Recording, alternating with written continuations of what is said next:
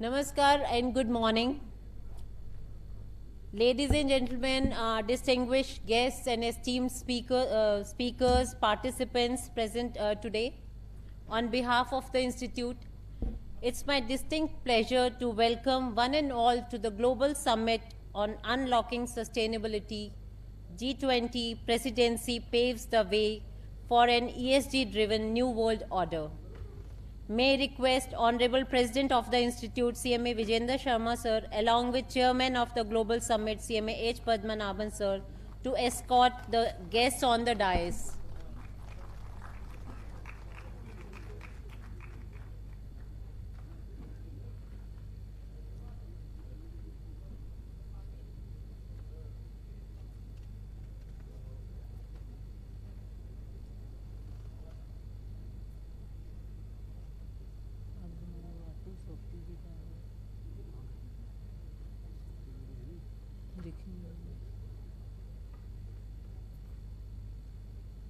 Please join me in giving a warm round of applause as distinguished guests take the stage for inaugural session and kickstart our journey towards unlocking sustainability and shaping the ESG-driven new world order. Thank you, sir. I think Sri Sopti sir is yet to.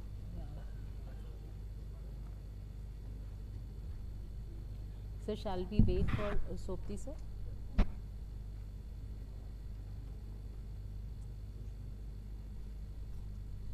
We have our guest of honors with us, Lieutenant General Sameer Gupta ji, BSM Director General Financial Planning, Indian Army, and we are just about to have another guest of honor, Sri Atul Sopti ji, Director General Scope. So he'll join us. He was there inside the hall, I think.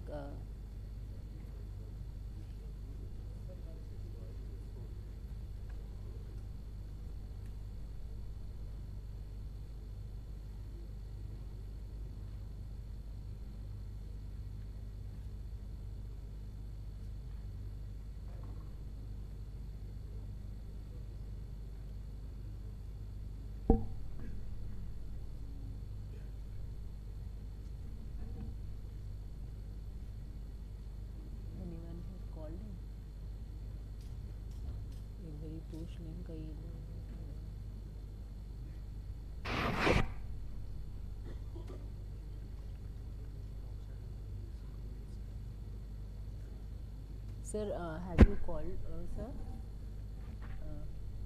Sopti sir was here. Sir, he was sitting here just 10 minutes ago. I have seen him.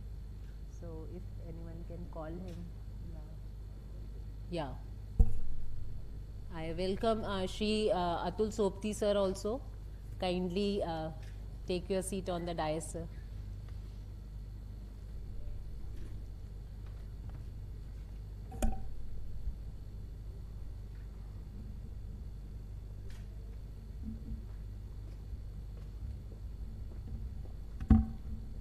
Please join me to giving them a warm round of applause to Shri Sopti sir. We commence the summit with the inaugural session on the theme ESG Ecosystem, a clarion call for the New World Order and India's G20 presidency. Yes, today this holds a great significance across the globe. The summit brings together experts, professionals, and leaders who are dedicated to advancing knowledge, fostering collaboration, and driving positive change. With this hope, we have organized this summit. Well, as we understand, this ESG framework has emerged as a catalyst for change, emphasizing the interconnection between environmental preservation, social progress, and effective governance. We strongly believe that integrating ESG principles into decision-making processes, and we can strive for a harmonious balance between economic growth, social well-being, and environmental stewardship. India's leadership as the G20 presidency provides a unique opportunity to drive this transformation on a global scale. Thank you all for being part of this momentous summit. Dear friends, we have received a message from Honorable Chief Guest for the summit, Shri Arjun Ram Meghwal sir, who could not join personally due to urgent official engagement in his constituency, and he would be joining with us tomorrow in the valedictory session. Our guest of honors of the summit, Dr. Subhas Sarkarji, Honorable Union Minister of State for Education, could not join us in person. However, he has sent a video message for all of us. We are privileged to have a kind presence of the guest of honors of the summit, Shri Atul Sopti ji, Director General Scope, Lieutenant General Sameer Gupta ji, VSM, Director General Financial Planning, our Indian Army. We are extremely delighted to have wonderful guests embracing this occasion today. A big round of applause for both the guest of honors. We are happy to present this summit under the able leadership of the President ICMAI CMA Vijender Sharma sir, and guided by CMA H. Padmanabhan sir, Chairman of Global Summit GS 2023 and former Vice President of ICMAI. So big round of applause for our Chairman and President. To mark the beginning of this momentous global summit, we will now commence with the traditional lighting of ceremonial lamp and inaugurate the Global Summit 2023. A lighting of lamp, a symbolic gesture that represents the dispelling of darkness and awakening of enlightenment.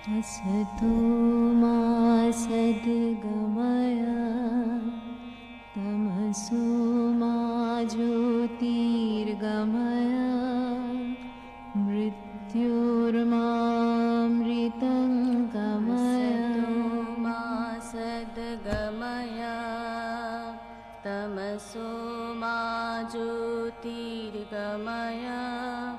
मृत्योर्मामृतं गमय असतो मा सद्गमय तमसो मा ज्योतिर्गमय मृत्योर्मामृतं गमय ॐ शान्ति शान्ति शान्ति असतो मा सद्गमय तमसो मा ज्योतिर्गमय Thank you, sir, for doing the honors. Let the collective wisdom and expertise gathered here illuminate the path towards innovative solutions, inclusive growth, and better world for all. May I request now our Honorable President of the Institute, CMA Vijender Sharma sir, along with the Chairman, Global Summit, CMA H. Padmanabhan sir, to extend greetings with a refreshing green welcome to our guest of honors of the summit. May I request sir to honor Shri Atul Sopti ji, Director General, Standing Conference of Public Enterprises, Scope. Sir has a diverse and versatile professional experience of over 4 decades working in various capacities, including nearly 6 years of board level. He played a pivotal role in pursuing joint association, knowledge and experience sharing among various enterprises and series of initiatives towards policy advocacy and capacity building. Thank you, sir, for joining us today morning and gracing this summit, sir. Thank you, sir.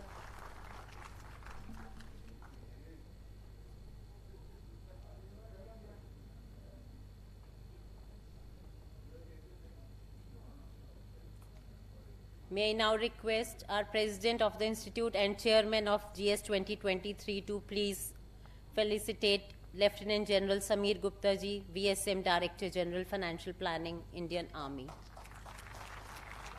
Sir assumed the appointment of DG Financial Planning in 2021, and prior to that, he had opportunity to serve in all types of trainings. He has commanded very challenging regiments and artillery brigades such as Western Sector and Glacier, the Kargil Artillery Brigade and Composite Artillery Brigade in Western Sector and Deep Strikers Artillery Division. Lieutenant General Samir Gupta sir has been awarded as Vishesh Seva Medal on 26 January 2021 during command of the Artillery Division. Thank you, sir, for gracing the summit today, sir. May now request CMA H. Padmanabhan sir, Chairman of GS 2023 and former Vice President of the Institute, to give welcome address. Yes.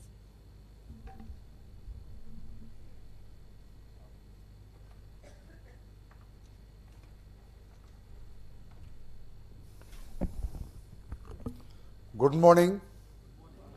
Good morning. Actually, you are telling good morning to you and I am telling good morning for me, right? And as we know that in all the news channels, like always, they are very active, media people. They have made a great coverage of this thing by telling that Delhi is under flood. And many people were calling me that why you went to Delhi? Are you safe? I said on the road people are waiting in the queue to get one glass of water. This is what that has made a difference. But then we are really feeling very sorry for those who have been really affected. In Kerala also it is shown in the channel that Kerala is under flood. It is not like that, some areas, and it is very difficult for certain people to travel by road, which I came to know from our friends in Delhi.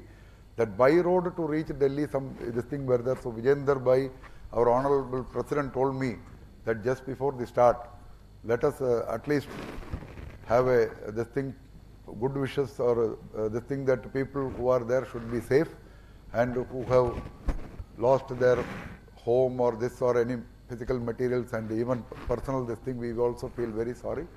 Maybe that is the reason why the attendance is also what we are seeing. Maybe some people are coming on the way. Srinivasa Prasad sir told me that even some friends were calling him and he assured them that you please come and the sessions will be very good. So respected Honorable President of the Institute of Cost Accountants of India, CMA Vijayendra Sharma sir, Vijayendra Bhai Mera. And as you all know, Madam has already told with regard to the ministers. In fact, they have sent a video clipping also. I think you will be playing the same. So that will also be done. And of course, Atul sir, we are very thankful to you that you have come here. Already very good warm welcome has been given to you. And our Lieutenant General Samir Gupta sir, in fact, for your information and everybody's information, here is a personality where our institute and the armed forces have now joined hands, and whatever little bit we can do from our institute side, taking into account the Agniveer project, the first institute and only one institute which came forward to support openly the Agniveer project, that is Institute of Cost Accountants of India. And I thank Vijayendra Bhai for that effort. And the moment he submitted the representation, there was a call by 3 p.m. that Minister wants to meet you, Rajnath Singh sir. The same day, never it has happened. With our institute at least, morning 11 a.m. he is meeting the officials. By 3 p.m. the Defence Minister himself requested the Vijayendra Bhai and team, and they met. And now it is what we are seeing. Already the first batch is over for existing.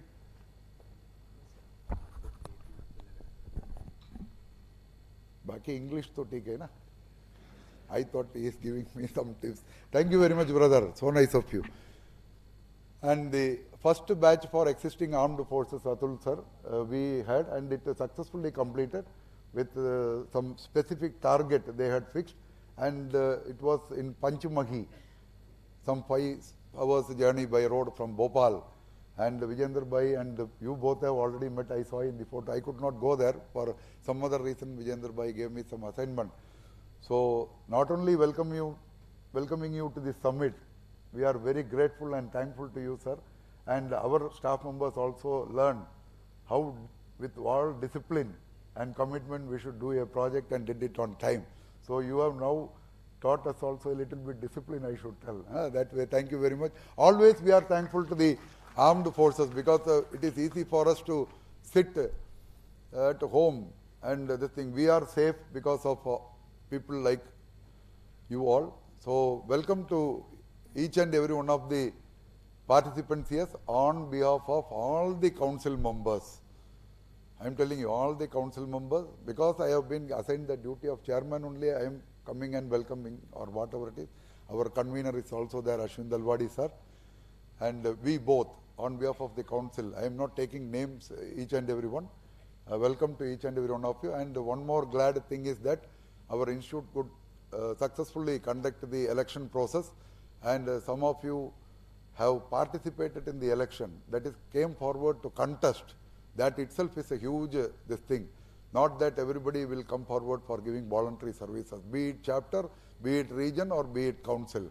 So that way, congratulations to all the contestants, and hearty congratulations to those who have come out successful in the election, because things have to move, and able leadership we have got again in council, region, as well as in the chapters. This thing I thought I will share. At least those who have won the election, I thought they will put their hands together. I don't know. Even if you don't put your hands together, no issue, but at least be active when you are going to be in the council or region or chapter, whatever it is, because that is very important. That is what membership wants, that is what students want.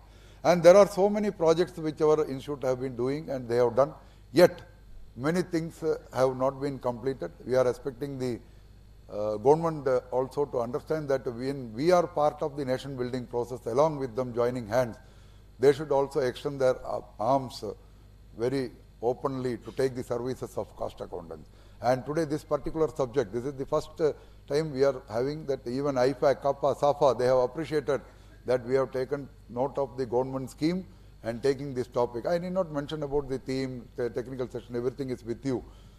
So people are appreciating for choosing such a wonderful subject. I thank Vijayendra Bhai and the entire technical team who has ensured that we are going ahead with such a wonderful topic for the global summit. And I should thank our technical team people, Chairman Chandra Wadhwa sir, and members Kunal Da, Durga Prasad sir, and M. Gopalakrishnan sir. And we are lucky that Chandra Wadhwa sir and Gopalakrishnan sir has already come all the way from Chennai. Thank you, MGK sir, for guiding us. And of course, all the former presidents or whoever has been involved in the technical thing, I am very grateful and thankful to them. And the officials, they have also done a lot of hard work for making this. And excellent top-class faculty members, resource person, and who are holding very high position in their respective field are coming forward to help our institute by participating in the various technical sessions. You will definitely enjoy, I know, but then I will not be a person here to tell you that don't play in WhatsApp in this hall or this or that and all. Of course, those who are now seeing the message, don't think that I have seen that and I am telling. If I am on the other side also, I will do. But then, if you want to enrich and you would like to take something as a takeaway, it will be better for you if you can listen to the speakers who have come here to inaugurate, especially our Samir Gupta sir and Atul sir. And Vijayendra Bhai will tell about the in his presidential address. And I thank Nisha madam for giving me an opportunity to address, give my this thing. From the heart of heart, I welcome each and every one of you to this function. And those who are not able to come, of course, you will be getting a chance to see it live also. That is also there. But please, by any chance, anybody make a call to you about coming to the program, please request them to join because it is 2 days session. Even if they have missed it till afternoon, they can join by afternoon or post lunch session or tomorrow morning, because our institute also wants that students and members also enrich. And we are having examinations, sir, on this 15th, that is, it is commencing tomorrow. So many of the final students, I feel sorry for them. They were telling me that we also would have loved to have been part of this program, but you have kept this program. It is not like that. Any program will be planned and organized and done. And we had no intention that to keep the summit during the examination time. but definitely you people will come out successful in the examination. All the best from all the cost accountants and guests and everybody. Our blessings are there for you. Perform well in the examination and become a CMA, and as quickly as possible come and replace Papan Bhai from the council, because we want generation next also to take care of the profession for years to come with ever shining this thing. Thank you very much. I wish you all the best, each and every one of you. Thank you. Thank you, sir, for your best wishes and motivation.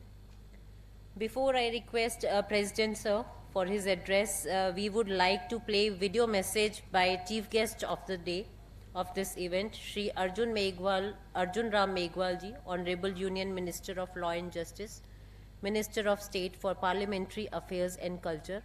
May I request our IT team to please play his video. साथियों नमस्कार। Global summit 2023 unlocking sustainability G20 presidency paves the way for an ESG driven new world order। इस पे जो workshop होने वाली थी 14-15 जुलाई 2023 को विज्ञान भवन में, मुझे 14 को पहले आना था, लेकिन जयपुर में हमारे चुनाव प्रबंधन से संबंधित एक बड़ी बैठक हो गई है और जिसमें हमारे इलेक्शन इंचार्ज प्रहलाद जोशी जी जा रहे हैं, तो मुझे उसमें सम्मिलित होना पड़ रहा है। तो मैं 14 तारीख की बजाय 15 तारीख को जो आपका समापन सत्र होगा उसमें सम्मिलित हूंगा, the institute of cost accountants of India का। तो सीएमए के सभी साथियों को अनुरोध करना चाहता हूं कि मैं 15 तारीख को सम्मिलित हूंगा। 14 तारीख का जो आपका कार्यक्रम है वो सफल हो, ऐसी शुभकामना भी देता हूं। बहुत बहुत धन्यवाद। Thank you, sir. We look forward for Honorable Minister's presence tomorrow in the valedictory session. Now I would request Honorable President of the Institute, CMA Vijendra Sharma, sir, for his presidential address.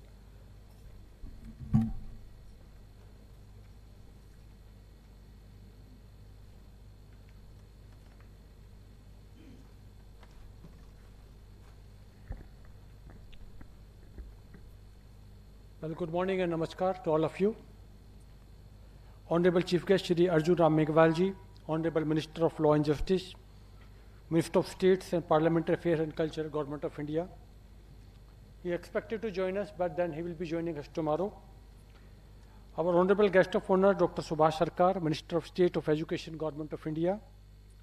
Honorable Guest of Honor, Mr. Atul Sokti, Director General, Standing Conference of Public Enterprise Scope, former CMD of BHEL. Honorable Guest of Honor, Lieutenant General Samir Gupta ji, the Director General of Financial Planning, Indian Army. CMA Shri Ajpat Raban, Chairman of Global Summit 23 and former Vice President of ICMAI. My council colleague, former President, members of Regional Council, chapters, distinguished guests and dignitaries, participants from the corporate world, professional ladies and gentlemen. At the outset, I convey my heartfelt gratitude to Honorable Chief Guest Shri Arjun Meghwal ji for giving his encouraging words to the CM maternity and to become the Chief Guest of the program. But due to the sudden change in the schedule to attend the program, he has sent a message to all of us. We just heard him that he will be joining us physically tomorrow for the valedictory section. I'm also very grateful to Dr. Subhash Sarkar ji, Minister of State for Education, Government of India, Mr. Atul Sokti ji, Director General Scope, and Lieutenant General Samir Gupta ji, Director General Financial Planning, Indian Army, for accepting our invitation to be the guest of honor. Honorable Dr. Subhash Sarkar could not join us physically today due to his official commitment, but we are thankful to him for providing his valuable video message on this occasion. Friends, I feel blessed and privileged to address all of you on behalf of the Institute, which is a family of more than 90,000 members and more than 5 lakh students, 4 regional council, 114 chapters, and 11 overseas centers. I take this opportunity to congratulate all of you for making the Global Summit a grand success by participating in such a mega event from the Institute side. Today is a very memorable day, but because of sudden flood coming into Delhi, many physical participants couldn't come physically, but they are all available through the virtual online mode with us. Today is a memorable day for our country to set a launch of Chandrayaan-3, equipped with the ladder with a module. I convey my best wishes to ISRO for its team for the successful launching of Chandrayaan-3. With the motto of Vasudhaiva Kutumbam, means the word is one family, India has embarked the year-long journey of G20 presidency. The G20 play a very, very important role, which express the strength and the global culture the India is giving to the whole global world. This is coming like opportunities to us, and being the cost and management accountant also, we are also getting privileged to have the part of this challenge and the opportunity available to us. But nowadays, sustainability taking a center stage of enterprises' strategic and operating environment. The ESG, environmental, social and governance goals are set a standard for the company operations. And today the companies are not only focusing on the profit, but they are focusing on the real profit, that is how to sustain. There was a time that performance of a company was evaluated in terms of the profit generated and highlighted by the balance sheet. But nowadays, the corporate world is giving the 360 dimension, not only the profit, but the real profit, that how long they will be able to sustain, what is the contribution of the corporate world to the social environment, governance, and the sustainability are the buzzword nowadays. The regulators are also playing a very, very important role by setting the standards and guidance for sustainable practice.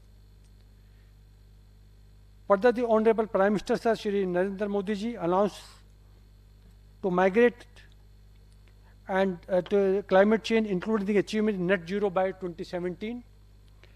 By enabling scientific ESG adoption, professionals like CME can ensure the sustainable for corporate performance. See, ESG is not only focusing on the company's financials, but they are very, very important for the employees, for the stakeholders, the government of India, the environment, the customers. Everybody is getting affected with the ESG. Nowadays, friends, the technology is a buzzword, and we all know that nowadays, every day, we are getting new and new innovation into the technology sectors also. There was a time when the accounting, the double entry system come into existence, and then in 1920, the subject of cost accountancy come into play.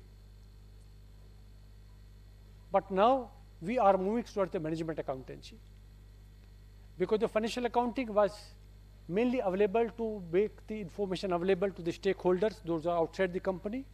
The cost accounting was considered to the main information made available to the management for the decision making. The cost accountancy collects the statistical information along with financial information and provide the management for taking the decision making, and that make us the management accountant. Well, friends, with the innovation of artificial intelligence, this ChatGPT, the blockchain analysis, they have given a lot of challenge to the accounting fraternity also. The accountant is no more expected to run a simple ratio analysis. The data is very, very powerful nowadays. It's only the data of your company, but data of the global level, your competitor, that plays very, very important role. So today, as a president, I conceive that there could be a threat to the accounting fraternity, that this job of accounting fraternity may be taken over by the artificial intelligence, the IT professional, but the job and role of a cost accountant, whose role is to actually collect the database and convert this database into information for decision making, can never be taken by the artificial intelligence. So I feel the role of a cost and management accountant very, very exciting years to come. In the years, we had a global summit in the chairmanship of our Padaraban sir, in Dubai, when people are at a global level, they were very much curious what is the future and what type of software, what type of innovation they need to do into the ERPs. So the outcome of the whole discussion was that time has not come for a general ERP. Earlier we were having one ERP software which was applicable for all across the different industries. But now the demand is rising from the corporate world that we should have the industry-specific ERPs, those who can meet out the requirement of the top management or helping them for the decision making. So the role of cost and management accountant is passing through a very, very challenging phase, and we only need to update and upgrade ourselves to provide the quality information to the management for the decision making. As I always used to say, the whole world has become a small global village. The pricing of your product will be decided by your competitor. There was a time we were living in a competitive environment when competition was with my neighbor person. While Mr. Gupta was having the competition with Mr. Agarwal. But now we are entering a virtual competition.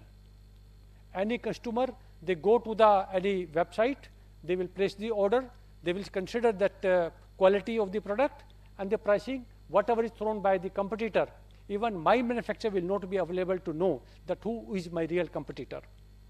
So if anybody wants to sustain or retain to the market, they have to focus on how they can optimize their resources, how they can enhance their value creation, and decide the pricing, what is decided by the market. The institute has also given many advanced courses into data analytics, the forensic accounting. I must congratulate my Central Council team to give lot many advanced studies courses to the members and the students so that they can enhance their knowledge. Finally, because the technology will keep on changing and it is a threat, but it is coming with the opportunity also, and we have to upgrade and update ourselves with the latest technology available. And I wish the new council should also focus to include some of the latest information technology subjects with practical experience to the course curriculum of the CMA so that we can develop the CMA for the future prospects also. Well, friends, our institute came into limelight in 1944 at the time of Second World War in the name of society. Then 1959, we come under the Act of the Parliament when our late Lal Bahadur Shastri ji, the second Honorable Prime Minister of India, he was given as a slogan of Jai Jawan, Jai Kisan. The institute was continuously harvesting for these slogans. We were trying to help because we were also being invited by the Honorable Finance Minister, because the message is conveyed from the top, our Prime Minister also, that we have to help the farmers to double their income. So your institute has developed courses for the agriculture cost management, and we have signed a MOU with the IGNU to spread this knowledge of cost management in agriculture sector to across the country. The objective was that through our students, those who are also our brand ambassador, let our farmers sitting in the different corners of the city at the rural areas, they should also have the benefit of our cost accounting. So the course is underway, and I think with this we will be able to achieve a lot many targets to us. Recently, well, as mentioned by our chairman, Shri C.M. Padaraban sir, that we have helped, we are coming very close to the Indian Army. Well, friends, there was initiative taken by the institute that we should support the initiative of Government of India for Agniveer project. And immediately mentioned by Papan Bhai that immediately the way it is responded by the Honorable Defence Minister, sir, we immediately get a call from the Lieutenant General Shri Anil Puri ji, which was supported by all the chief of all the three armed forces, that how we can help all the armed forces. That point of time, the discussion was taking place that Agniveer is coming to us only for 5 years. And we will see to it how we can take the help of the institute to empower them. But at the same time, how we can help the army to develop their procurement and their budgets. So immediately institute come forward, and we agree and we develop a program with the support of our Lieutenant General Shri Samir Gupta ji, to how we can support and we can equip the officers serving the Indian Army to provide and help to provide the latest technology available into the cost accountancy, how they can be better negotiator. And we have just concluded with the first session, first program at Panchmani. It was a 2-month program, and it was well accepted, well appreciated by the Indian Army.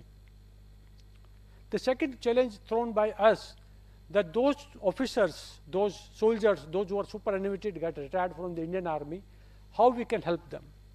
Because we always see that after taking the superannuation from the Indian Army or any defense forces, they go for a different type of rehabilitation programs.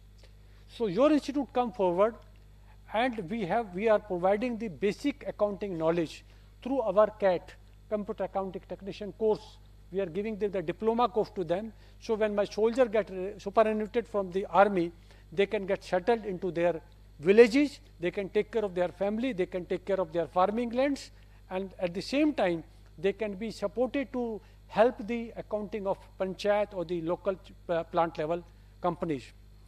And for this, we have given the challenge that every year 60,000 soldiers get superannuated. So challenge was given to us whether our institute will able to acquire and help such a large number of the fraternity people. So on behalf of the members of our institute, we have responded that we are more than 1 lakh members available today, and our people sitting in the corporate world, they will be able to help and support the soldiers and giving them the employment into the different plant area, different rural areas.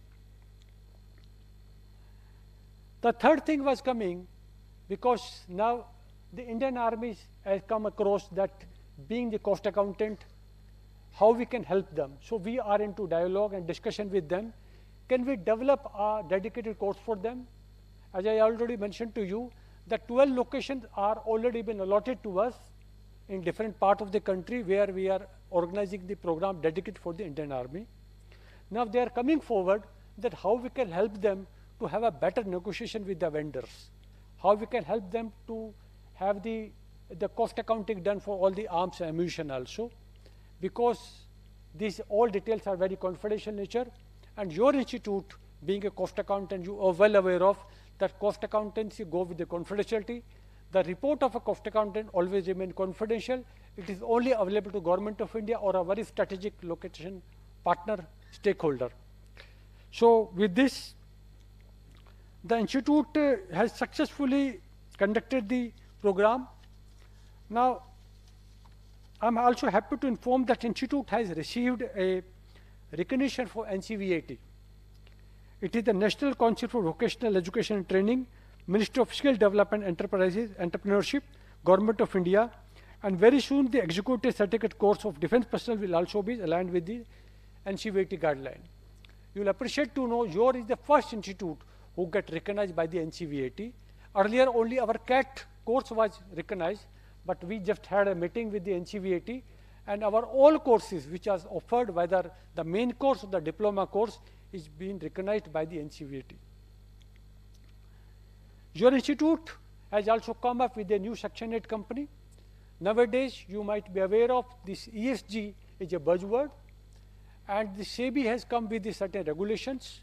They want that the social audit should be introduced, where all the stakeholders, whether the social organization, the Section 8 companies, the NGOs, they can come forward to take the finance.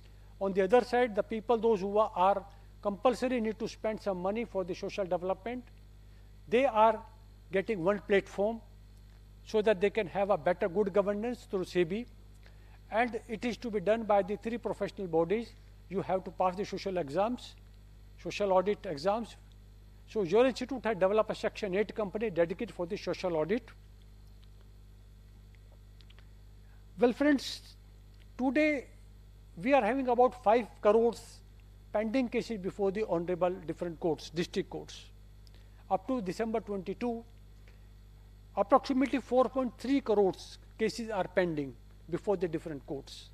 50% of them are being having the stake from the state government and central government. So this is becoming a headache for the government of India also. So I would like to also announce here that your institute has come with a new ICMA International ADR, Alternative Dispute Resolution Chamber, a Section 8 Company Under Companies Act, to come forward for arbitration and reconciliation so that our members can help the corporate world to have the settlement of their disputes through the reconciliation and the mediation.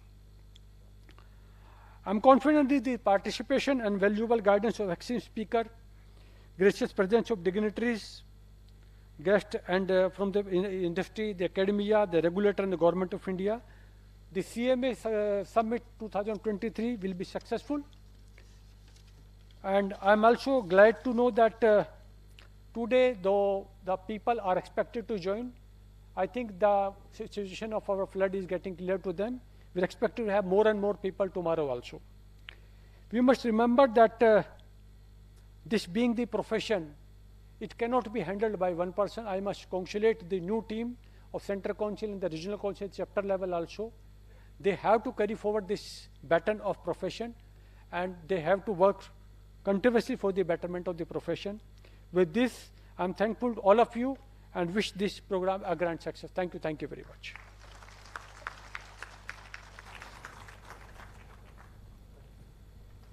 Thank you, sir, for your kind words encouraging the CMA fraternity, new council members and our audience. Thank you, sir. Yeah. Now, before we proceed, I would like our guest of honors, I would request Shri Atul Sopti ji, Director General Scope, to please address the gathering.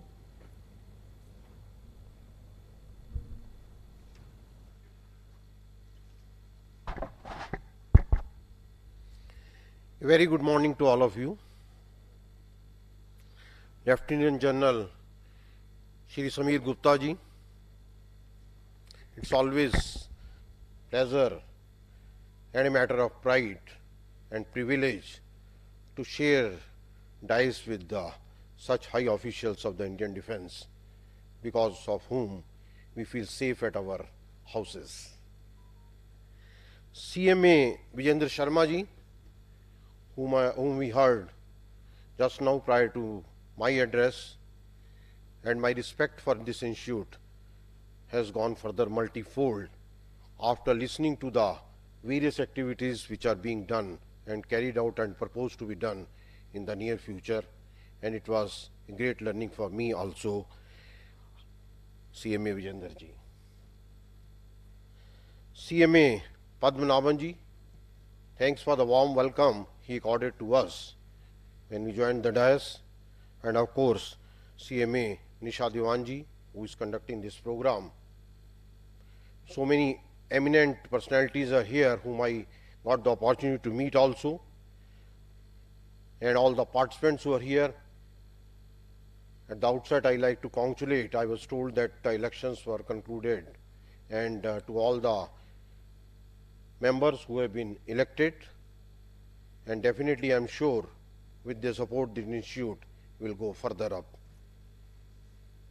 This particular, in fact, when I came to this particular hall, this gives me some kind of nostalgic feeling, because when I was the chairman and managing director, I conducted many AGMs here at that point of time. So it was interesting to listen to all the shareholders also, lot of arguments, replies to them, and after a long time I am coming here, and I am thankful to ICMA for giving me for this particular opportunity. And this is a very pertinent subject which has been chosen by ICMAI, and it's a great honor that I am also sharing the dais with the eminent personalities. And in fact, Arjun Meghwal ji was to join, and we heard his message today. I had the privilege of working with him very closely. In fact, after joining the scope also, he always been a guiding force for us. And prior to this also, when I was with BHEL, he was the Honorable Minister of Heavy Industries and Public Enterprises, and he was the guiding light for us, and especially for me, while working at that particular position. The topic, as I mentioned, is a very, very important topic, and especially when India has today having the presidency of the G20.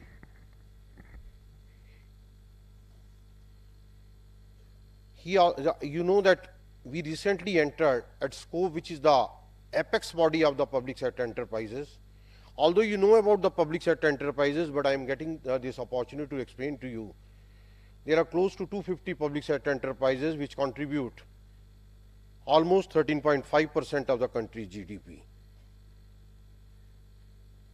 Their total turnover is 389 billion US dollar, which is almost equivalent to the GDP of the Hong Kong, close to the GDP of the Singapore, more than the GDP of Pakistan and Sri Lanka put together. And only 20%, if you see the total list of the GDP country-wise, 80% of the countries have GDP lower than the 389 billion US dollar. These are the organizations which are contributing to the socio-economic development of the country. You being from the finance background, I like to break a myth here. General impression is the public sector enterprises are making losses. But just to share with you, out of these public sector enterprises which are operating, 76% are the profit making.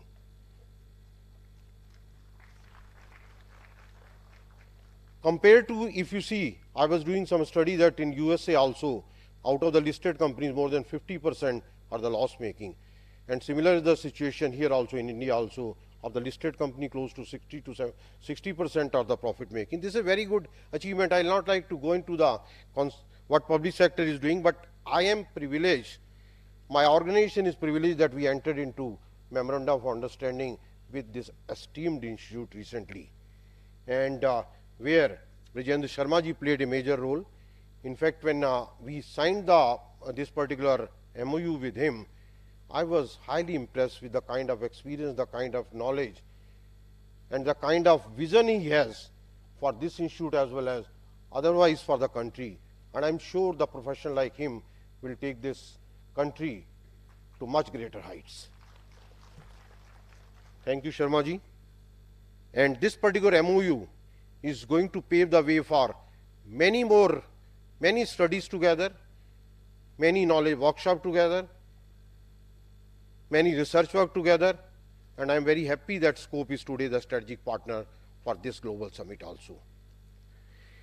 Thanks to the organizers, despite the difficult situation which this city and the country also is facing because of the unprecedented rains, but still I am very happy to see that hall is almost full. That speaks volume of the organizers, the way they have motivated the people to come here, because everybody is scared. In fact, I am also getting every day the calls from my relative across the country, "Bhai, Delhi mein kya ho gaya?" Media is giving so much hype to that. Just say all Delhi is getting flooded, but you can see nothing much is there. Only in certain areas it is there. But I mean, it's a great thing that despite the difficult situation, this particular program has been organized by the organizer. And now, while coming to the ESG, you see that if you go the general definition of business, when we were children also at that point of you, all of you in the finance area, business always used to mean, you see you do the Google also, you will see business is making profit, earning money. That was the only thing which we used to talk at that point of time. Things have changed over the years. It's not the short-term profit, it's the long-term profit, it's the sustainability which is going to be very important, and it is defined not only by the performance alone, but also that how one is contributing to the society, environment, and how well it's engaged with the stakeholders through ensuring the transparency and effective corporate governance. This is a very, very important thing. This is a change in the business which is taking place. And ESG is one concept which is the topic of today also, which is upcoming, and almost everybody is talking about it. But why everybody is talking today about it? Why not early? Life has changed. In fact, today you can see even I was talking of the rains and the floods, etc. One of the reasons is, of course, there is a global warming which is taking place. There is a increasing pollution which is taking place, natural disasters which are taking place, and their challenges of survival of the humanity. And this is further elevated because of the ethical processes, accountability, and the expectations of all the stakeholders. Demanding stakeholders are there. So everybody is looking toward ESG as an important concept, and there is, in fact, this is everywhere, whether any business is there or any disclosures are there, this is gaining much more importance, because this framework leads to the sustainability of the business, making the business more effective also, while ensuring positive returns to the corporates, to the nation, to the stakeholders, and the world at large. India, you know, has recently attained the position of the 5th largest economy in the world, a matter of pride for us. And that has made a lot of difference also. I represent the employers in the International Labour Organization, International Labour Conference, which takes place every year at Geneva. About a month back I was there, where almost 190 countries were participating, government, employers and employees, trade unions, all are there. I am very proud to tell you and share with you, in every technical session, in every discussions, every convention which was coming there, every recommendation which was coming there, our voice was heard, recognized and respected. That's the position of India now at the international platform also. We are now inching towards becoming the 3rd largest economy in the world. Of course, 2-3 days back, Goldman Sachs was mentioning the 2nd largest. Of course, that's quite far off. They are talking about 2075. But definitely we have the potential to become the 3rd largest in the near future. And after attaining the presidency of G20, we have also identified many imperatives for the ESG. That's a very, very important thing. And as mentioned by Mr. Sharma also, that there is a befitting theme of the of this particular G20 is the Vasudev Kutumbakam, which we have been thinking and talking, discussing in India from quite some time. One earth, one family, one future. I remember during my childhood, my Sanskrit teacher used to be there. He used to say कि अपने स्व का घेरा क्यों बड़ा करो, स्व आप सिर्फ अपने बारे में सोचते हो, उसको बड़ा करो, then you will start thinking about your family, उसको increase करो, then you start thinking about your society, then you start thinking about your nation, but now the time has come, we start thinking about the globe as a whole. That's the concept of the Vasudhaiva Kutumbakam we are talking about. If I talk about the ESG, all the parameters of ESGs are imbibed in the G20 whatsoever subjects we have chosen, whether it's the green development, climate change and lifestyle for environment, accelerated resilient and inclusive growth, accelerating progress on sustainable development goals, human-centering approach in technology and facilities, greater knowledge sharing, and more accountable, inclusive, just equitable representatives, multi-point international systems, and women-led development. These are the few areas which have been identified and being discussed as part of the GST. Now coming back to the India concept. In India, in fact, a lot of focus is being given to the environment and the governance. If we talk about the environment, India today housing 17% of the world population. But many a times we are branded as among the top 5 emitters or polluters in the world. This is a misconception which is being projected everywhere. Basically, any emission needs to be viewed in terms of the per capita. And if you take the per capita emission, we are one of the lowest in the world.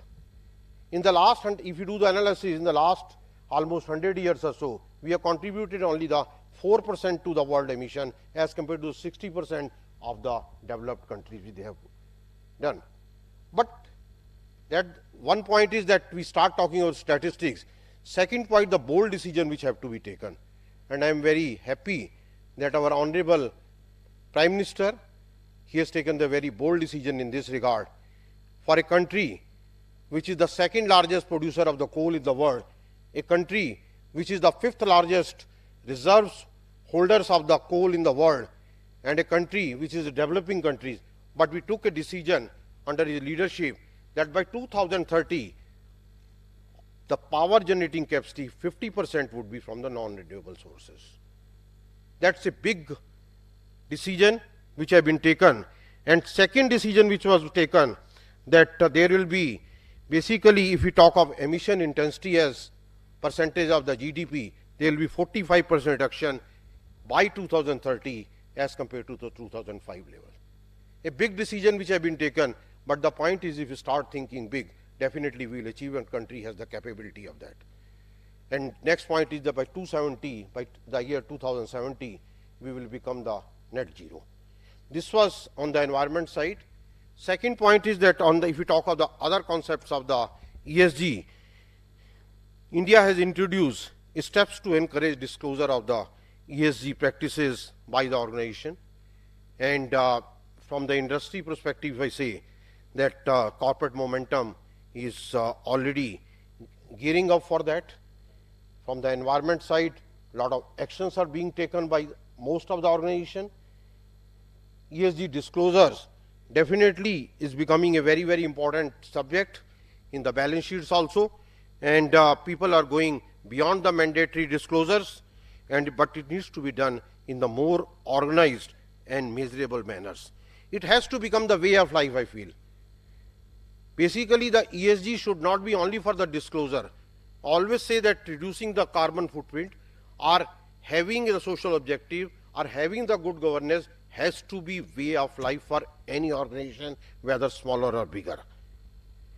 Scope on its part, which is, I told you, the apex body of the public sector, we are supporting the various corporates in this agenda and undertaking many projects also in this particular area.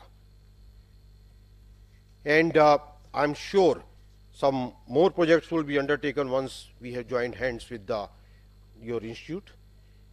When I come to the CMAs, I talked about the country as a whole, I talked about the G20 presidency, what is being done, I talked about what corporate needs to do, but when come to CMAs, in fact, they have a major role, in fact, in this particular direction for ensuring that businesses today do not falter in their responsibility toward ESG. Because you are the people who are the most knowledgeable in this particular field. CMAs can develop costing models that incorporates environment and social cost, which would enable organization to capture the financial impacts on the cost and benefit. Many a times people are thinking it's only a cost, but benefits would be much more. I've also done this kind of analysis, what kind of benefits are going to be there.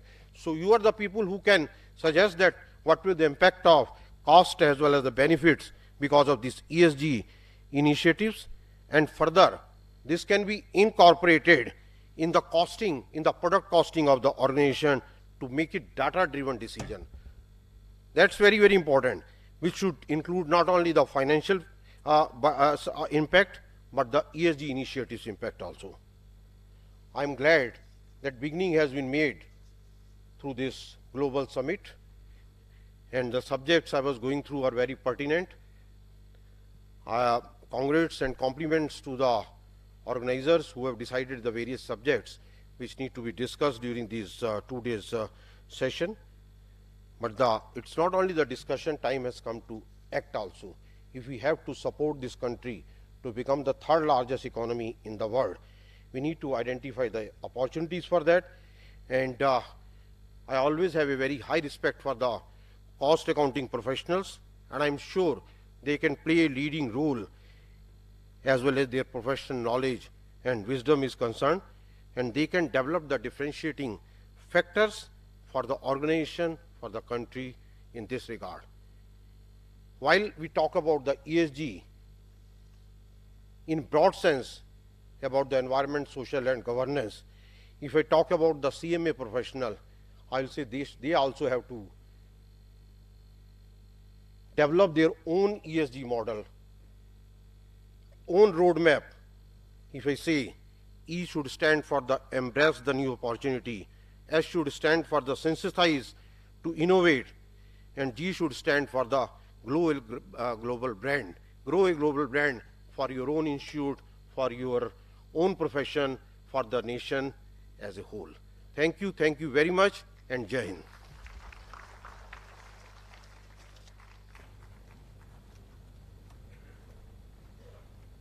Thank you, sir, for sharing your rich experience with us and very insightful views. Thank you so much, sir. Now may I request our next guest of honors, Lieutenant General Sameer Gupta ji, VSM Director General Financial Planning, Indian Army, to share his thought-provoking views, sir.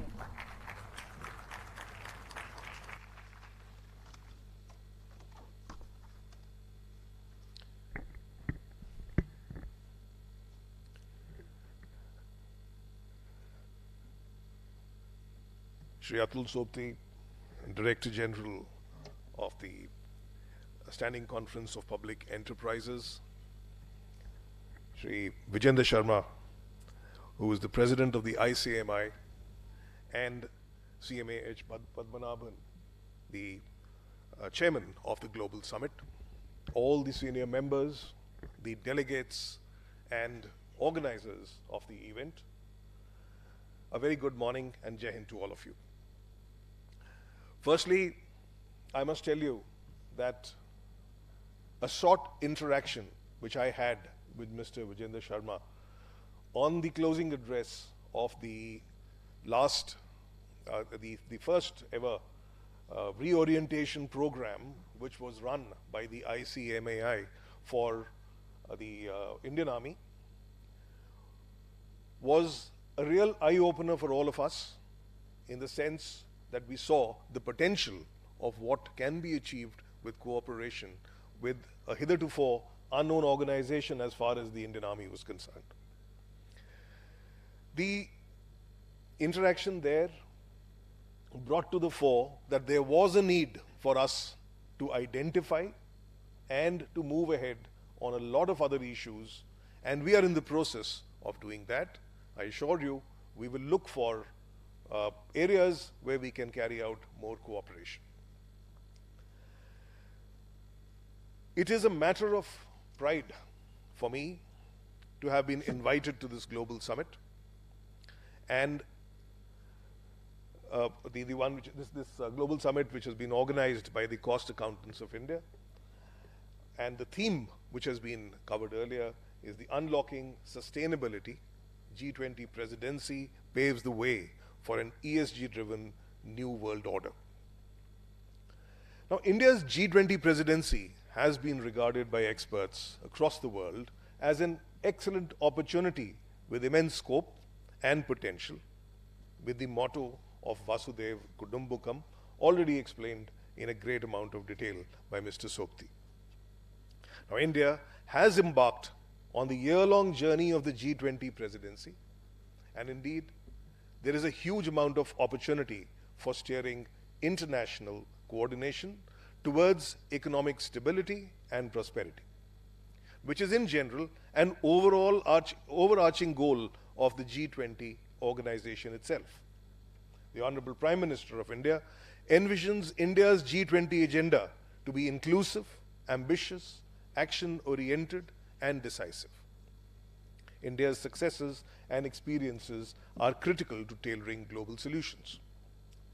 I am glad that the Institute of Cost Accountants of India has organized this global summit to provide a platform for exchanging ideas on recent buzzwords like sustainability, ESG, ecosystem, the green energy, green finance, green entrepreneurship, etc.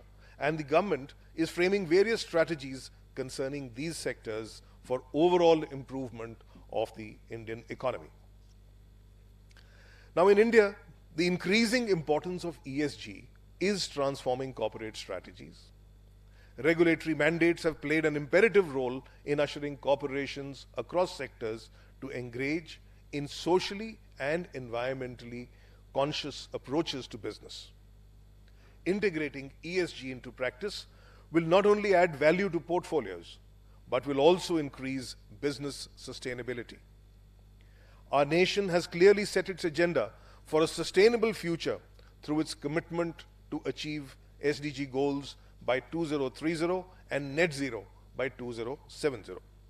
Similarly, corporate strategy is now closely linked to the priorities on climate change, decarbonization, principled supply chain, circular economy, diversity, equity, and inclusion on a strong foundation of good governance and supported by robust ESG measurement, reporting, and assurance.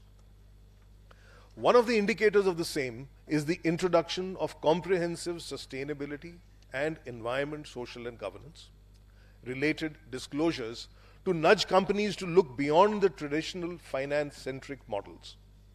Of late, the Government of India has unleashed a development of scale. Its initiatives like Make in India, PLI scheme, Digital India, Startup India, and Atmanirbhar Bharat are all fast-tracking a predominantly agrarian India into the Internet of Things era. A leap that is critical to the nation's emergence as a global production and economic powerhouse. The Government of India's mission, e-governance, has made a paradigm shift on how it engages with its citizens. A vision for the future and sustainable development has been envisaged. The mission is to create value propositions by improving citizens' environmental, social, and economic values. Citizens are the epicenter of transformation. Conjoined with one of the youngest demographics and a burgeoning middle-class society, this change will surely put India at a high position on the global landscape. India has emerged as a conscious aspirant and has shown promise and capability to take great initiative in paving the way in combating climate change and meeting sustainable development goals of the UN in many of its regulatory schemes internally, such as the introduction of the business responsibility and sustainability reporting by the SEBI in 2021. And the sustainability reporting format is based on the 9 principles of National Guidelines for Responsible Business Conduct introduced by the SEBI. The intent of the BRSR can be said to be seamless integration and alignment of various regulatory frameworks and compliance requirements in terms of environmental, social, and governance parameters to be followed by companies operating within India for the purpose of responsible conduct of business and transparent disclosure of their non-financial parameters and sustainability goals. The BRSR format acts as one standard for all in India for ESG-related disclosures, and it will be intertwined with the financial performance of companies as well, as the BRSR report will be published alongside their annual report as an integral part. Let us probe into the remarkable growth of environmental social governance funds in India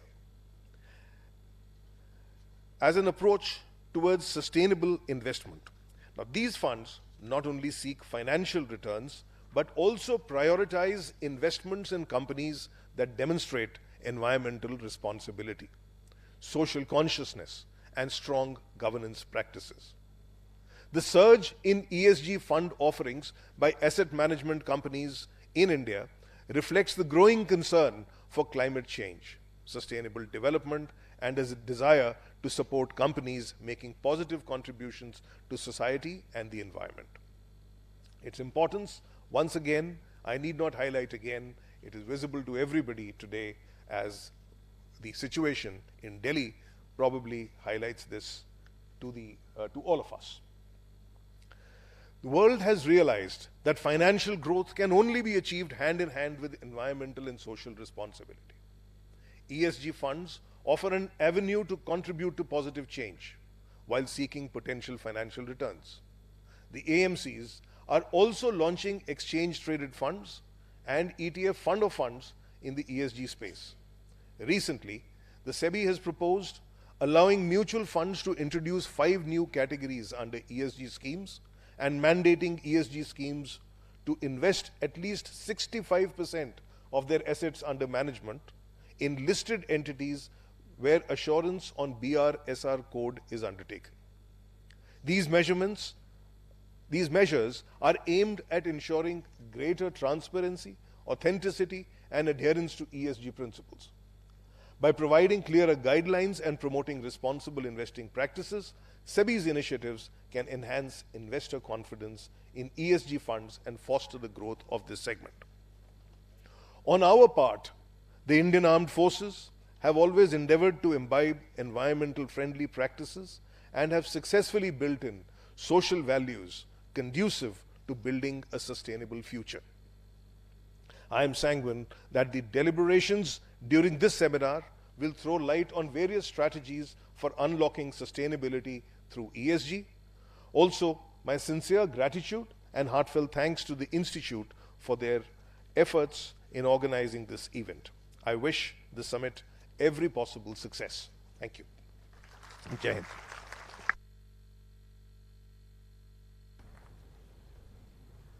Thank you so much, sir, for your thought-provoking views. We have another guest of honors who could not make it to join with us due to his other official commitments, Dr. Subhash Sarkarji. So we would like our IT team to play his video message for all of us who could not join with us personally. Dr. Subhash Sarkarji is Honorable Union Minister of State for Education. He has played an instrumental role in government policy making. He is a thorough academician in medicine who has chaired in many scientific and social seminars, also associated with different programmers of philanthropic and social organizations. So may I request our IT team to play his video. Namaskar. Warm greetings to all. Our Honorable Minister of Law and Justice, Sri Arjun Ram Meghawal ji, CMA Vijendra Sharma, President ICAI, CMA Rakesh Bhalla, Vice President ICAI, all the esteemed dignitaries, delegates and friends from the media. Ladies and gentlemen, I am delighted to be here at the Global Summit organized by the Institute of Cost Accountants of India, that is ICMAI. The ICMAI, with over 90,000 members and 500,000 students, has become the world's largest professional body of cost and management accountants. I commend the Institute for this remarkable achievement. India's G20 presidency offers a significant opportunity for international coordination towards economic stability and prosperity. With the theme Unlocking Sustainability, G20 presidency paves the way for an ESG-driven new world order. This summit provides a platform for discussing sustainability, ESG, green energy, green finance, and green entrepreneurship. Yes, we know ESG, that is environmental, social, and governance, is the framework used to assess an organization's business practices and performance on various sustainability and ethical use. Yes, our government, under the visionary leadership of our Honorable Prime Minister Sri Narendra Modi ji, actively, that vision is actively strategizing in these sectors to improve the Indian economy. Honorable Prime Minister has launched an incredible initiative, Mission Life. That is a lifestyle for environment. Life is about making lifestyle choices to improve our planet. Life is a coalition of like-minded people across the world who will promote sustainable lifestyles. Through Ujjwala Yojana, more than 90 million households have been provided access to clean cooking fuel. Under the PM Kusum scheme, we have taken renewable energy to the farmers. As our Honorable Prime Minister has expressed, Indians have always lived in harmony with nature. Our cultures, ritual, daily practices and numerous harvest festivals demonstrate our strong bonds with nature. Reduce, reuse, recycle, recover, redesign and remanufacture have been part of India's cultural ethos. India will continue to act for climate resilient policies and practices as we have always done. Friends, sustainability encompassing environmental, social and economic goals can be achieved through technology and digital transformation. Companies investing in eco-conscious decisions and positioning themselves as technologically advanced and environmentally conscious brands will gain long-term benefits. ESG standards focusing on environmental impact, employee and stakeholders treatment and good governance are gaining prominence in India. These regulations promote sustainable business practice, improve corporate governance, and reduce environmental and social risks. Adopting ESG practices leads to a sustainable future and enhances competitiveness. Dear friends, the education sector has a vital role in ESG. Indian education institutions contribute through environmental education, sustainable campus practices, social responsibility, governance and ethical standards, and research and innovation for sustainable solutions. Educational institutions integrate environmental studies into the curriculum, raise awareness about climate change, conservation, waste management, and renewable energy. They promote sustainable practices through energy efficient technologies, recycling, water conservation, and green spaces.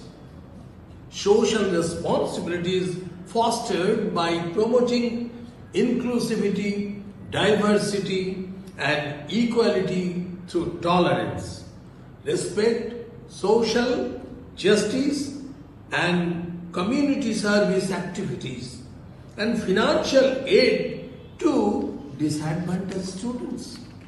Governance and ethical standards are upheld through transparency, academic integrity, and ethical behavior among students and staff. Research and innovation in educational institutions focus on sustainable solutions to environmental and social challenges, such as developing new technologies, promoting sustainable agriculture, exploring clean energy alternatives, and addressing social issues. The Indian education sector plays a crucial role in shaping future generations by incorporating ESG principles. Educational institutions contribute to building a sustainable and responsible society. In conclusion, I would like to quote Mahatma Gandhi ji. And what is this? The earth, the air and land and the water are not an inheritance from our forefathers, but on loan from our children. So we have to hand over to them at least as it was handed over to us. I am confident that the discussion in the next 2 days will shed light on strategies for unlocking sustainability through ESG. Thank you to the Institute of Cost Accountants of India for organizing this event. I wish the Global Summit a great success. Thank you all. Bharat Mata Ki Jai. Thank you. It was indeed motivation to CMA fraternity and audience. Now we request our guest of honors for some releases by the Section 8 companies of the Institute, our registered valuer organization and our social auditors organization of the Institute. So we have 2 publications to be released by our guest of honors. One is on case studies on valuation published by our ICMAI RVO.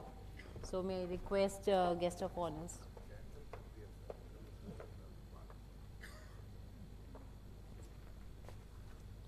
So may I request our guest of honors to the owners to release these publications.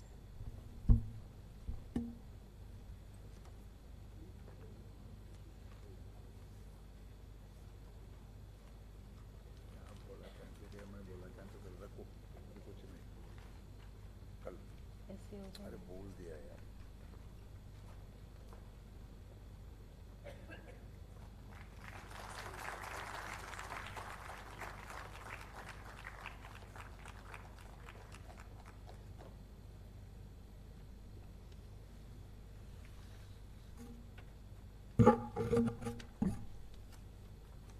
Thank you, sir.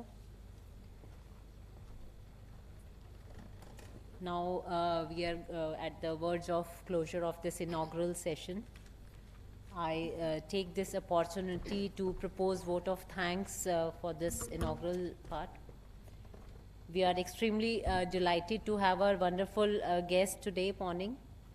I thank Dr. Subhash Sarkarji, Honorable Union Minister of State for Education in absentia, who has given his message to encourage the CMA fraternity.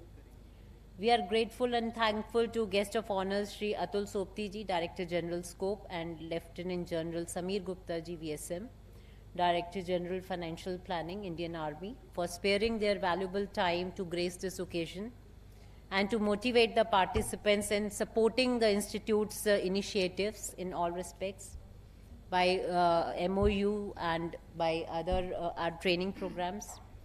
I am grateful to CMA Vijendra Sharma, sir, President of the Institute, and CMA H. Padmanabhan, Chairman, Global Summit 2023, and former Vice President, ICMAI, for their leadership and vision, which has enabled us to hold this Global Summit. I also take this opportunity to thank former presidents, council members, regional council members, chapter representatives, esteemed speakers, corporates, delegates, press and media, and august audience present with us. I want a big round of applause for yourself for joining us this morning. With this, we conclude the inaugural session, and we request you all to please join us for a networking tea break, and then we'll proceed for our further sessions. Thank you, everyone.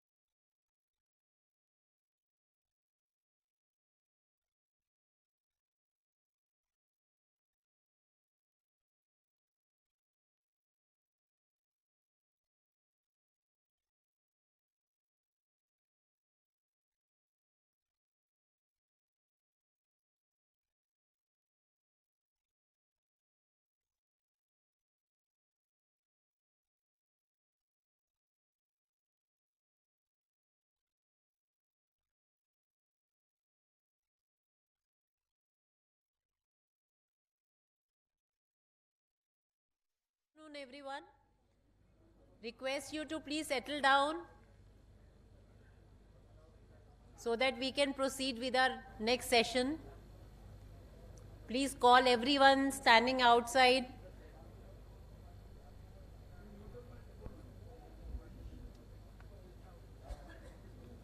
एक बारी speakers देख लो, सारे हैं next session के. Gopalakrishnan sir तो दिख रहे हैं, पारितोष सर, प्रबोधाचार्य और चिराग रावत और ये देवाशीष मित्र. नहीं, सामने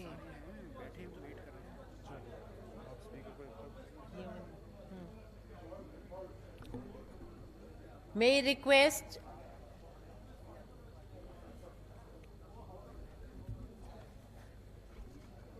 dear friends, kindly settle down. We are going to start with our plenary session.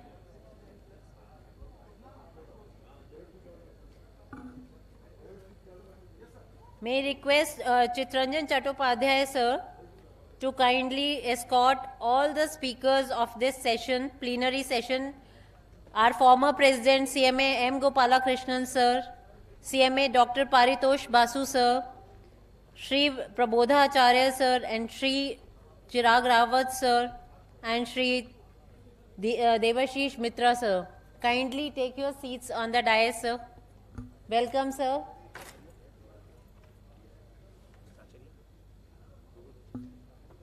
May I request Prabodha Acharya sir to kindly take his seat. Yeah.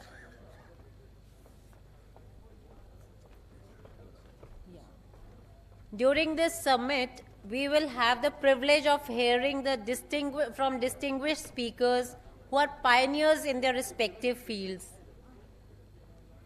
They will dwell upon various aspects of sustainability, from environmental conservation to social justice and responsible governance.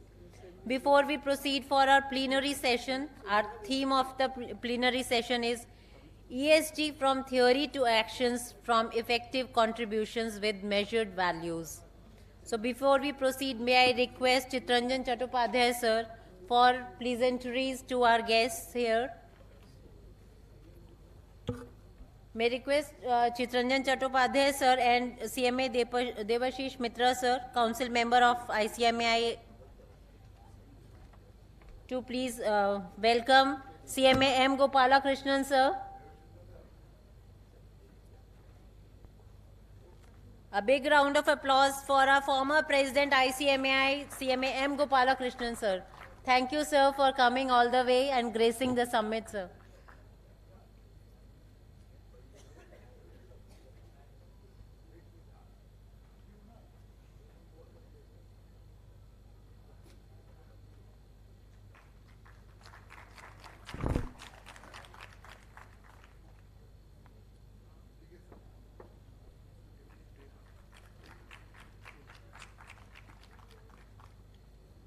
Thank you, sir. Now I would request Chitranjan sir, Council Member ICMAI, and Devashish sir, Council Member ICMAI, to felicitate CMA Dr. Paritosh Basu sir,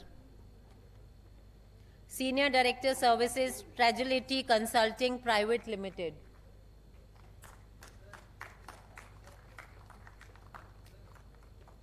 Thank you, sir, for gracing this occasion, sir, today.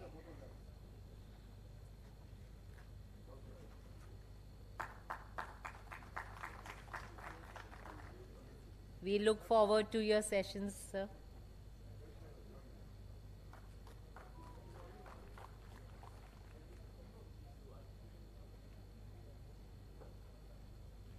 Now may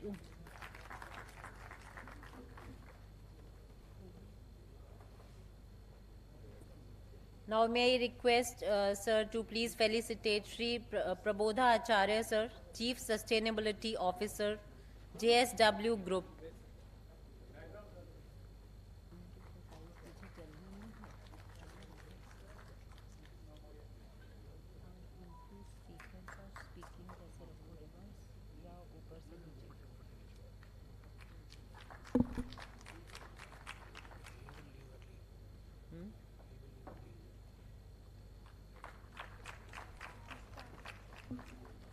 Thank you, sir. Now may I request Chitranjan sir and Debashir sir to kindly welcome Shri Chirag Rawat sir, founder Climatic Technologies.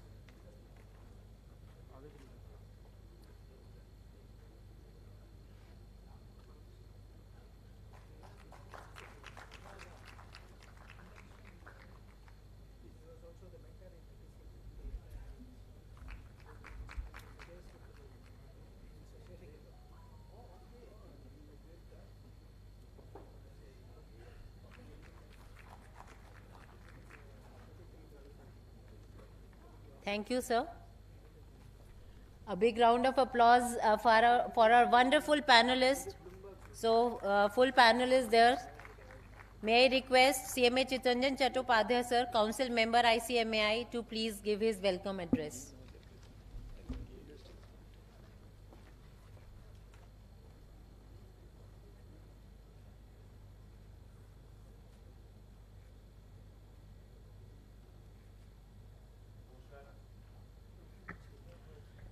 Namaskar. I think we are already running behind the time, so I will not take much of your time because we have got a very, luminaries on the dais who would be speaking on a very relevant topic. And this plenary session's topic, from theory to actions for effective contribution with measured values.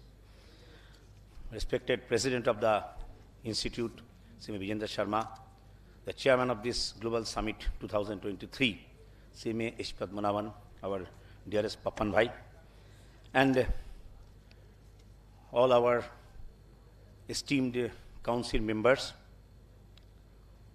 our mentors, our guiding factors, all past presidents of this institute, the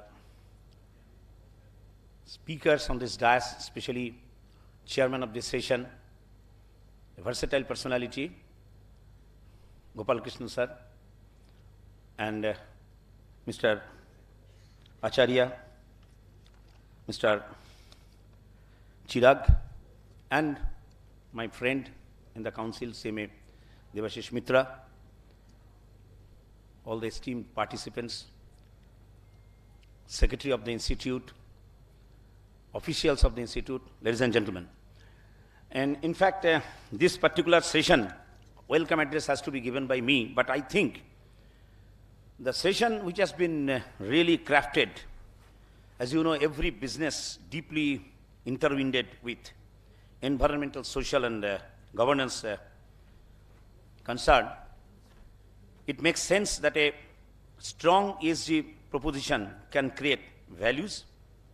And as you all know, our ICMI is an institution which is always proactive and preaching for value creation, value additions, and value analysis through cost and management accounting practices for sustainable business world, which will enhance the happiness index of India, also the globe, for every individual. Keeping in mind of this sensitizing all the stakeholders, our ICMI has established Sustainability Standard Board. You will be very happy to learn that our SSB has come out, which has been continuously striving hard to sensitize the stakeholders. We have come out with a magnificent bulletin on sustainability. Name is Sukhina Bhavantu. This bulletin has been appreciated from the nooks and corners of the country. And ladies and gentlemen, a strong environmental, social, and governance, as you know, this links to very value creation in 5 essential ways. I think our discussions will be centering on from the action, how it can be undertaken by the professionals like us.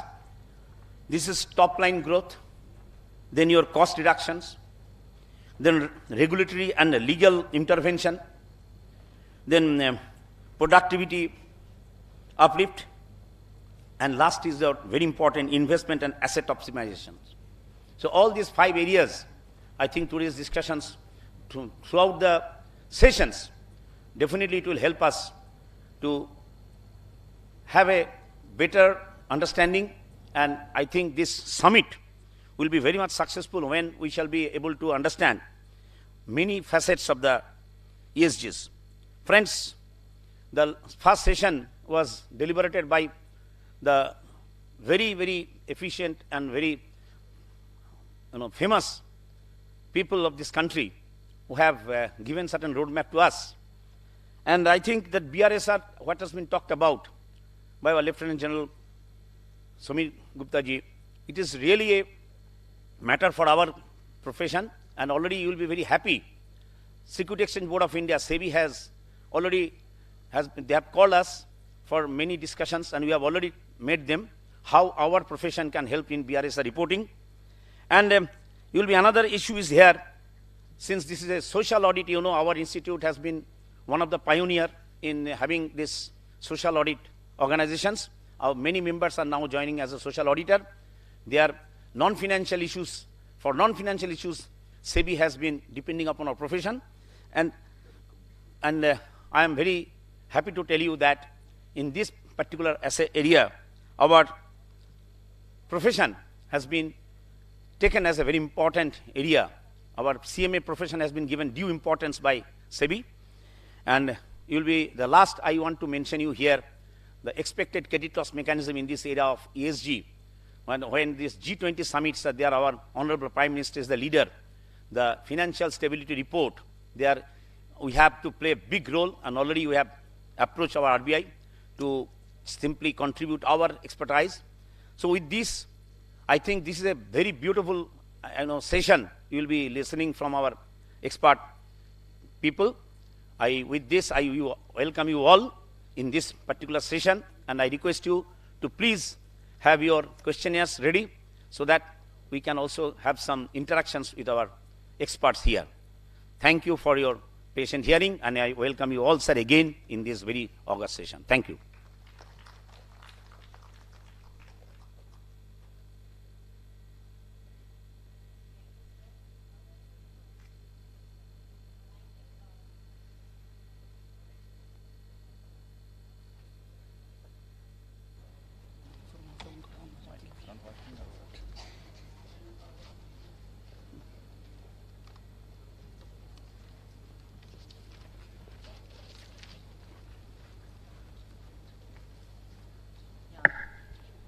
Thank you, Chitanjan sir, for welcoming all the panelists.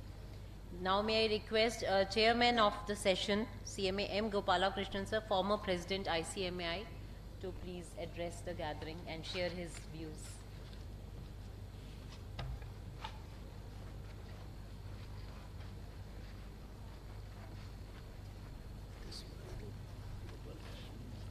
Good afternoon, friends and colleagues. Dr. Paritosh Basu, Senior Director, Strategic Consulting, who is going to give the keynote address. Mr. Prabodh Acharya, Chief Sustainability Officer in JSW Group. Shri Chirag Rawat, Founder of Climatic Technologies, an IIT alumni who has taken the call at a very young age. CMA Chittaranjan Chattopadhyaya, Council Member, and CMA Debashish Mitra, Council Member. President Vijayendra Sharma ji, CMA Padmanabhan, Chairman of the Global Summit, and the convener, CMA Ashwin Dalwadi. The present Council Members, the Council Members who have been elected, the chapter representatives, and also the representatives of the regional councils who are in the existing council and those who have been elected. The Global Summit, as conceived by the ICMA Institute, is a landmark initiative, is continuing to be a landmark initiative which has been taken by the Institute. And very rightly, when I see look at the experts who are going to address both today and tomorrow and who are already addressed, it gives the importance what ESG is going to play in the ICMA world. And since we are the professionals who are associated with the with improving the cost competitiveness of the industries, enterprises, whether they are in the manufacturing or service sector. I think it is imperative for all of us, those who are in practice as well as those who are in service, to understand the implications of the environment, social and sustainability and governance aspects. Although this concept has come only recently, I remember way back in 1990s, it was very dear to the sector which I was very closely associated, that is the textile sector. But the impetus came from outside, those who are importing the products from India in the textile sector. Whenever the global giants, either in the Europe or USA, they wanted to place the orders in many of the entities who are engaged in providing them the apparels, garments, especially in the Coimbatore, Salem, Erode, Tirupur belt, they had introduced the concept of sustainable products. And these sustainable products have to be certified by some of the leading international agencies. This brought in a major cultural change, especially in that sector, which had to look at that they are sourcing the materials from environment friendly, right from the farm to the final consumer level. Those who are involved in that industry, they know very well about the BCI, that is the Better Cotton Initiative, organic cotton, then the zero discharge of effluents, then the zero water. All those concepts were already embedded almost about 10 to 20 years back. Now it has become a very important. Now we are seeing the effect of all these changes across the globe, and we are facing that in Delhi itself in the past few days. And this is actually, it is the way the nature tells us that be cautious, I am warning you. And all your practices, whether in the manufacturing or the way in which you lead the lives, it should be compatible with what is with the nature. It has to be aligned with the nature. And one important aspect of it, although the ESG looks at a concept level, we have seen that this has got embedded in the basic systems of the enterprises. In fact, we have a representative from JSW. I am a mentor in the Total Cost Management National Committee of the Confederation of Indian Industry.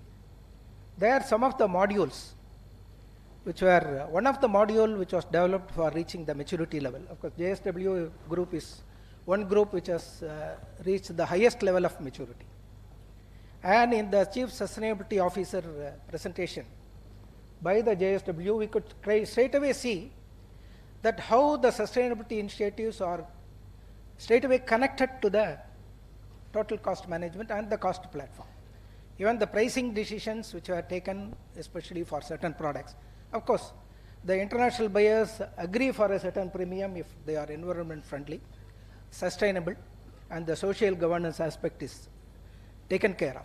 They actually form part of the value added products, which actually not only improve the cost competitiveness, but also the profitability of the entities. But the connect between what is happening in the concept principles and drowned it in the system, where there should be a 360-degree view of the entire concept, which was impossible 10 to 15 years back, now has been brought into a practical use by the IT enablement. And we have an expert, Mr. Paritosh Basu, whose articles I fondly and thoroughly read, because I told him that he has brought the most complicated subject of the data analytics, AI, robotics, blockchain and other technologies into a simple readable language. Of course, he also told me that he is running a YouTube channel. I will be subscribing to that. I think you should also subscribe to that, because it gives a bird's eye, not only a bird's eye view, but also a detailed view of what has to be done in implementing using the information technology aspects. Then we have Mr. Chirag Rawat, an IIT alumni. At a young age, he has got into the, especially on the green hydrogen as well as the green ammonia concept, which is actually one of the problems which many of the chemical industries face. So this is actually a very good augury. Without taking much time, I think we have to leave the floor to the eminent speakers. First, I would request Mr. Dr. Paritosh Basu, then Mr. Prabodh Acharya. Each of you will be having around 20 minutes.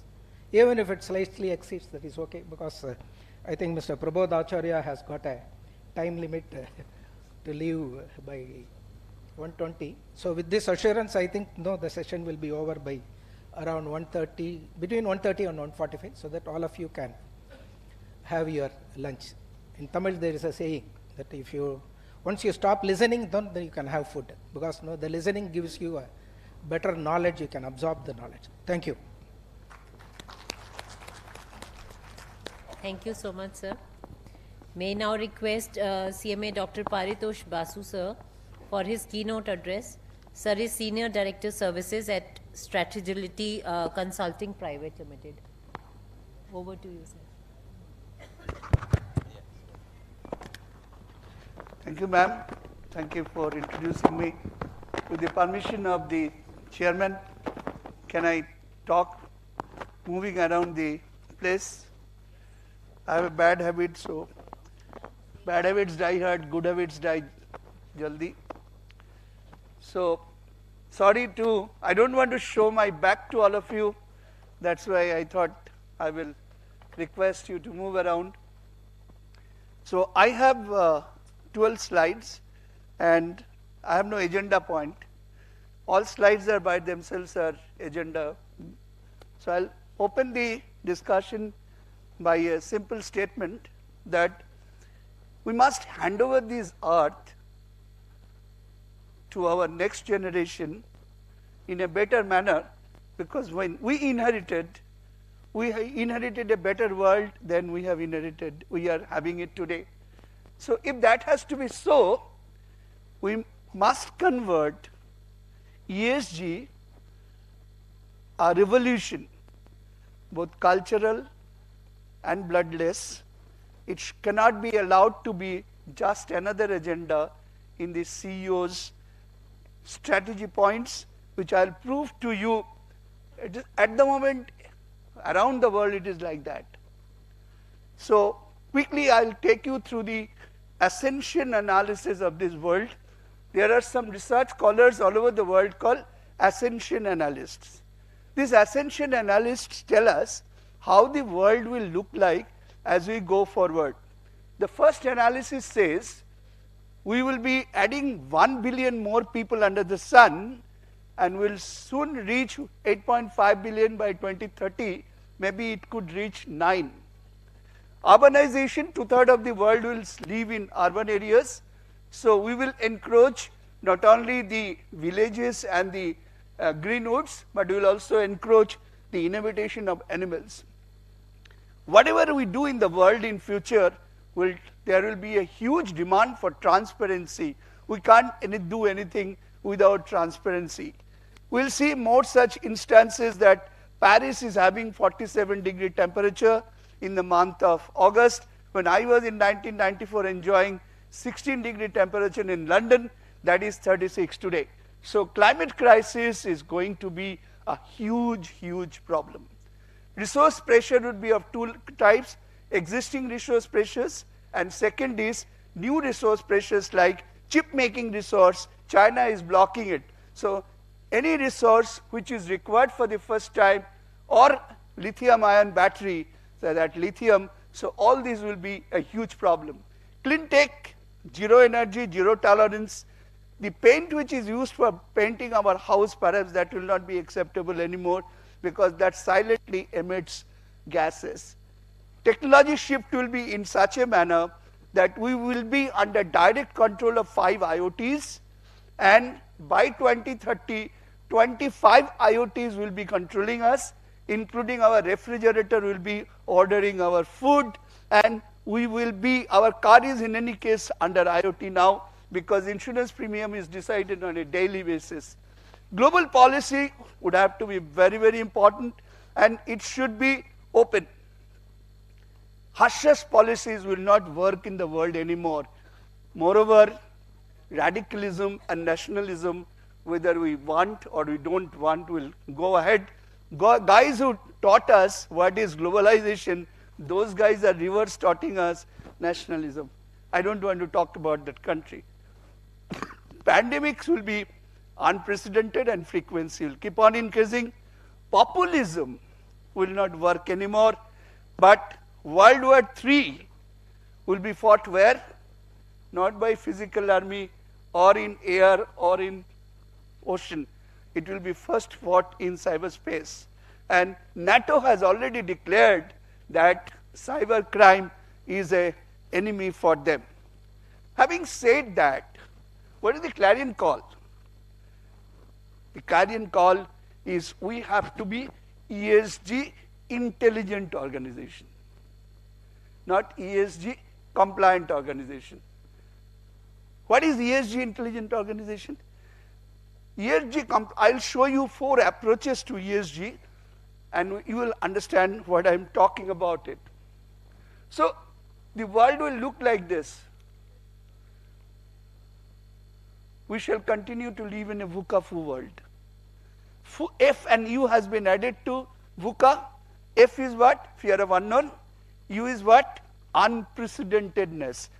In the ESG context, we have to be ready with anything and everything which will come in our way, because we do not know what is going to come in our way, right?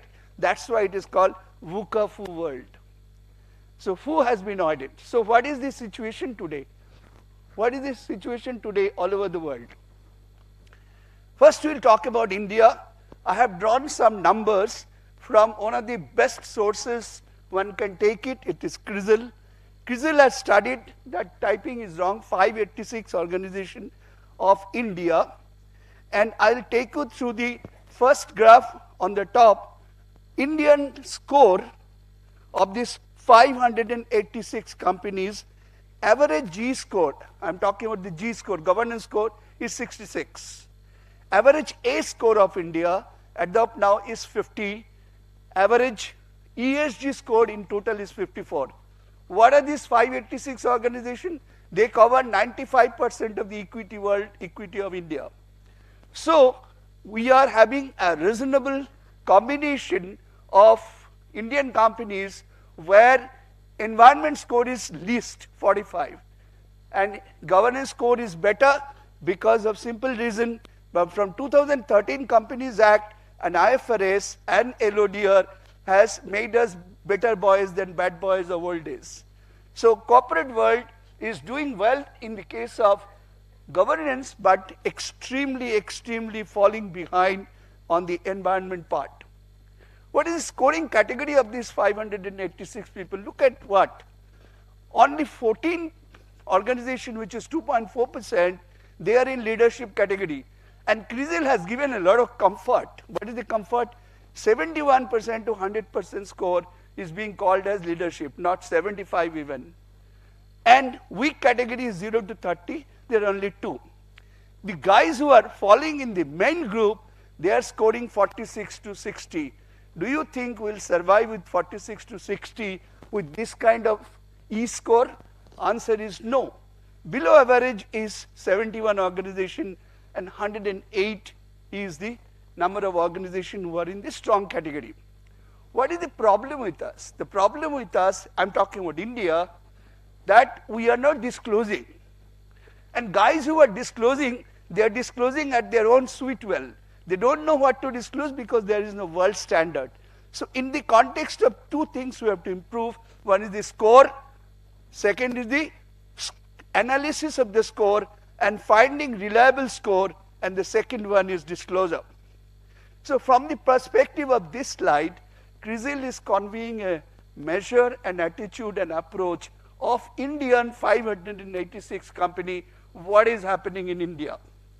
Is the world better? Let's look at the world position. Before that, I'll quickly share some other information. Only 8% companies of India's, 2/3 or more independent directors are there. That means we are governed by our in-house directors. Scope 3 emissions are published by only 63 organizations. Where is 586 and where is 63? Only 14 Indian companies are in the leadership category. Very, very poor position. Only 1/5 of the companies in our universe publish their sustainability report. Today we are 586. If we see the 586 companies in 2021, only 1/5 of them of 586 publish their position. So improvement is there, good beginning is there, but it's not achieving.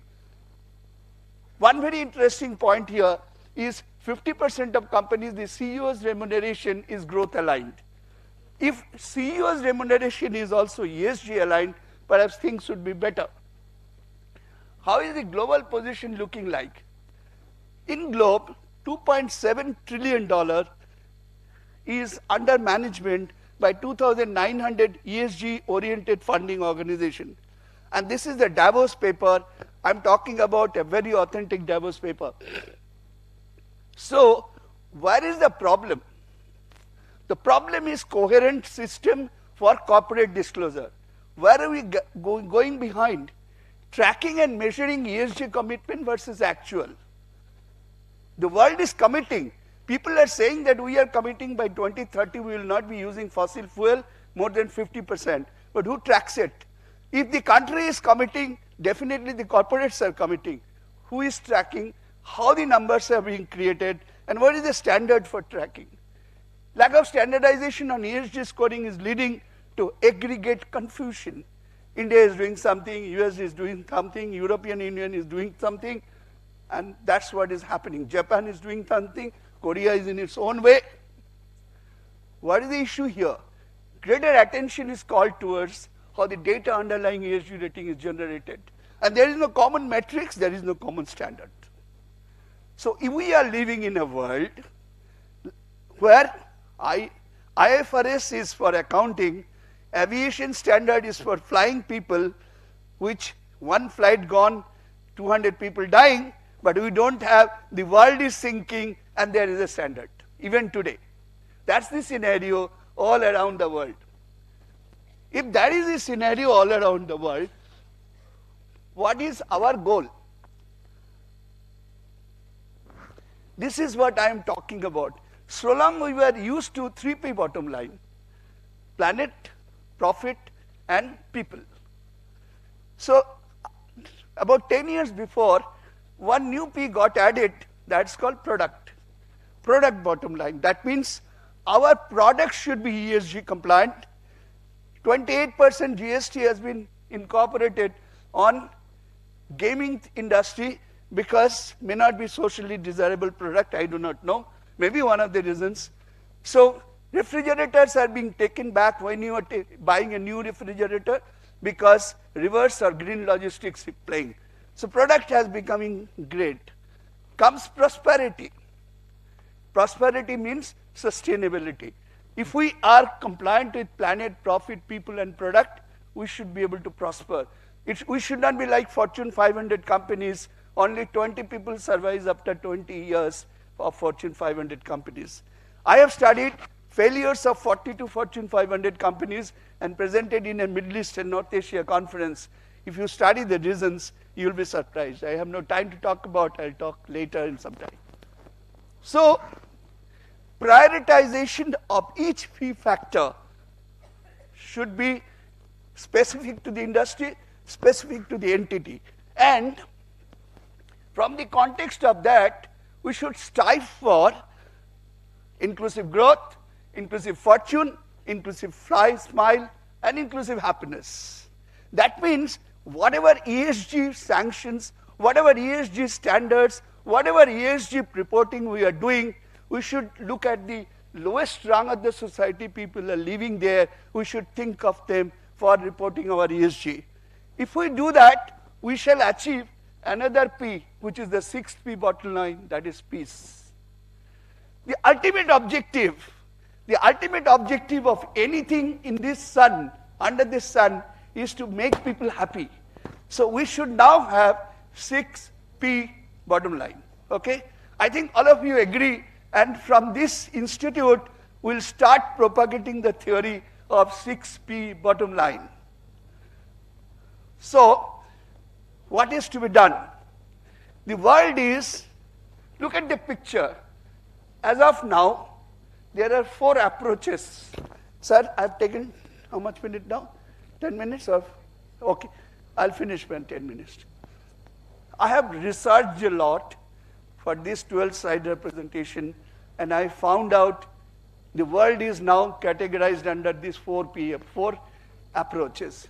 If you take the conformist approach, it means Majburi ki naam Gandhiji. What did it say? I believe in financial return and consider ESG as just a regulatory boundary. Mera pitai hoga, so I must remain within the boundary. I must not put my finger on the fire that I have to do that. I am majburi, agar chance milta to main kuch bhi kar leta. That is the approach of conformist. Pragmatic approach, I believe that ESG is an important factor that influences the firm's performance. So, I am a selfish guy. I want to improve stakeholders' maximization of numbers. So, I take it that it's an important factor that influences my firm's performance. And here, the firm's performance is profit and people, maybe product, not planet, not peace and prosperity, of course. So I am pragmatic. When I am strategic? I believe that ESG is a part of the firm's purpose and that it will ensure long-term success. So what is the word purpose? What do we mean by purpose? The difference between the word objective and the purpose is a long-term phenomena and objective is a short-term phenomena. Why do I pursue a purpose? I want to be peaceful in long run. Why do I pursue an objective? If I am successful in pursuing an objective, my ultimate goal of being peaceful in life is a purpose. So let objective not define the purpose, let purpose define the objective. It means we must understand that ESG is a purpose of the organization and it's not a boundary-driven regulatory or a factor influencing. And finally, idealistic. I believe that ESG is my purpose and in living that purpose, I can maximize sustainability. That is where we should look for. And anything which is sustainable is useful for all the stakeholders. So, it is up to us, for the Institute of Cost Accountants of India and CMA sitting here, to tell the world whether we will be conformist or pragmatic or strategic or idealistic. Okay. So long we in this finance world, we are talking about only 2 bottom lines. One is the top line and one is the bottom line.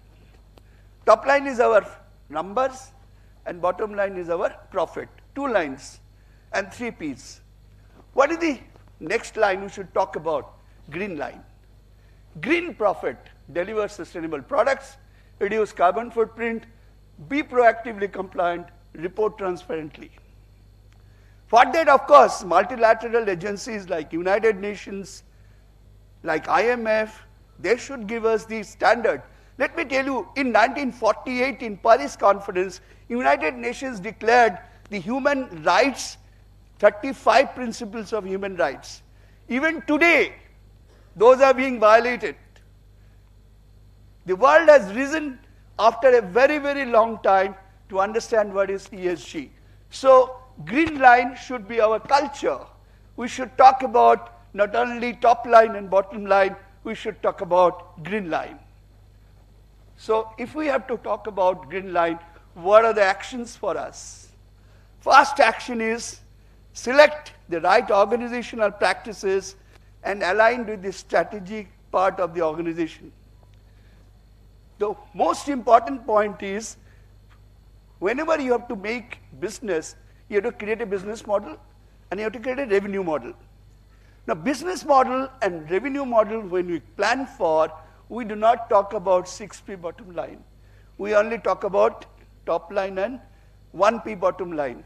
So we should be talking about product-oriented top line and Baki 5P oriented bottom line. We should be having ESG intelligent organization, and for that I'll have a slide I'll talk to you. We must augment our capacity to synthesize the data which we generate through transactional systems of the company. We must convert data into knowledge. Now it's a very philosophical statement, or it's every day, every people talk about it today. But very hardly any people know how to convert data into knowledge. Can I do it by Excel? Answer is yes. Can I do it by ERP? Answer is yes. Can I do it by AI? Answer is yes.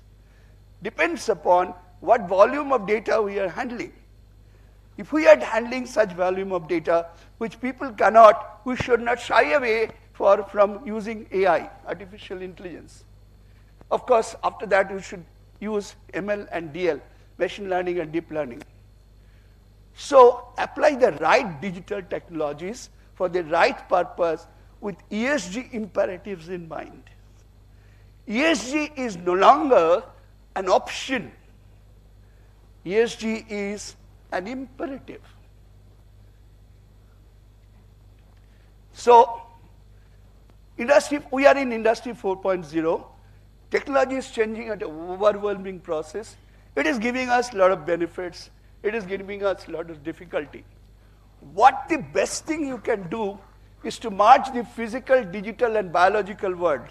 Some of the offices are using my face to allow me to get entry. Some of the uses using my biometry to allow me the entry. What we are doing, the physical hand, biological footprint of mine, and the computer has been merged together. Is that right? All of you agree? Correct, na? In ESG perspective, we have to talk about a man's 365 days peaceful living in mind. Where my industry is, 100 kilometers around that, will my people live peacefully because of what nonsense we are doing? Certainly not. So we have to curate smarter generation of data, analyze those, keep into organization stakeholders into platform. Sir, I'll take 2 more minutes, I'm done. So blockchain platform for end-to-end management of compliance, management of governance, grants and subsidies, exchange of green bonds. Those are to be blockchain platform. In fact, I'm presently working on a research with one professor of Australia and one professor of US on this subject, collecting and monitoring of data from sensors, IoT, IIoTs, IoRTs, etc. ESG credentials. I have issued 20 carbon credit tokens. That should be definitely under blockchain, because the world wants safe, transparent, secured technology elements, and blockchain perhaps only one thing can talk about it. I have talked about, of course, AI, ML, DL, human robots, robotic process automations, etc. can come on the way. So ESG is neither a lipstick project. What is lipstick project? Lipstick is equal to greenwashing. Sorry, girls don't mind. I don't want to decorate my organization by saying, hey, I'm ESG compliant, please listen to me. ESG is not a destination project. I take certain plans and be done with it. ESG is a journey. So we have to think of the journey. So what we have to do? We have to have one version of truth. Our all numbers should talk about one version of truth. The globe has to have a ESG standard. We should have an ACE agenda, and our institute has taken up this ACE agenda by introducing social audit and social reporting. We should have a top-driven ESG strategy, because fish rots at the head. Our top should get up first and talk about it. Introduce objective measurement. What cannot be measured can't be controlled. That is what cost accountant says. Anything has to be objectively measured and objectively reported and objectively analyzed with a 6P bottom line in my mind. We should talk about target for social reporting. We should link compensation with the ESG metrics. We should sensitize our people that 5% of your salary will be also linked to ESG performance of your.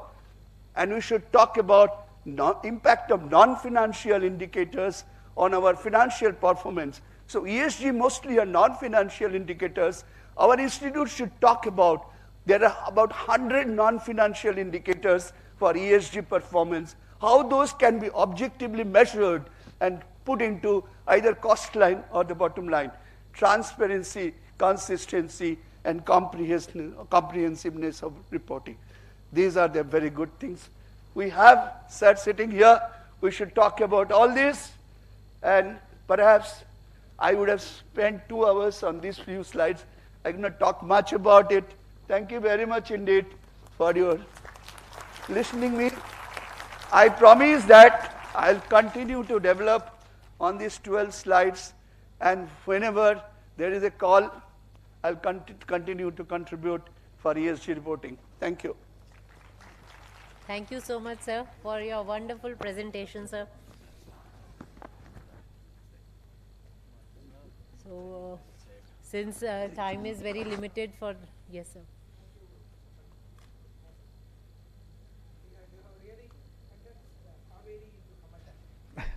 By putting the entire thing into a very proper perspective, one thing which is very important from the last slide, see the non-financial indicators, it is actually a clue for us how we can play a very major role.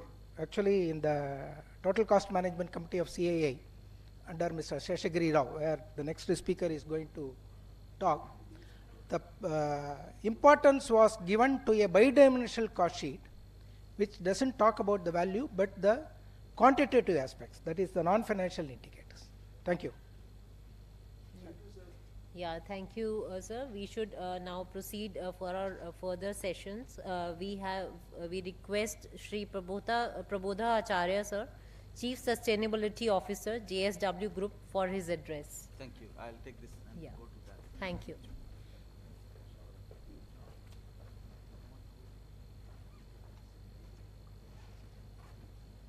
Would you please put the presentations? Okay, thank you. Good afternoon, all. In fact, after listening Dr. Basu, I was wondering, is there anything left for me to say?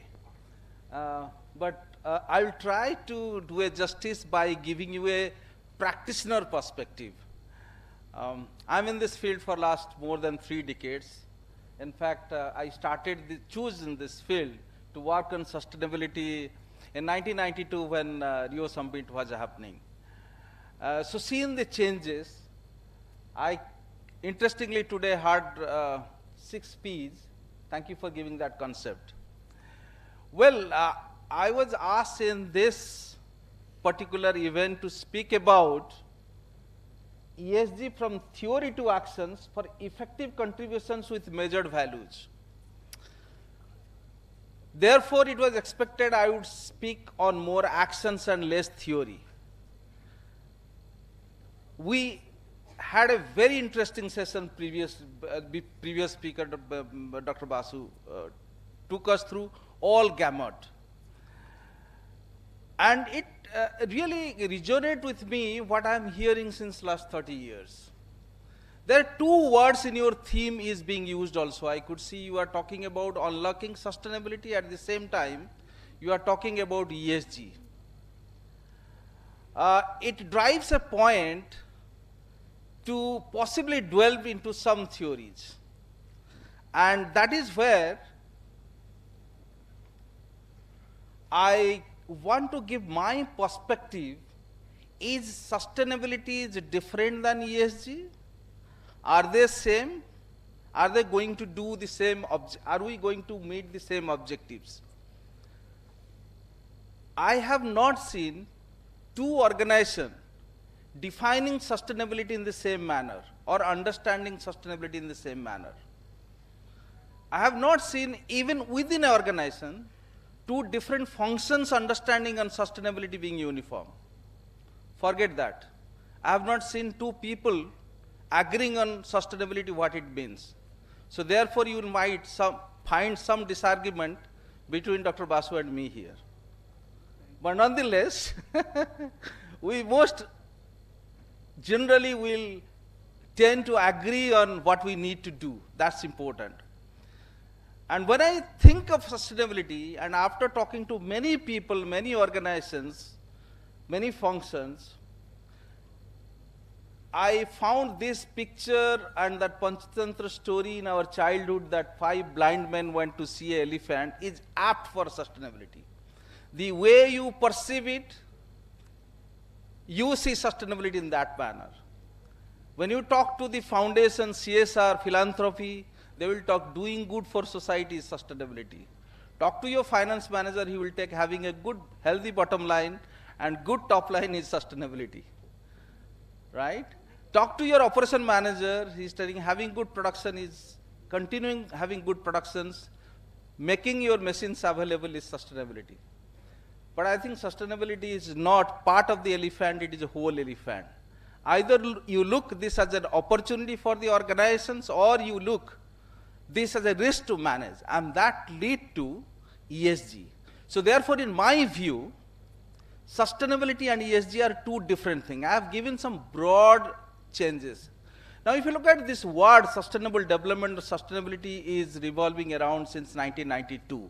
We have seen PPP, we have seen many terms, acronyms coming, going, and we heard about 6P today also. ESG as a term, I don't know how many of you know, it actually first surfaced in 2005 in a UN report, but nobody noticed. Gradually now, specifically after the COVID, people are talking about ESG, they are not talking anymore on sustainability. But before that, you will see that people are talking about sustainability. So I see, therefore, it has two distinct functions. What is ESG, Judge? Why ESG is being discussed? Why it surfaced just after COVID? Because it made disruption to the investment made by the investors. So therefore, investors now want to see that the investment what is making in organizations, is it going to give them a return? And therefore, is the organization has a robust system to manage risk related to environmental, social and governance. And we all know governance is a fundamental thing for any organization to succeed or fail. And that is how after COVID it is gaining importance because a lot of our investors are asking. So therefore, ESG is a risk management tool. However, sustainability is a business management tool. 100% of your profitability, 100% of your business is sustainability. So it is all depends on how you manage the organization to consistently meet the objective of the organization. Therefore, sustainability cannot have a single definition. And everybody is right when they define the way they look at sustainability. So there, from a practitioner point of view, I have chosen and decided first to have a unified understanding of sustainability. Therefore, if you look at JSW's sustainability website, we have given a vision statement and that defines sustainability for us. I have given some of the differences, but fundamentally, one is a risk management tool, another is a business management tool. So that way, as a practitioner, I look at. So therefore, if I develop all the right processes and systems to run my business, I'll ensure that I'm continuing my business for n number of years, taking care of all stakeholder expectations, not only of the financial or shareholders' concerns. And therefore, I should be able to better manage the ESG risk. And again, I'll give another example how the ESG risk management is becoming important. If somebody is following the global risk management report being done by a World Economic Forum for last 12, 13 years, every year they are putting what are the global trends and risks which are going to impact the business. They survey more than 500 top global CEOs and they put the report. And we saw Dr. Basu presenting the micro trends that is going to impact the businesses, right? It is nothing different if you see. But what is changing? Over the period, if you see, the issues related to environment, issues related to social aspects are becoming top on the risk chart. And that's you see all the greens, how it is becoming important in the CEO's radars. So therefore, the successful business, the top business who are being successful are increasingly providing importance to those areas and developing processes and system to manage. And therefore, ESG is becoming important from an organizational perspective. And that's my take on the theory, right? Now with that, let me reiterate, because I come from a business, right? So I'm not doing charity. Our objective is to grow the business in a way and along with the society in a responsible manner. But we need to grow, because if you don't grow, you are not sustainable. So that means, do we see sustainability have a business benefit? Absolutely yes. And I will tell the reason. These are the 7 reasons we find, and you can apply that in your organizations to convince, if anybody is not convinced, this is really adding to business benefit, both to your top line, bottom line, and also green line. So it adds to everything. The first logic is disruptions. What you see, climate change is a risk everybody is talking about. But many startups, we have a young startup here also, they will possibly speak about that. They have found this is an opportunity. Look at energy transition is an opportunity. And this is opportunity is coming from a climate change, which is mostly looked at as a risk.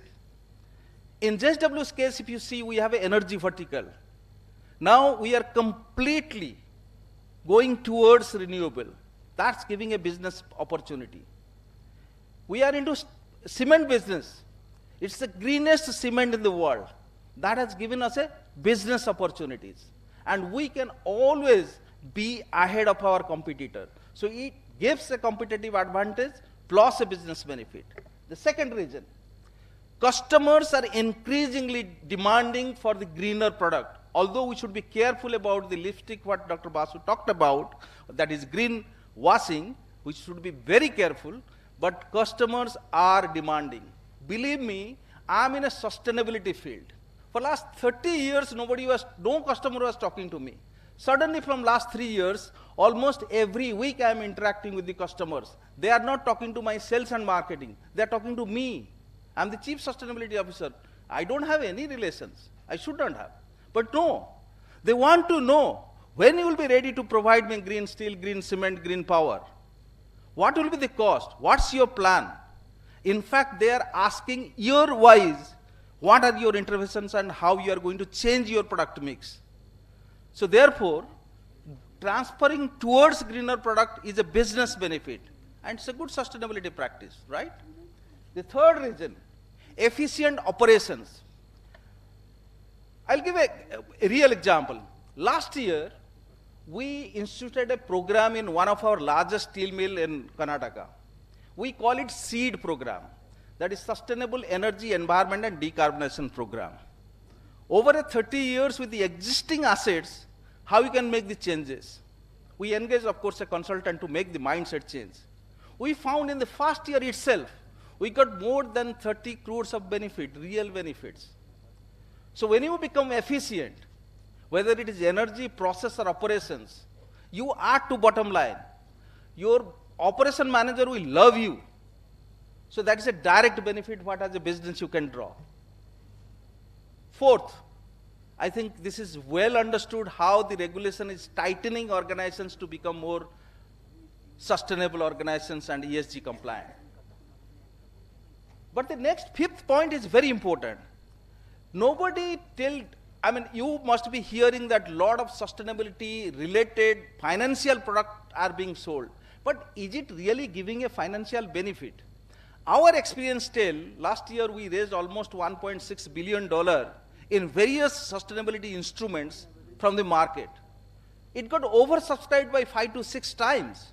When you get oversubscribed, you can tighten your borrowing rates. So that will give a immediate benefit of lower cost of your financing.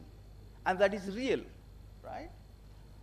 The sixth, I don't know how many of you are knowing about TCFD.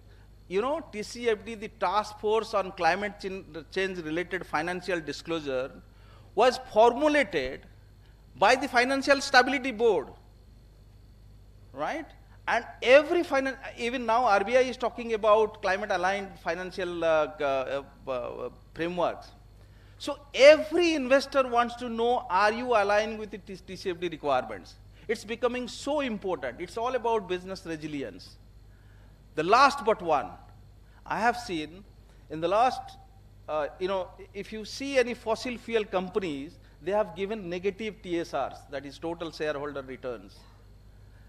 The the tech firms used to give highest return, but the fast generation clean tech companies are giving more than 80% of shareholder values.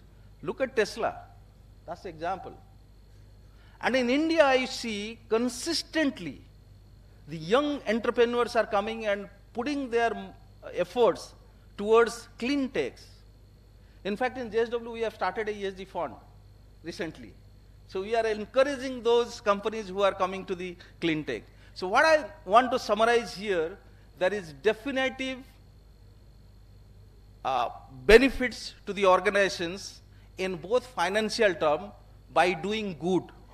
So by being good, having the right system and processes, you are making your organization resilient.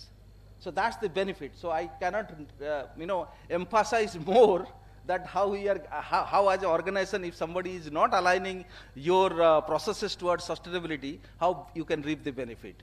And in the meantime, manage all your ESG risks. Again, repeating, ESG is a risk management tool. Now, having said that, because it is the subject of discussion today on ESG, so therefore let me divert from business management processes to risk management process, how the organization should build a robust ESG framework. We saw the 9-point agenda put forth by Dr. Basu. I am giving a very simplified formula, which is tried and tested and we have applied. The very important thing, is it driven by the top? Do you have a responsibility at the board level? Because I'm a science student, I greatly believe and see everywhere you can apply Newton's formula, Newton's law. Nothing will change unless there is a force applied.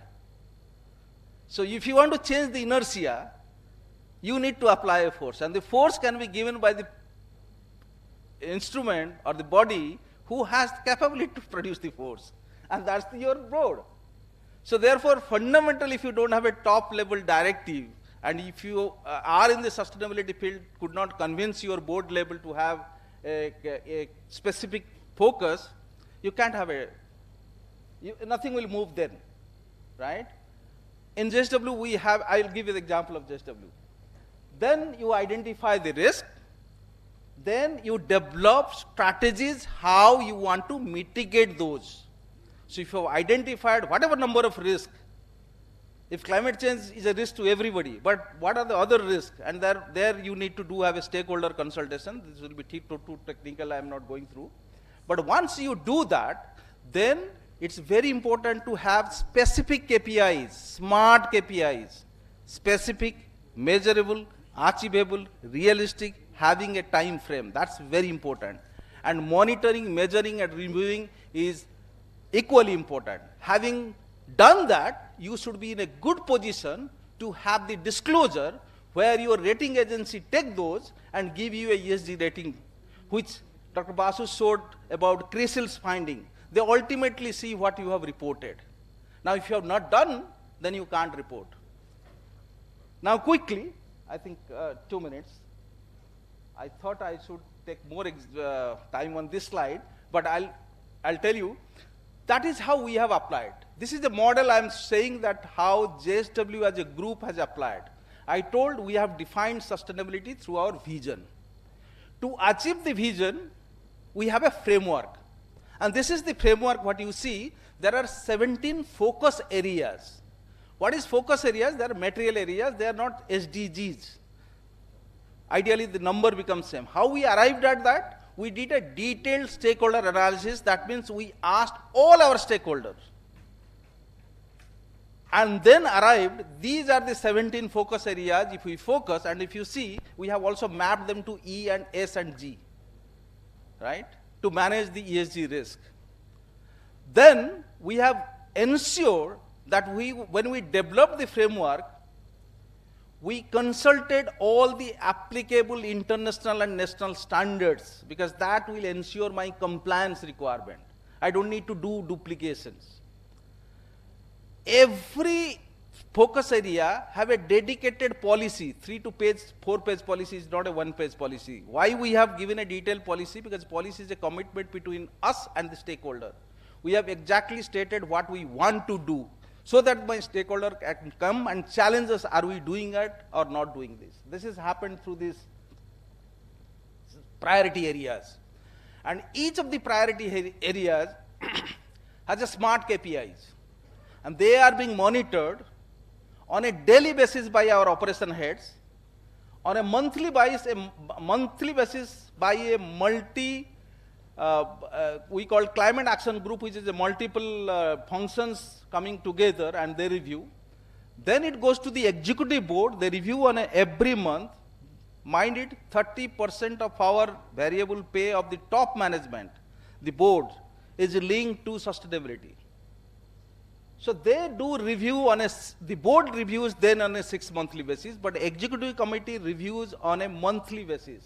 And I told you, if you start anything, it has to start from the top. And then it percolates down the bottom. And then it has to be bottom up. And that is what we are doing by doing daily monitoring by the plant manager, that what is the progress. So if you don't monitor, you cannot improve. That's what we do through the governance mechanism. And finally, we report our progress in terms of integrated report every year. That is how I conclude a practitioner point of view, how you can develop a business management system which will take care of your ESG risk. Please do not make a mistake by segregating this from the main business, right? If you segregate, it becomes add-on things and it will never be mainstream. So therefore, our intention is to mainstream sustainability into business practices, not to bind business through some requirement which is coming from ESGs. So this is proactive, this is working, this is giving financial results, this is giving all non-financial results in terms of satisfaction of all stakeholders. Thank you very much for your patience hearing at the end.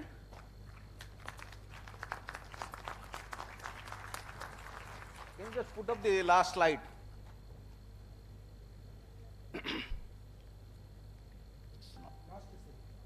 The last thank you slide. Okay.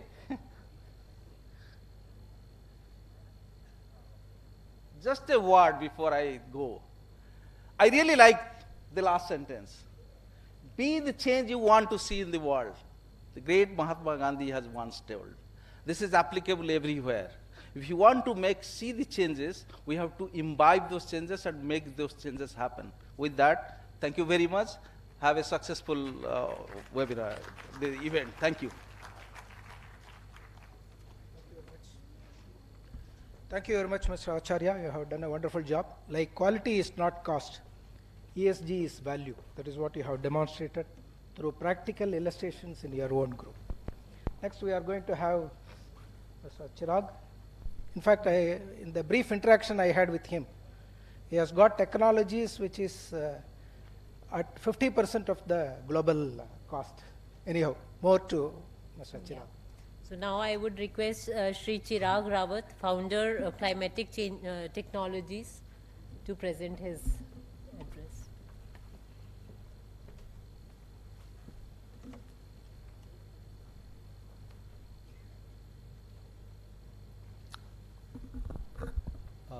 Good afternoon to everyone, and thank you for joining us in today's discussion. So I'll be moving a little away from our current topic of this this session. So ESG was the center stage of this session, but I'll be talking more about in the environment part of ESG.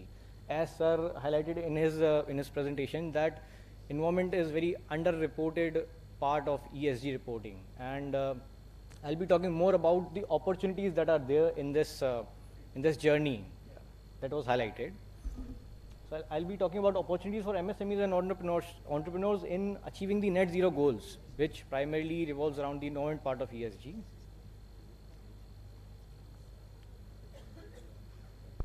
So when you open the internet, when you look at the news, you see net zero goals everywhere. Governments are announcing their net zero goals. Corporates are announcing their net zero goals. Recently, our Honorable Prime Minister announced that India will be net zero by 2070. Thank you. So everyone is talking about net zero, but what exactly is net zero and how is it linked to the industry?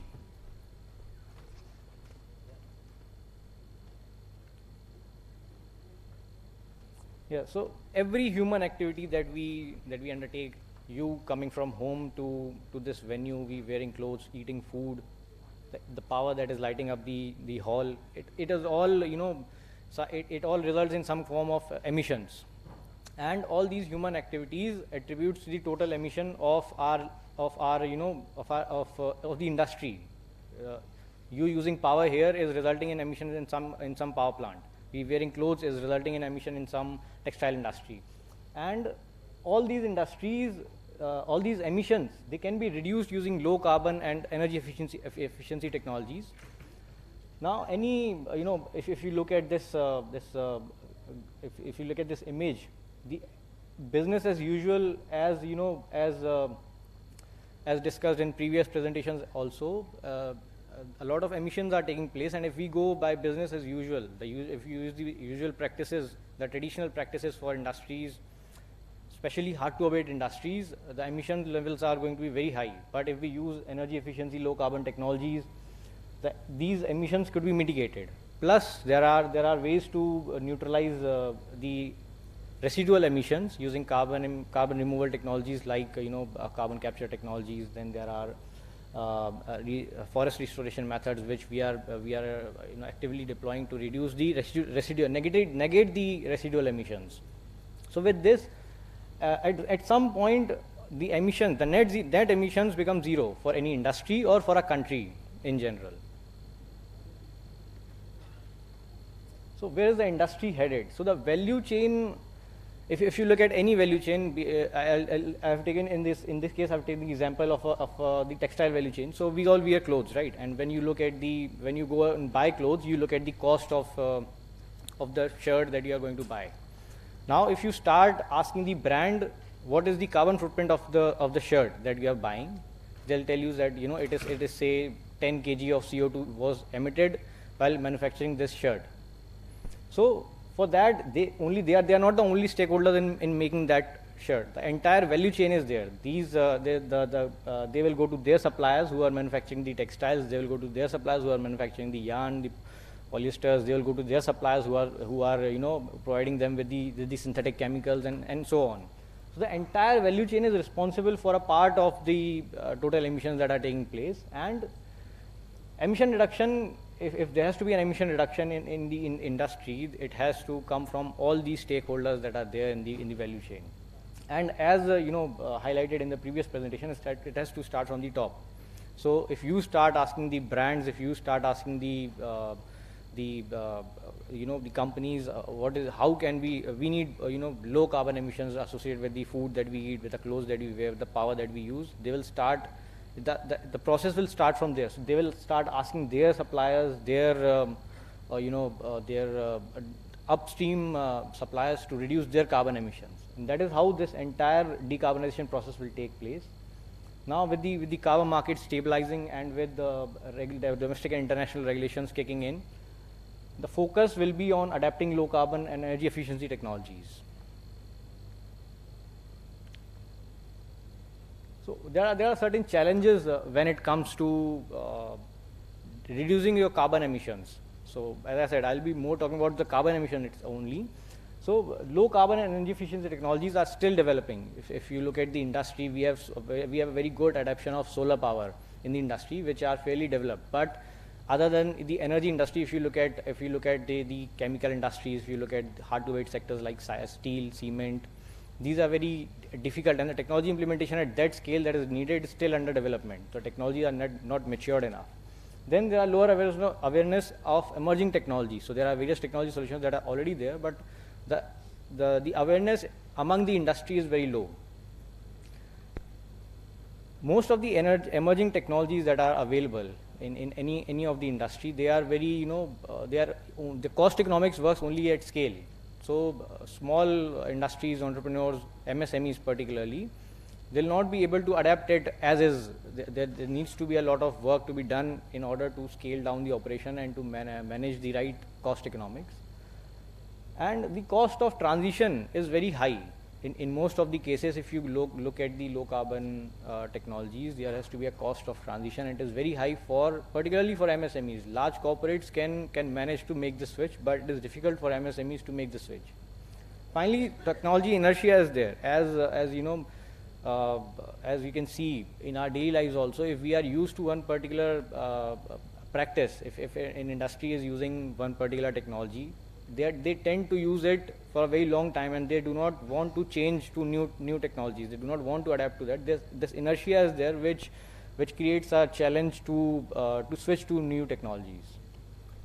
But in a hindsight, all these challenges are actually opportunities if you look at them. So since these technologies are not, there's a lot more scope for development of low carbon energy efficiency technologies. A lot of technologies is being developed in India in the research centers that we have, by startups, by a lot of corporates in their R&D divisions. A lot of technologies, particularly in the hard to abate sectors like cement, steel industries, is taking place. There's a very high potential for emerging technologies. So as I said, the penetration of these emerging technologies is very low. So when you talk about green hydrogen, for example, we only talk about green hydrogen for only large corporates are talking about green hydrogen and their transition to green hydrogen. There's a lot of scope for MSMEs to use green hydrogen. Then there's a lot of scope for MSMEs to develop technologies, offer technologies for green hydrogen, because as we have seen, a lot of our clean energy technologies are being imported, coming from China, US, Europe. So there are a lot of opportunities in India itself to develop and provide these green energy technologies. Then, as I mentioned, these are called not cost effective. So there's a scope for climate finance. Now, climate finance is something that can be a game changer in the industry, and with the trillions of dollars at stake, it has become the center stage even for traditional financial institutions to look at the emission factors of the production process that you are taking, and climate finance can bridge the gap between the industries and the emerging technologies. Finally, we have seen that Indian manufacturers, Indian industries are not very competitive at global scale. China has always taken the lead in manufacturing, and they have always had an edge against every other country in terms of manufacturing. But this is the time. There's a transition from traditional practices to the newer manufacturing processes, and every customer, every buyer in the international market is looking for products which has a lower carbon intensity, even if they have to pay the premium. So here's an opportunity for Indian manufacturers, Indian industries, MSMEs to take this advantage and be competitive in the global scenario. So low carbon economy, that is where we are headed, and the low carbon economy will have a system which is parallel to the financial system that we have in place. So we are already talking about carbon auditing, accounting, reporting, and monetization. This is the most crucial part of this transition, because technologies will be adapted in future, and carbon emission reduction will take place, but the accounting and reporting and monetization practices are something which we have to very robustly design and adapt. As environmental reporting is the most underrated part of the ESG reporting, and because there are no set parameters, there are no set standards which are acceptable to the industries, and because there's still a lot of room for manipulation in the environmental reporting. That is why environmental carbon accounting and reporting is very important, and monetization could be done if we can use energy efficiency, low carbon technologies to reduce our emissions. That is a very essential part of this transition. Almost all retail and institutional investors are looking at these factors, your emission levels and your ESG ratings. So it is very important for all these new industries. They can take the edge if they can adapt to these technologies. And as I mentioned earlier, climate finance is worth a lot of money. So all these traditional banking institutions are looking at financing these kind of emerging technologies. So from a perspective of the MSMEs, from a perspective of small scale industries, this adapting new technologies can be a game changer instead of a challenge that they see. So with this, upskill, upgrade and innovate, this is what I believe in, and the industries in India, they need to upskill individuals, the individual entrepreneurs need to upskill themselves from their traditional perspective to a new perspective of low carbon economy. They need to upgrade their processes, their technologies, and we need to innovate in India. That is the key to achieving the ambitious goals that are being set by the leadership. Thank you.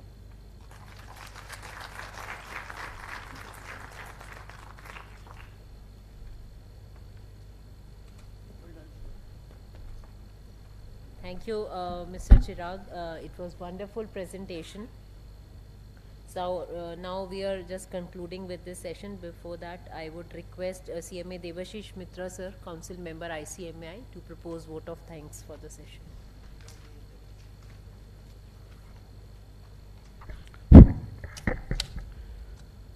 I will not take much time because now this is the lunch time.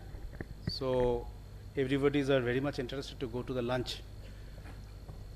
Amit has already started clapping, so that I shall remove the dais right now. Amit, can I take 2 minutes, 3 minutes? I will not bother you much. Actually, first of all, I convey my thanks and gratitude to Gopal Krishnan sir, that very first speech he has already narrated the boundaries of the discussion.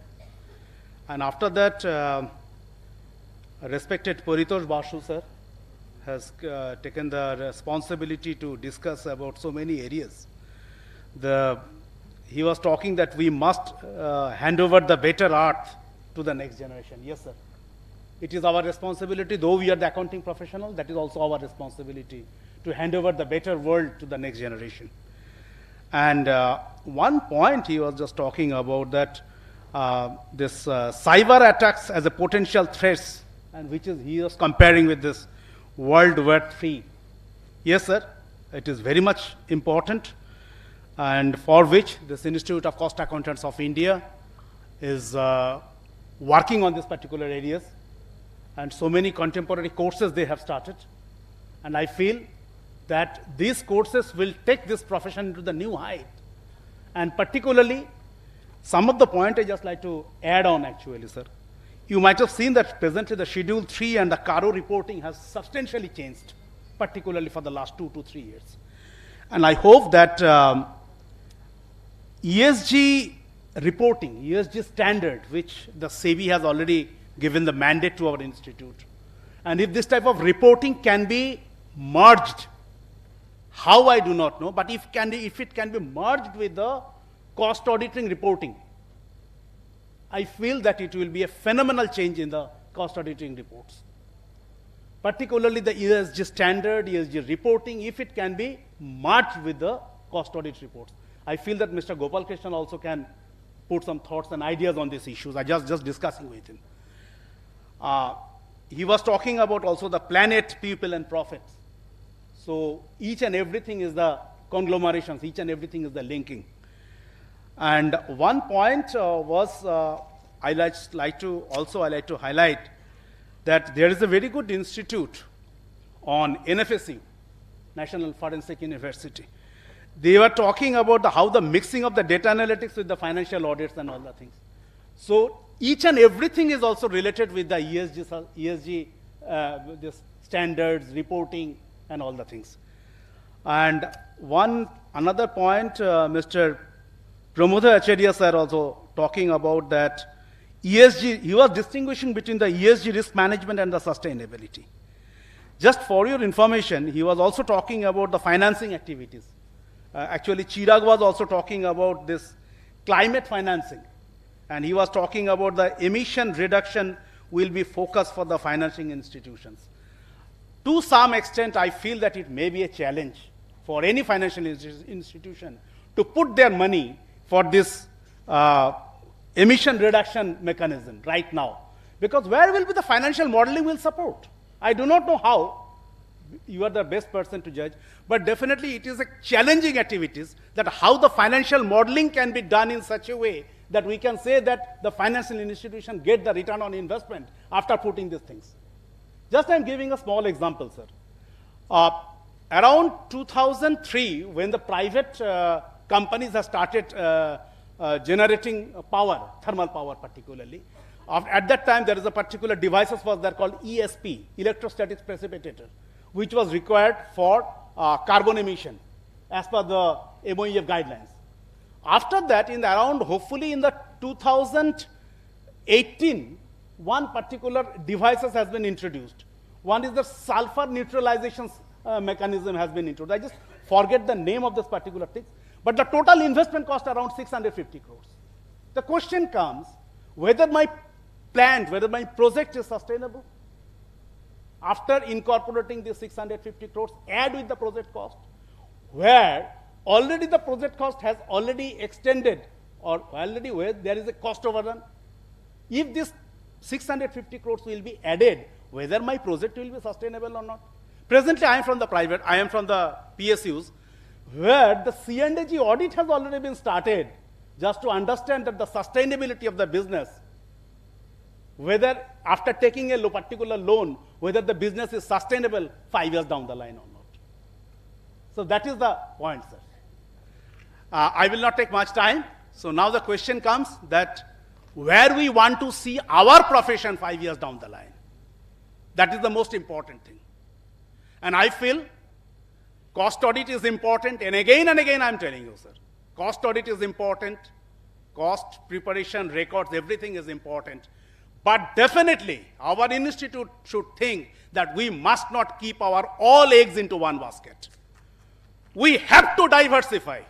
We have to diversify into the different areas, data analytics, forensic audit, system and security audit, unless the sustainability of our profession will be challenged. Thank you very much. Thank you, sir. With this, we conclude with this plenary session. May I request everyone to please join us for lunch outside, and then we'll reassemble again for the technical sessions. 30 minutes, I think we can have our lunch. Thank you, ma'am, for conducting this session. Thank you so much.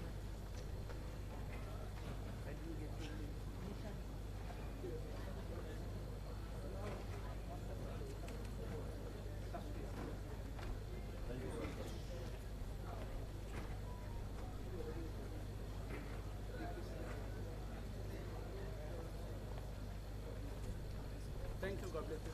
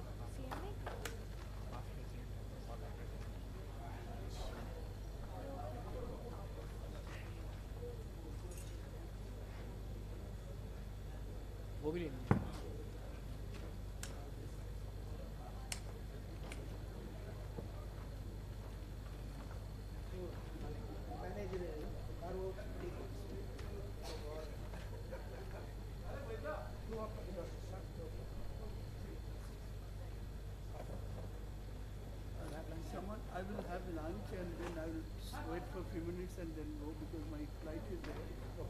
These can be handed over to me after when I leave, not now. I can move around with all these. These of course I can't carry to Bombay. Thank you. These days flights are allowed. Plants will give my wife is a plant lover.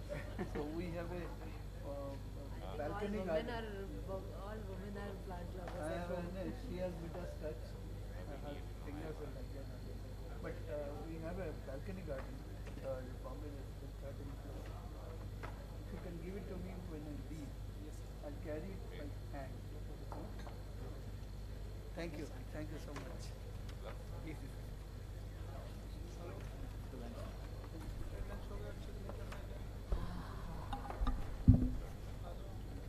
How old are you? 26.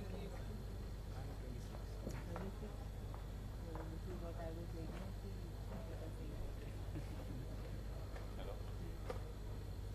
इसलिए मुझे नहीं mister लगाने में भी अच्छा नहीं लगा था। कुंजे ले लो, 2 प्लेट कुंजे ले लो, 1 प्लेट पराठे नहीं लगाते हैं, बट हमारी जो पैनल है उसमें सबके साथ लग रहा है, तो अब एक जगह को छोड़ने में भी नहीं क्या है।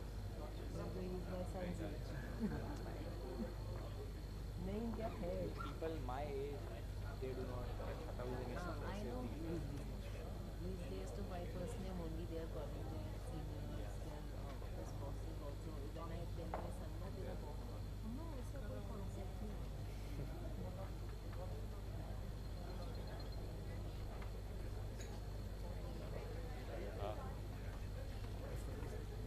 क्या करने गए हैं?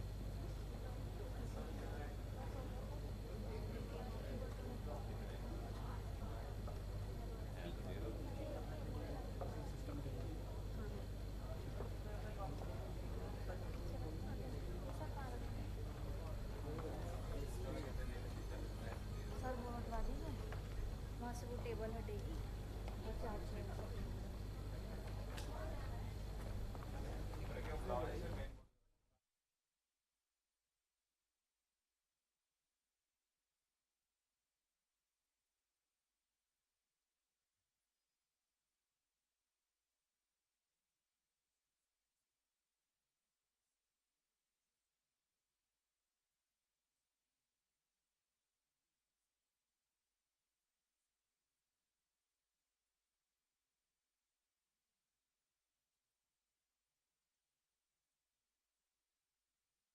That are powered with new ideas, will, and ambition to be on top of the world.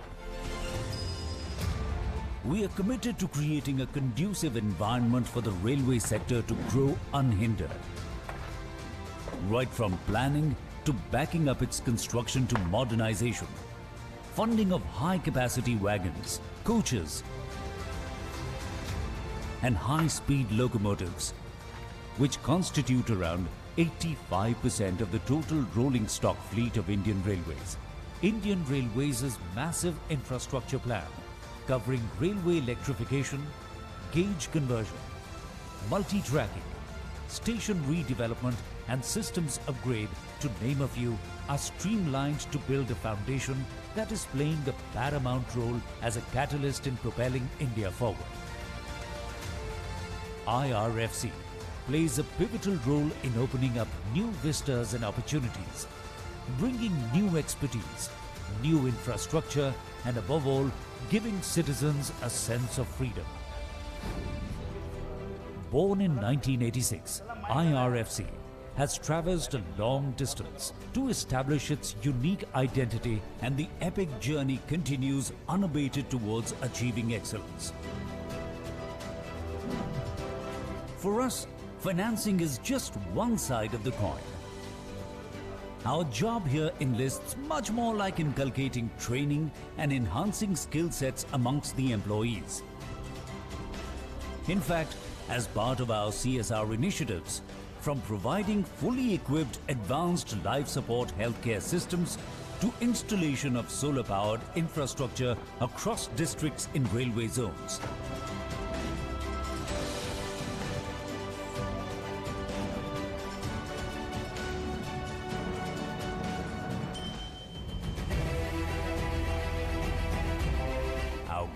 is simple. Not just to finance the railway sector, but to empower it and ensure that India gets everything it needs to touch new heights. We at IRFC salute the true spirit of celebrating India's 75 years of Azadi and pride ourselves in bringing out the best to put the future on track.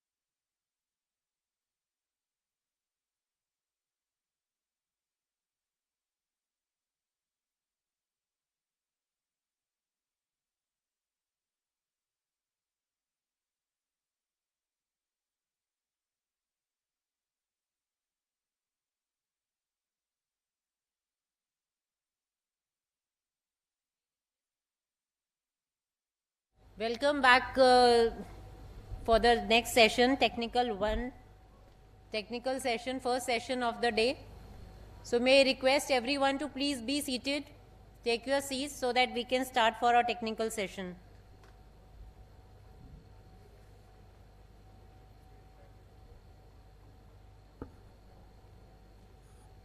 For technical session 1, we have very interesting topic, governance of energy transformation from sustainable resources. I am sure this is going to be a very interesting and engaging session. For this, I would like to invite CMA Dr. KCH AVSN Murthy sir to kindly take the seat on the dais. May I request CMA BB Goyal sir, Shri Deepak Arora sir, and CMA Avijit Goswami sir. Kindly take your seats on the dais. And I am just waiting for CMA Avijit Goswami sir also. So as soon he'll come, he'll join us.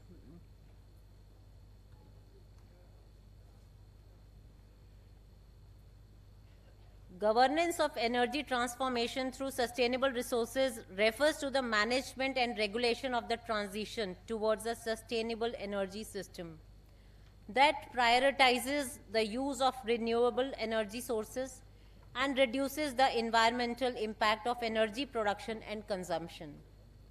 Implementing effective governance mechanism and involving multiple stakeholders that transition to sustainable energy resources can be successfully managed, leading to a cleaner and more sustainable energy system. So with these little words, I now request CMA KCHN AVSN Murthy sir, Council Member ICMAI, to please welcome our guests for this session. May I request Murthy sir to please welcome CMA BB Goyal sir, former Additional Chief Advisor, Ministry of Finance, Government of India. Thank you sir for joining for this session. We know, everyone knows sir and how interesting he is going to make this session, that we all know.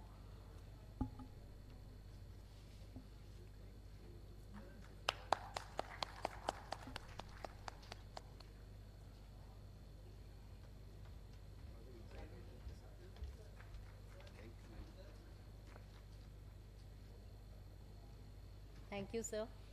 May I now request Murthy sir to please welcome Shri Deepak Arora ji, President Public Affairs, Naira Energy.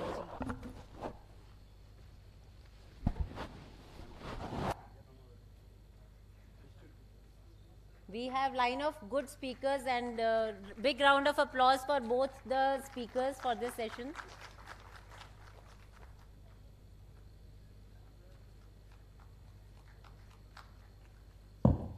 So after lunch, you have to be energetic. So a big clap has to be there so that you keep yourself awakened throughout the session. So with these little words, may I request Murthy sir to please give his welcome address.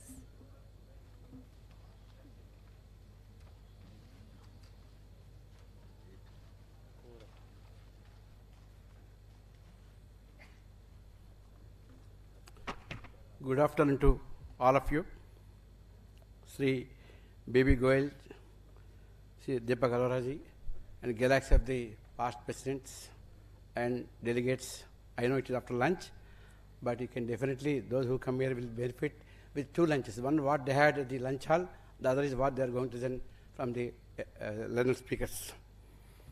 On my personal behalf and on my behalf of the institute, I welcome all the speakers today on the dais to this program and dear delegates, dear friends. Energy transformation, most important aspect of the sustainable goals. Need to save energy, undoubtedly. It impacts prices, emission charges, and everything. Energy is all about around what we have got around us. Energy has to be conserved, converted, transferred, transformed, and we can have electrical, nuclear, mechanical, chemical, carbon magnitude, and many such systems which can be converted or transformed. They will enlighten us on all those things. Electrical can be converted into thermal, electrical also can convert into mechanical, nuclear can be electromagnetic, and mechanical can be chemical, and thermal can be chemical. In what not way? Energy has to be, at the end of the day, managed. Management includes our role. We, being CMS, have got sufficient, adequate, and as I stated by my friend Mr. Davishish Mitra, it's not, let us not rely only on cost audit. We have to make diversification of our avenues, and in this diversification, we should have a good energetic role. Friends, we have got energetic role in energy transformation, emerge as energy accountants. I wish you all the best to all of you, and request B.B. Goyal and others to enlighten all of us. Thank you very much. Thank you, sir. Now may I request our keynote speaker, CMA B.B. Goyal, sir, to please give his address.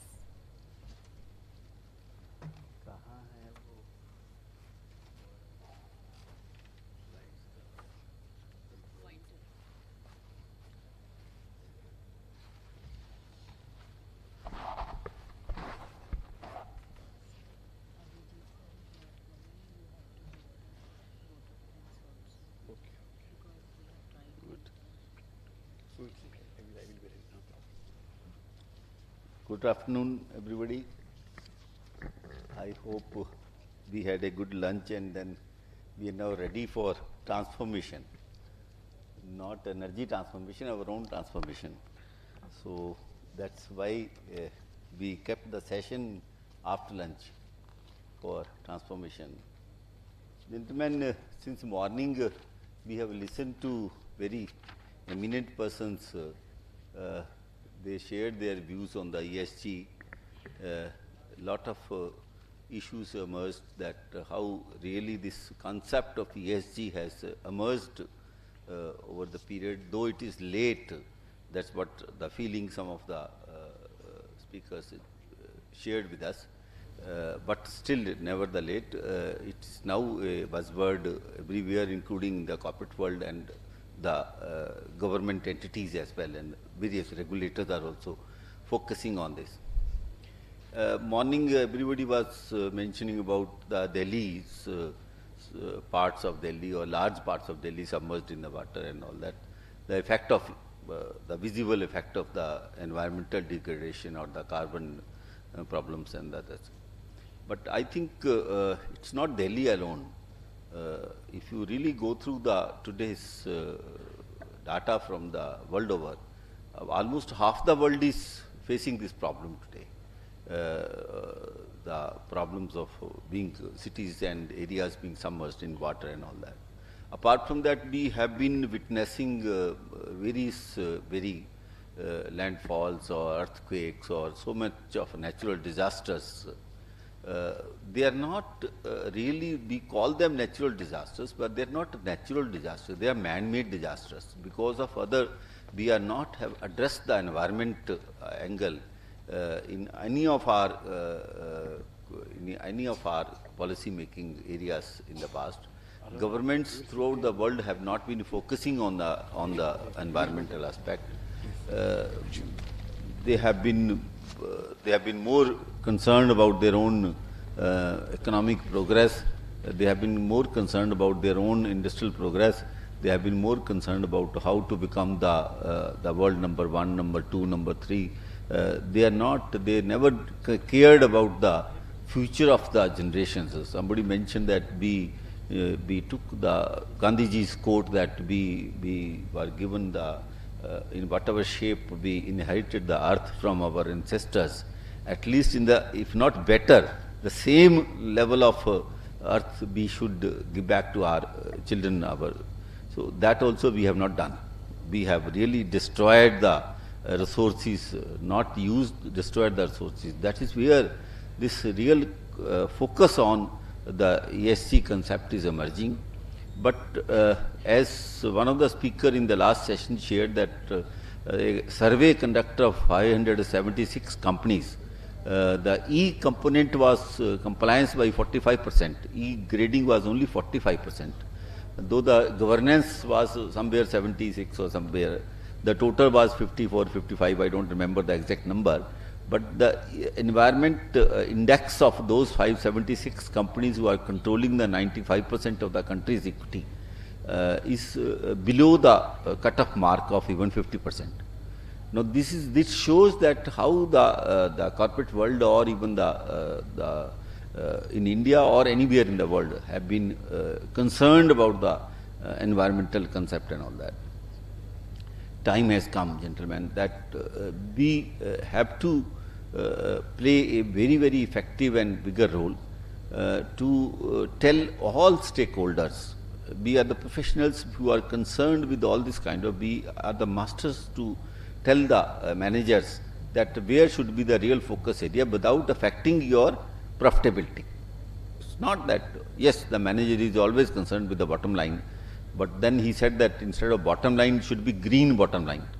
Now this is where the conceptual understanding change has to come, and we professionals should be really focusing our attention, our entire thinking and entire working towards guiding the top management, how should they convert their business into a sustainable business, and also ensuring the green profitability and peace, the 6th P which he mentioned and all that. That is where it can make a real change. How this change is going to come? Okay. I am not going to focus on what is ESG. Everybody has now since morning listened to that what is ESG and all that. Of course, a number of institutions have woken up and started working on the ESG concept, but more of them has worked on either framing the standards which are not yet put to practice by the corporate entities. And the other area is regulatory bodies where they are now focusing on disclosures. It will only add some 10, 20, 50 pages to the annual report.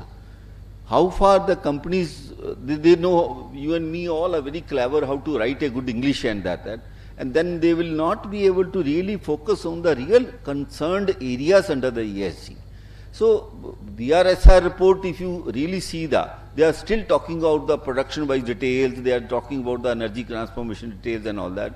We already have the energy consumption details as an attachment to the director's report. That disclosure is already made. So, what is the additional disclosure we are asking for that?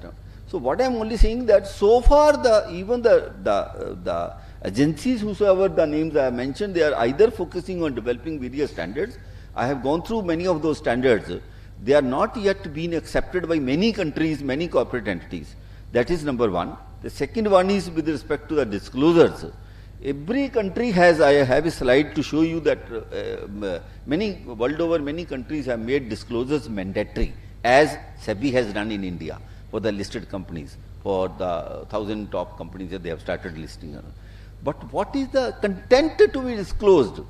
And what is the real back effect on the corporation culture of that type of disclosures? That is where the focus is required.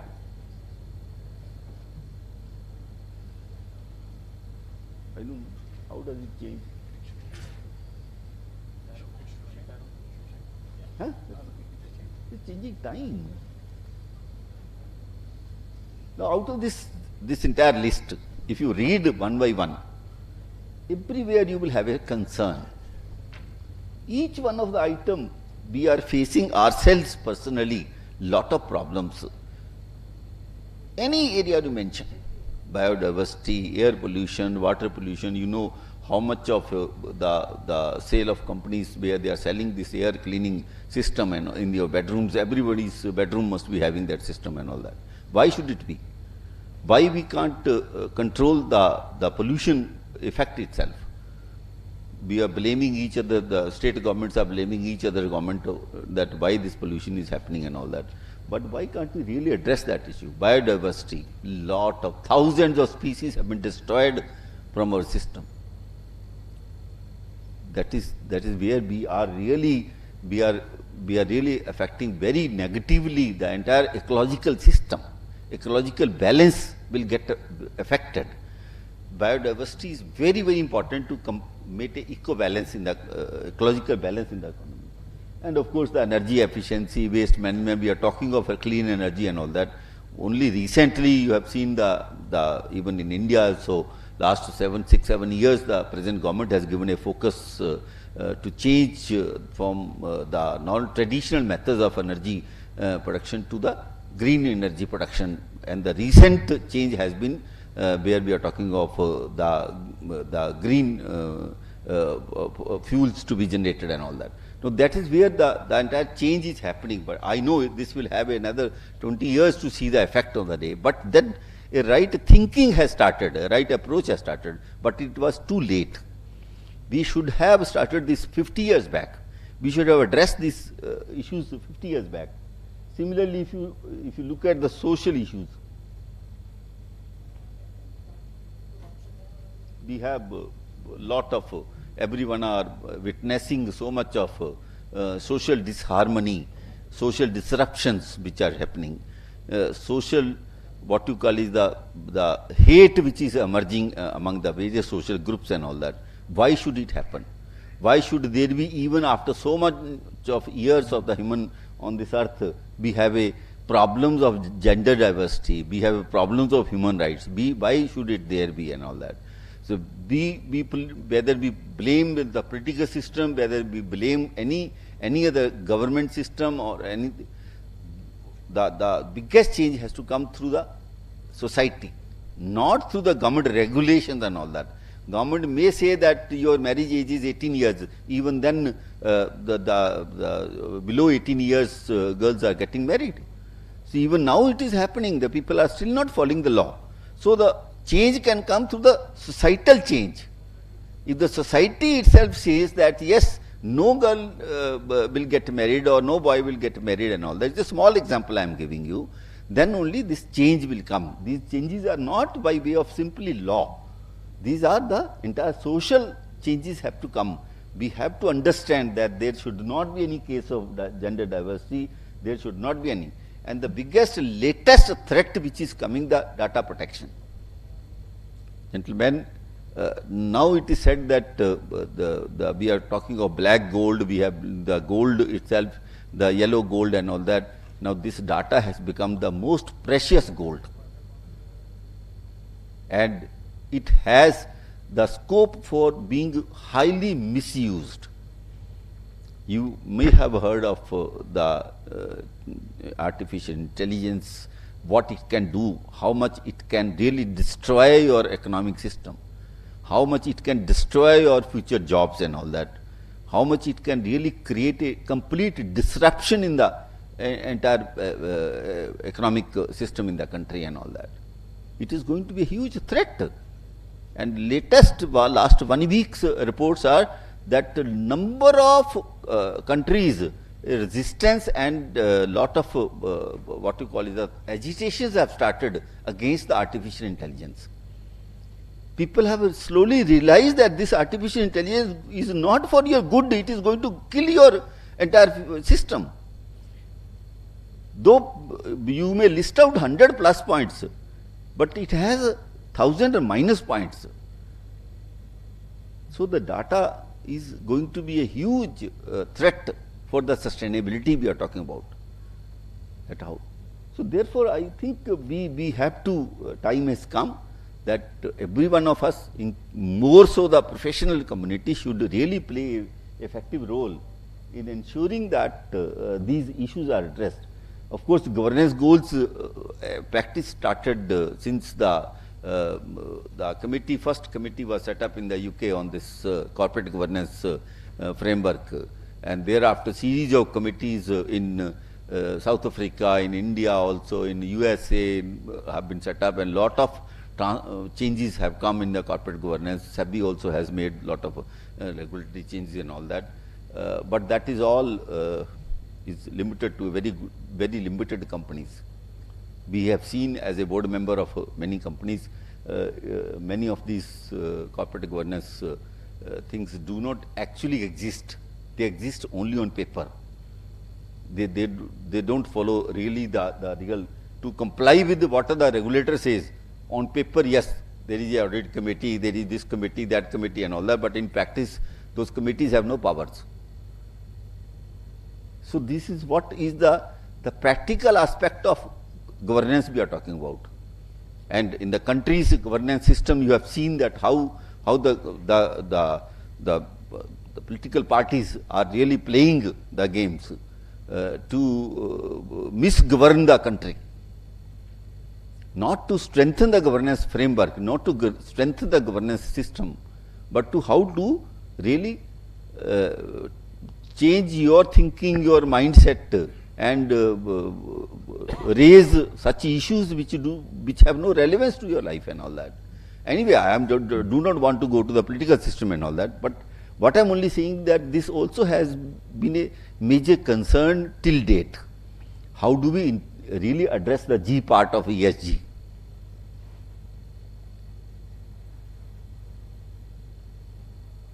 Situation is, as I have shared with you, situation is really grave. It's not, we are not really living in a very comfortable world. You may be feeling happy that yes, I have all facilities, I have a good home, good car, ACs are there, everything is there. Why should I be worried about all that? Gentlemen, we are destroying the future of the children, our own children. We are not bothered about that. Look at the data, what it says. Temperature of 2.7 rise. Can you imagine how much change it will bring in the entire world? Half the world will get submerged. Half the world will disappear, half the countries.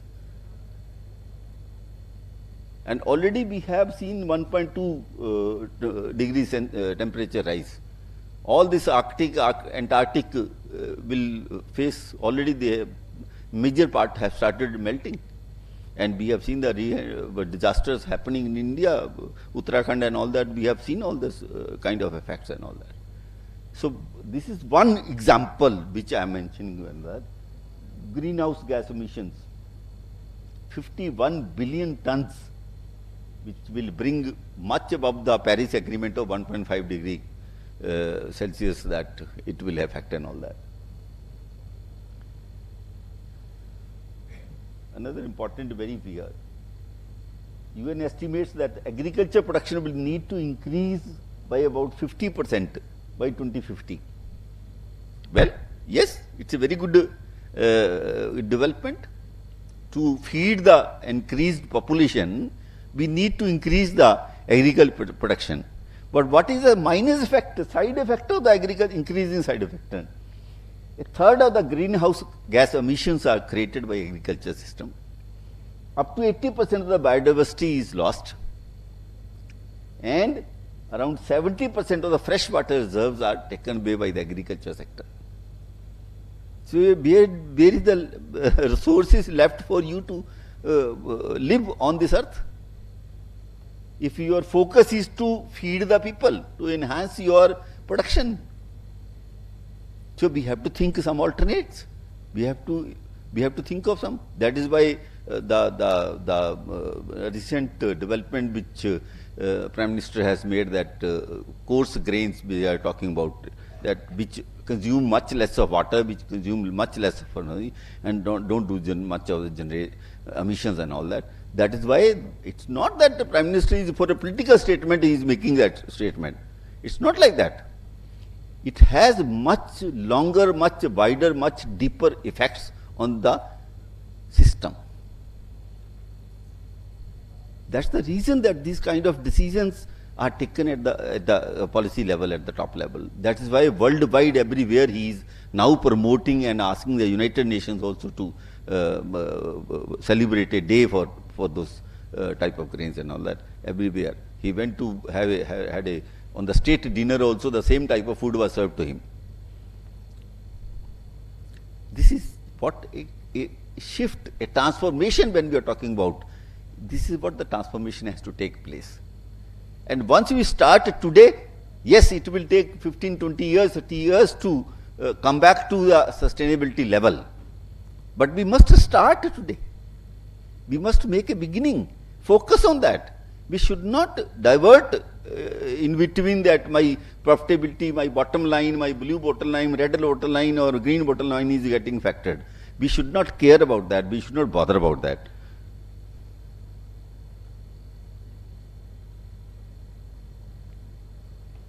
Now, what's the dilemma?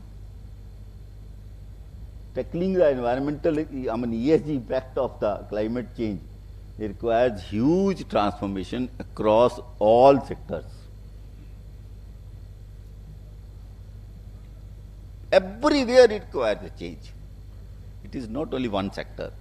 We have listed few environmental, social, governance sectors and all that, but if you look at the industrial sectors, if you look at the economic sectors, if you look at the agriculture sector, so every sector requires a transformation.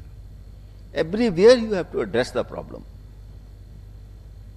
Progress is being held back by economic, political and regulatory obstacles. People are not understanding that what policies we are making, what future we are generating. We do not think 20 years ahead. We don't announce a system thinking what is going the effect of this after 20, 30, 40 years. We only think, he mentioned about the difference between the objective and the purpose.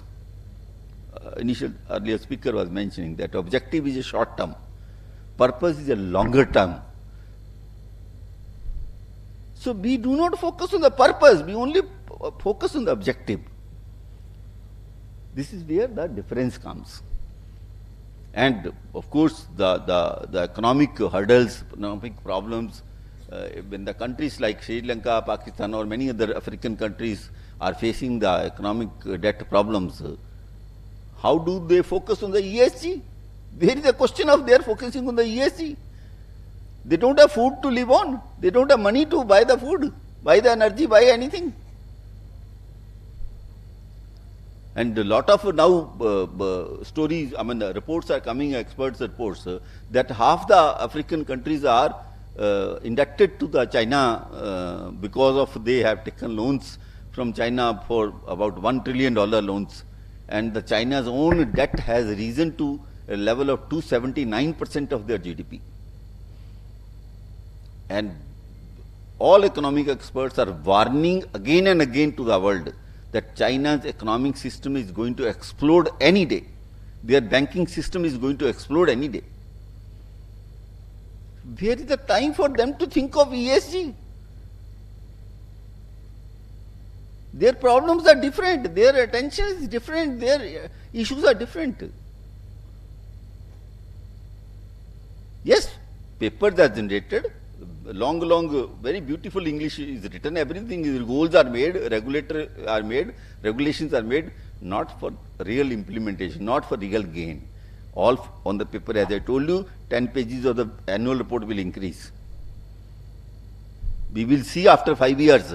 We are conducting studies of those companies who are now to comply the BRSR report. We have got the list from the SEBI. We are analyzing those companies' reports, that what is the actual effect of those in their companies. And some initial studies have already been done, shared with SEBI, and SEBI has realized that yes, there is not that much of what you call it, the real effect coming in the system and all that. But that's not the time to share today, and it's too early to talk about that. We will share it. And last is meeting ambitious sustainability targets requires bold, whole of society approach, sustained by long-term government commitment. Where will it come? Every country you are facing change of government. Everywhere you are facing this trouble. The government itself is not sustainable. They are not able to come back to govern. So when there is a frequent change in the government, the government, new political party coming into the power will think of short term. They will not think of next 50 years. They are not bothered. They don't know we will come back or not. They are not. They are focused only on their 5 years or 4 years, whichever country system says. You have seen when the Trump came, Trump made a change from the earlier president. When the Biden came, made a wholesale change of what the Trump had done. And similar things are happening everywhere in the world.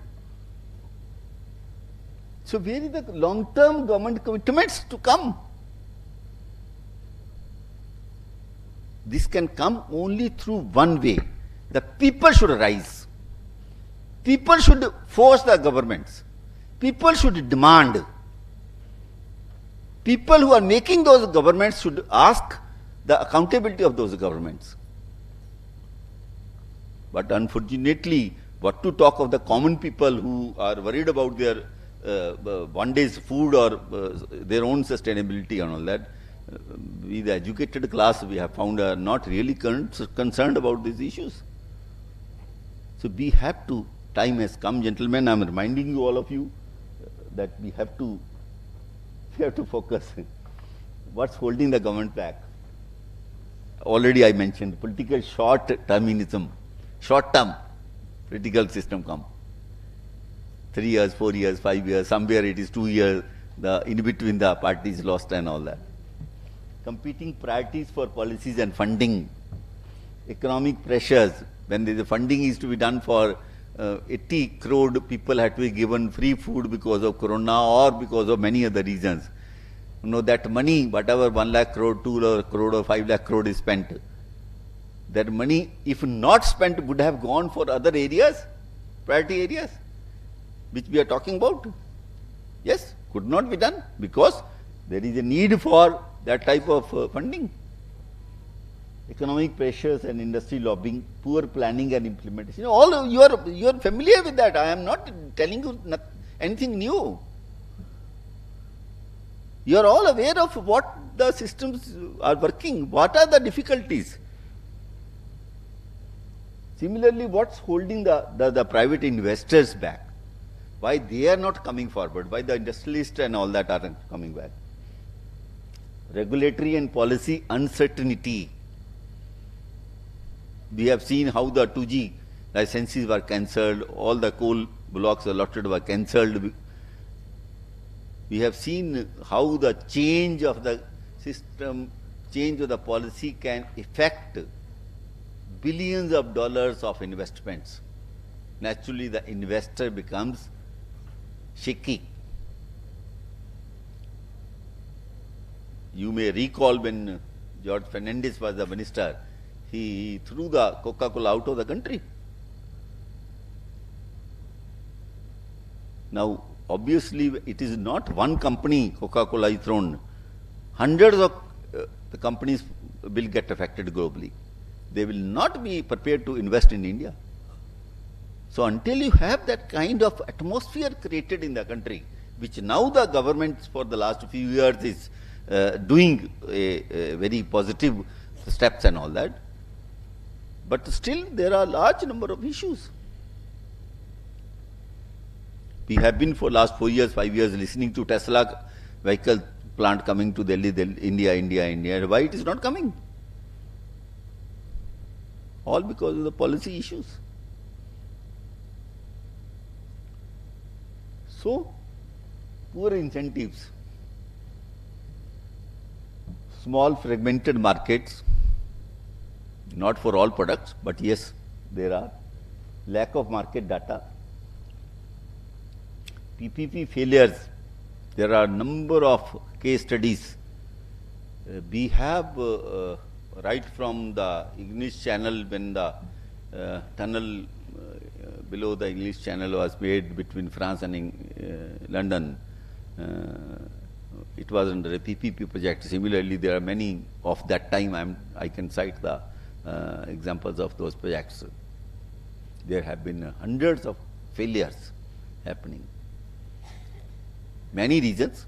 Either you have chosen a wrong partner, either there has been a problem. Now we have seen in the Foxconn who joined earlier hands with Vedanta, he has now taken back his joint venture.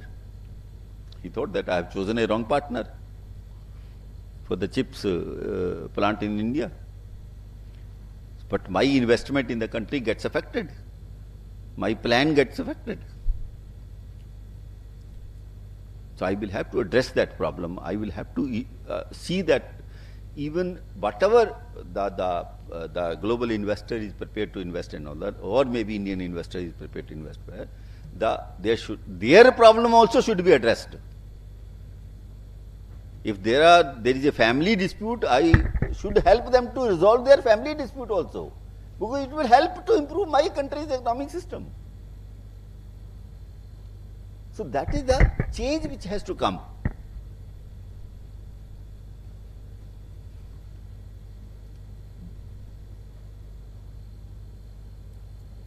This is very important, but one of the, yes, that's what I told you, we are very smart in writing, very good and things. The director of United Nations Development Program, Sustainable Energy Hub, what he said, the current global challenge requires a major transformation of the global economy. Yes, we have been telling, driven by a complete transformation of energy systems across all dimensions of people, society, institutions and the environment. And strong governance is fundamental to support this first statement, global transformation.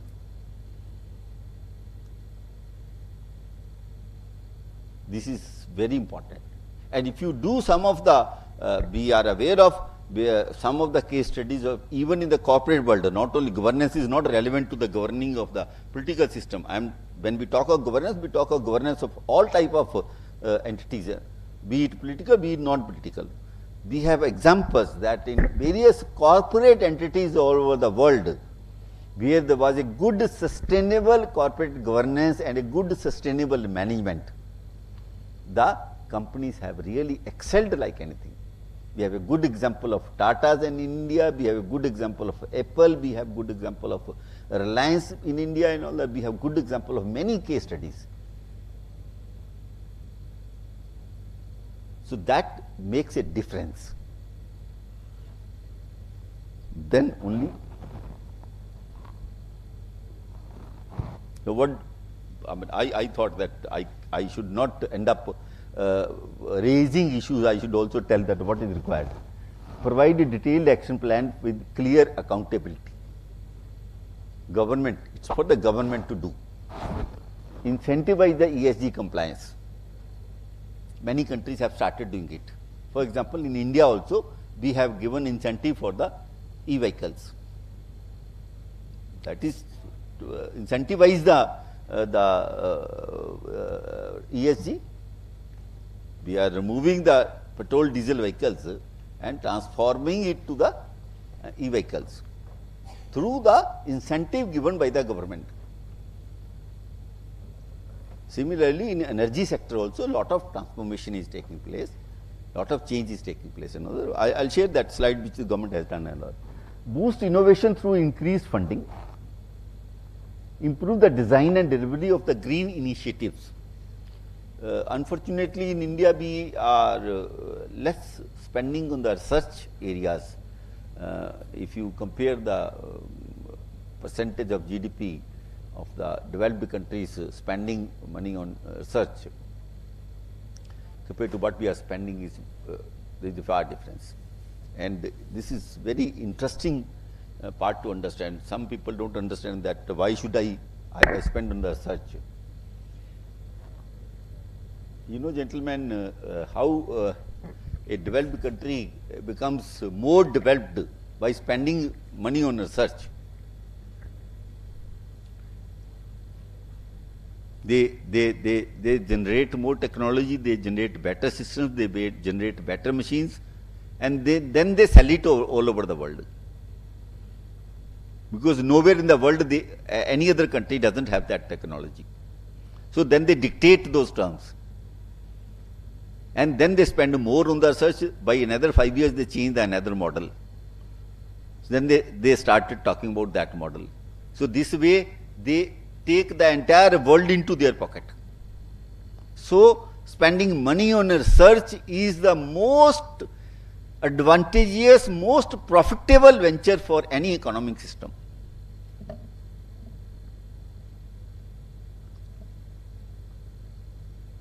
Act as a role model. This is for the government to act as a role model for all the other stakeholders and promote people-centered approach.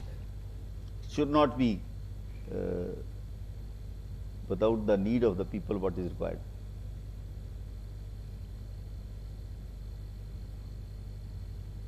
This is what I just again all smaller country like Uruguay is fixing the zero emission target by 2030, whereas the bigger nations, China is talking about 2060. Of the climate, they are talking about 2050, 2060, 2070, talking about 2030, 2035. So how do you think that this transformation is going to come? All these destroyer countries, destroyer nations are not worried. The 2060 naturally will become 2090 and 2050 will become 2070 and like that. So we should really a lot of world over conferences are held, Paris Agreement, this agreement that nobody complies with that, and they start blaming each other. That you have not followed, you cannot blame me. This is what the problem emerges.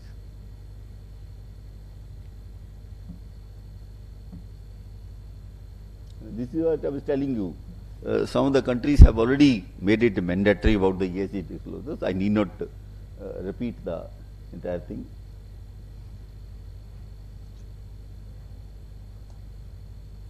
It takes time to change.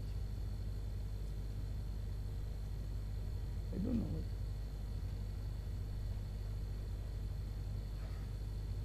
This is as per the today's session's topic, energy transformation. Now, obviously, we read the director of UNDP's Energy Hub statement that energy transformation is most important to achieve the sustainability. So, if you want sustainable development, there are two major challenges which are energy poverty and climate change.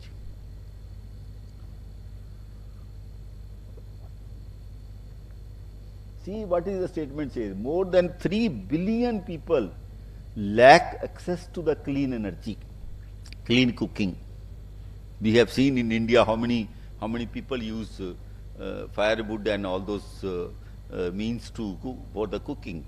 Now only the government has started giving them gas connections and all that, but still how many have got, even in the tribal areas, I don't know what percentage, I have not gone through their data today. But 3 billion people out of 7.5 billion people in the world, 8 billion people in the world, 3 billion do not have. This may be underestimated target. The indoor, what is the effect is that it really affects the life of the people, and millions of people die because of this. We know all that. We have seen the earlier life in all that. You have adopted all these sustainability goals, but largely they have not been put to practice. The targets were very near to 2030 and all that, but 2030 is coming. We are already sitting on 2023. 7 years, no time. SDG 7 is talking about the affordable and the clean energy. One of the, out of the 17 SDG goals, one of the goal was on the affordable and clean energy. Energy, in any case, all of us understand energy is very important for our day-to-day life. Life on earth is not possible without energy. We have seen if 1 week sun does not appear, how much we start feeling uncomfortable. So energy is the, what you call it, the real life generating component, propeller of generating life on earth. Without energy, neither plants nor animals nor human beings, nothing is possible. So we have to really focus on that. It is important, it is fundamental for our development.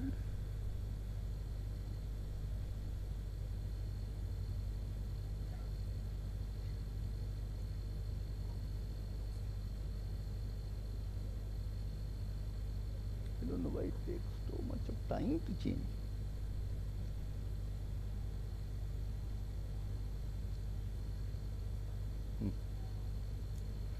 This was the target given by the United Nations Development Program, and you can study the data and understand how much is done in all this. Only now in India also we have started giving a focus on the renewable energy sources, and Prime Minister has made a huge target of generating some big. We have seen the world's largest solar power plant is put in Gujarat today.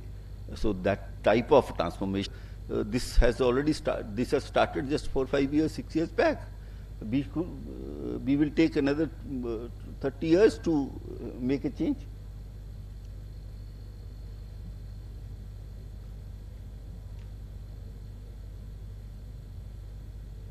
Half my time is lost in their slow system.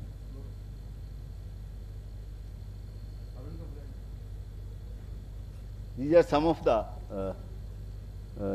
missions which earlier slide was showing. It doesn't matter. This is the major environmental changes which are happening. Shift towards non-renewable energy.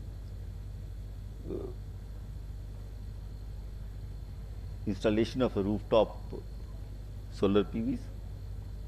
Promote use of electric vehicles, digital communication replacing paper, some of all this very important, which consume less of energy and all that. Energy transformation taking place. This is some of the, again, very important transformational steps which they have taken, be it in the area of sanitation, cleanliness, clean energy, gas distribution, or electricity distribution, or potable water distribution and all that. All this, I need not talk about all this, but you are aware of that. That multiple areas, as we said, that all sectors have to be addressed. One sector addressing is not going to solve your ESG problem and all that. Everywhere we have to talk about. There are plenty of schemes which are really making a change.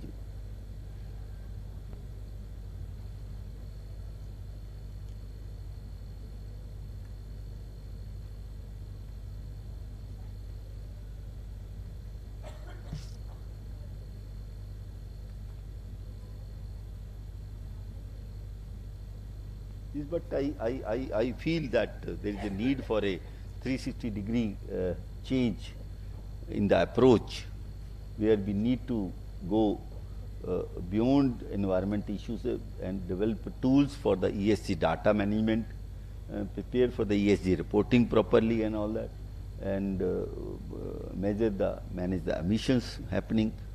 In many cases, emissions are not even measured, and similarly, in terms of the institutional framework, a lot of institutions have to work towards this mission of. This is what I was talking about, the ESG BRSR report.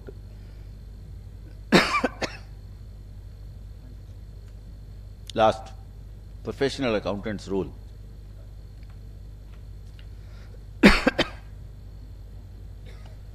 Change yourself from a cost accountant to energy accountant. Focus on that. Measure and analyze the energy consumption. Help achieve globally consistent metrics. In one case, I was in one of the program, one of the director of finance of the company. He shared his experience that our cost auditor was assigned a special task by the board to study their captive power generation activities and all that, and then understand where the efficiency and cost management to be improved.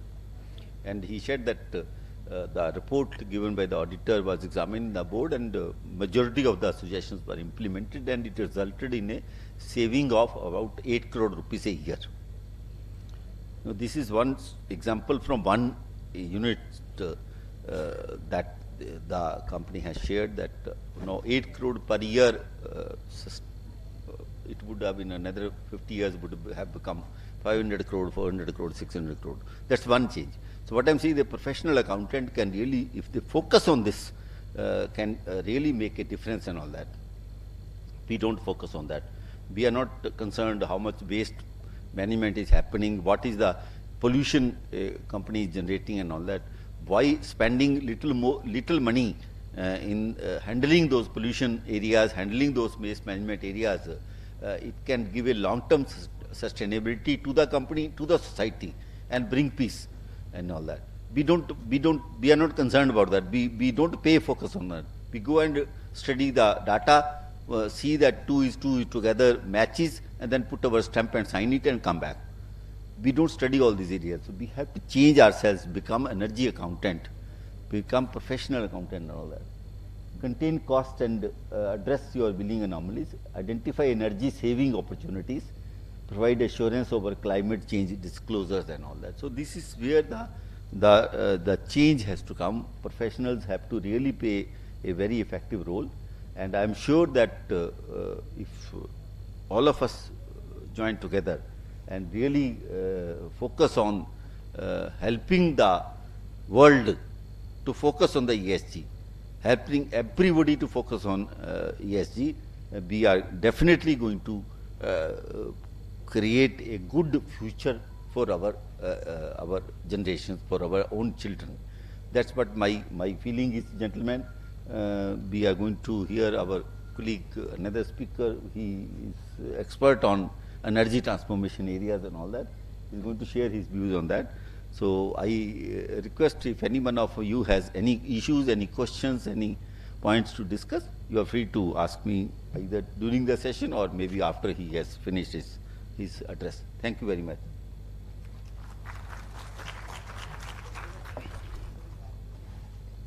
Thank you, sir, for such an engaging presentation. Very insightful. So now, next, may I request Shri Deepak Arora ji, President Public Affairs, Naira Energy, to please share his views, sir, through presentation. Yeah. Over to you. Yeah. So can you please put up the presentation? A very good afternoon, ladies and gentlemen, and very good afternoon, the senior leaders of ICMAI. It's a pleasure to be here, and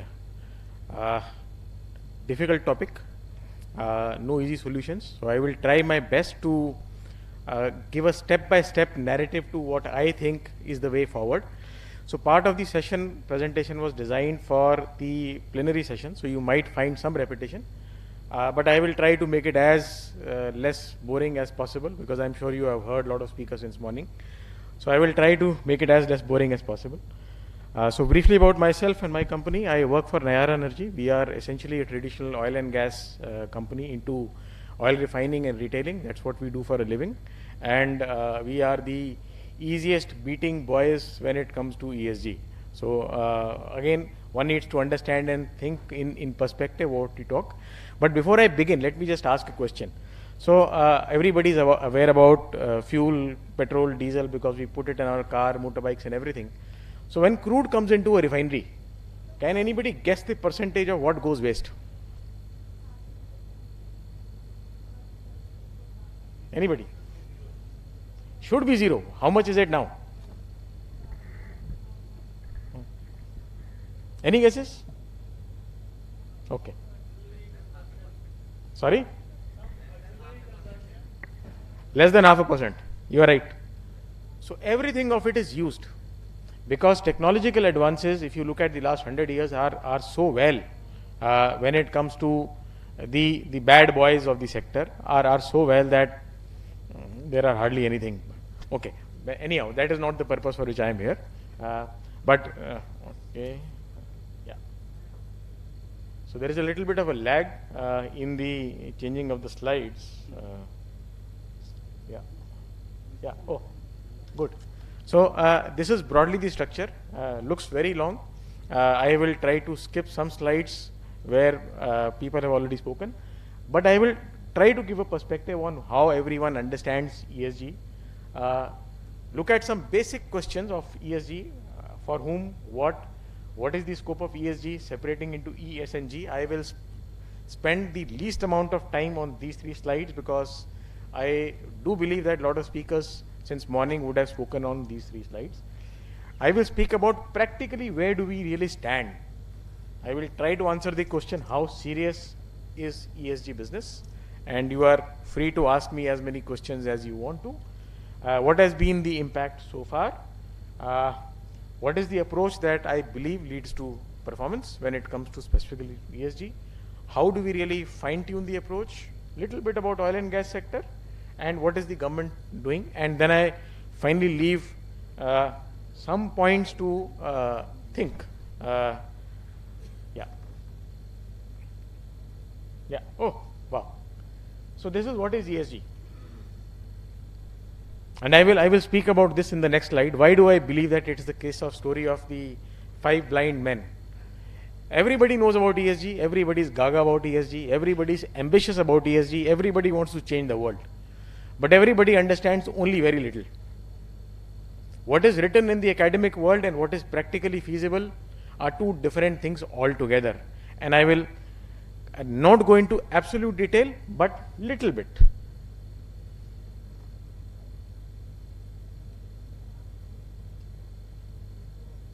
Sorry, it jumped. Yeah, this is the one, my favorite slide. Okay.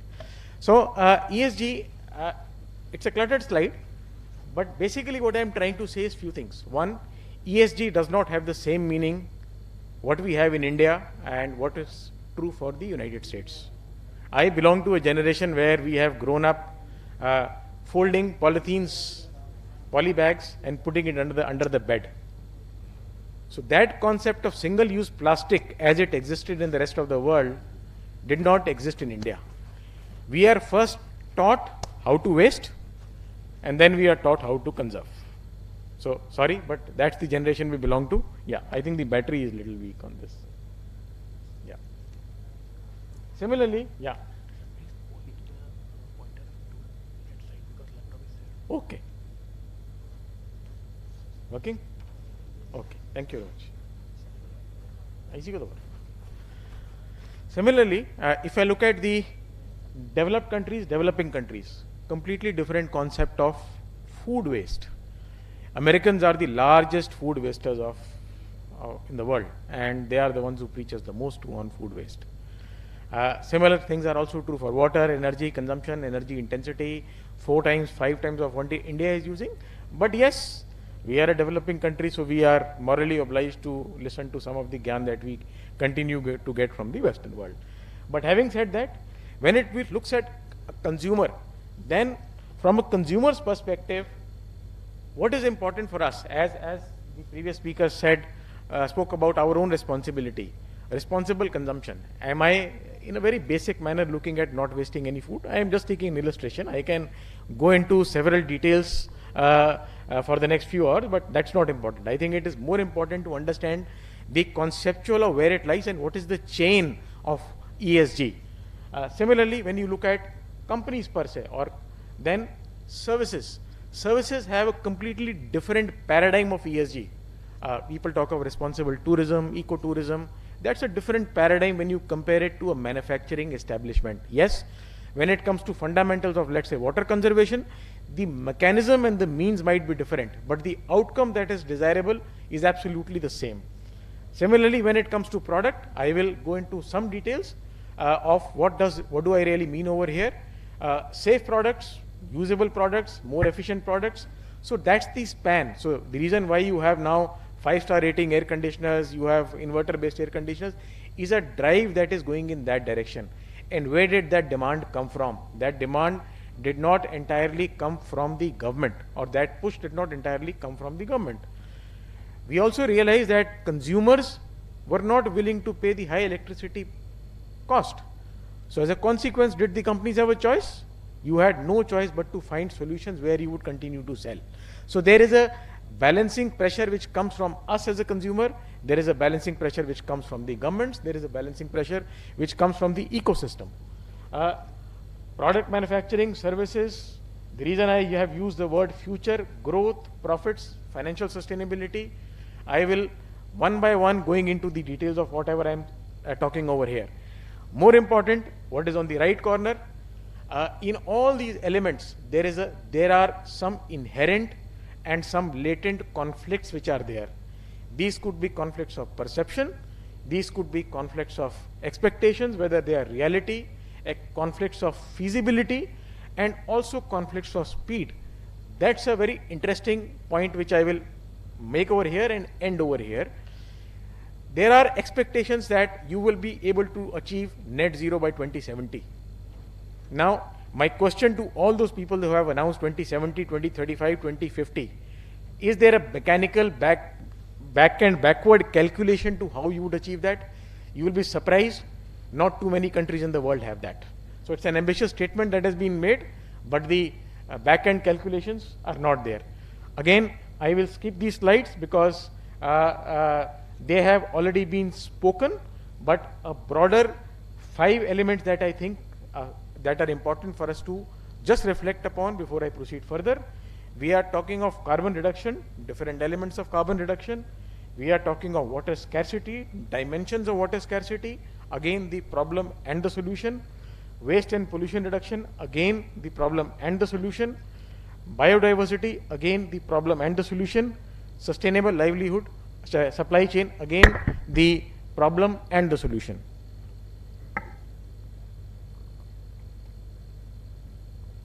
Similarly, when it comes to the social part, the S part of the ESG again has 2 dimensions. There is an inward dimension and there is an outward dimension.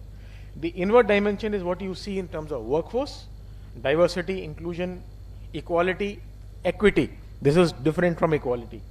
Human capital development, the external element is your community, part of the product responsibility, and also a part of the human rights. So these are external facing elements of the S part of it.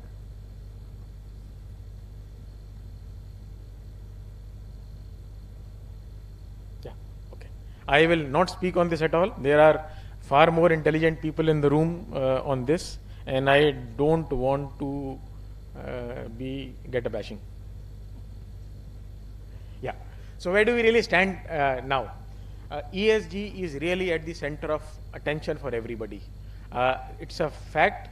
Otherwise, we would not be having this conference today. We would not be giving the due attention that we are giving to this topic today. Metrics of ESG have largely been agreed upon. There are quantitative and qualitative metrics available against which one can say that, yes, I am going to do this. ESG reporting has started, and mind you, I have carefully chosen this word, that reporting has started. There is a regulation around ESG in place. Mr. Goyal also spoke about the BRSR. The supply chain is gradually being integrated into the ESG, and I am talking more about India. I am not talking about the global scenario. Global scenario is slightly ahead of where we are today. Yeah. How serious is ESG?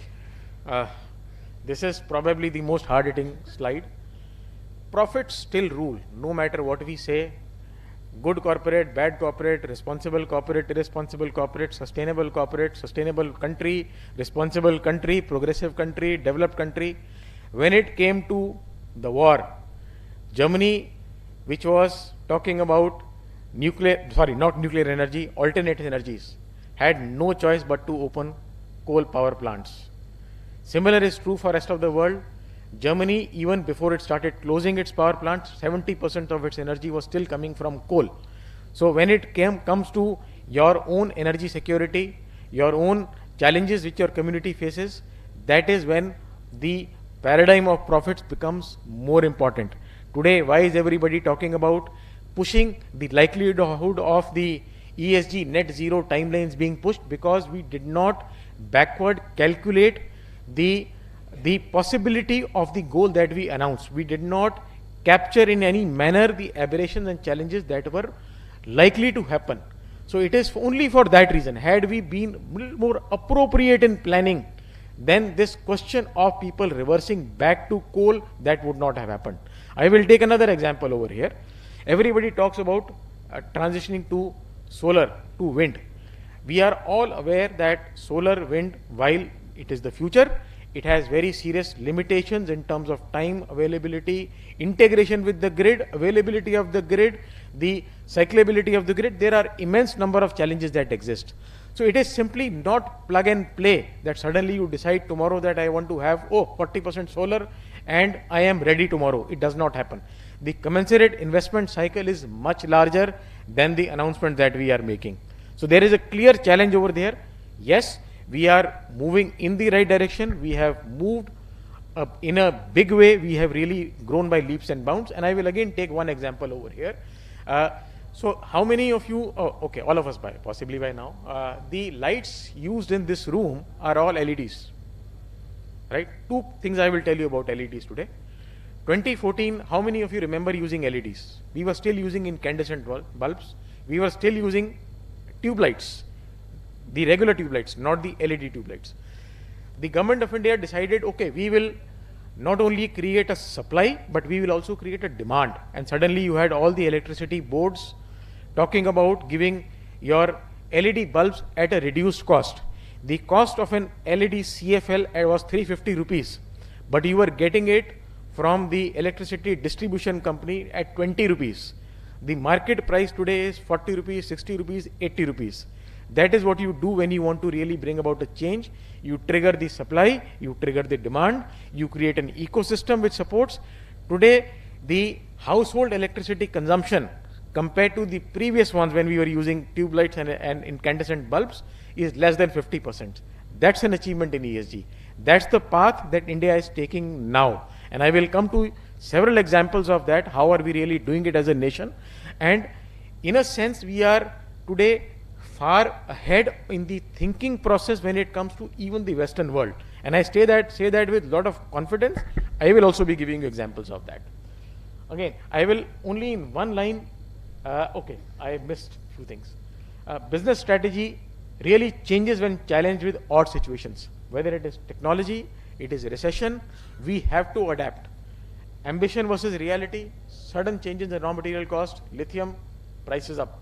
Is EV going to be again the anchor of whatever we are speaking? I don't know. There are competing narratives. You will hear good things about hydrogen. You will have very bad things about hydrogen. You will hear good things about EVs. You will hear bad things about EVs. So there are competing narratives. For us to make a judgment and for the business to make an investment on the basis of those competing narratives is a very difficult. It's not a question of emotion. It's a question of investment and return and value for the shareholders, which again, all of you understand more than what I do. In one line, I will summarize.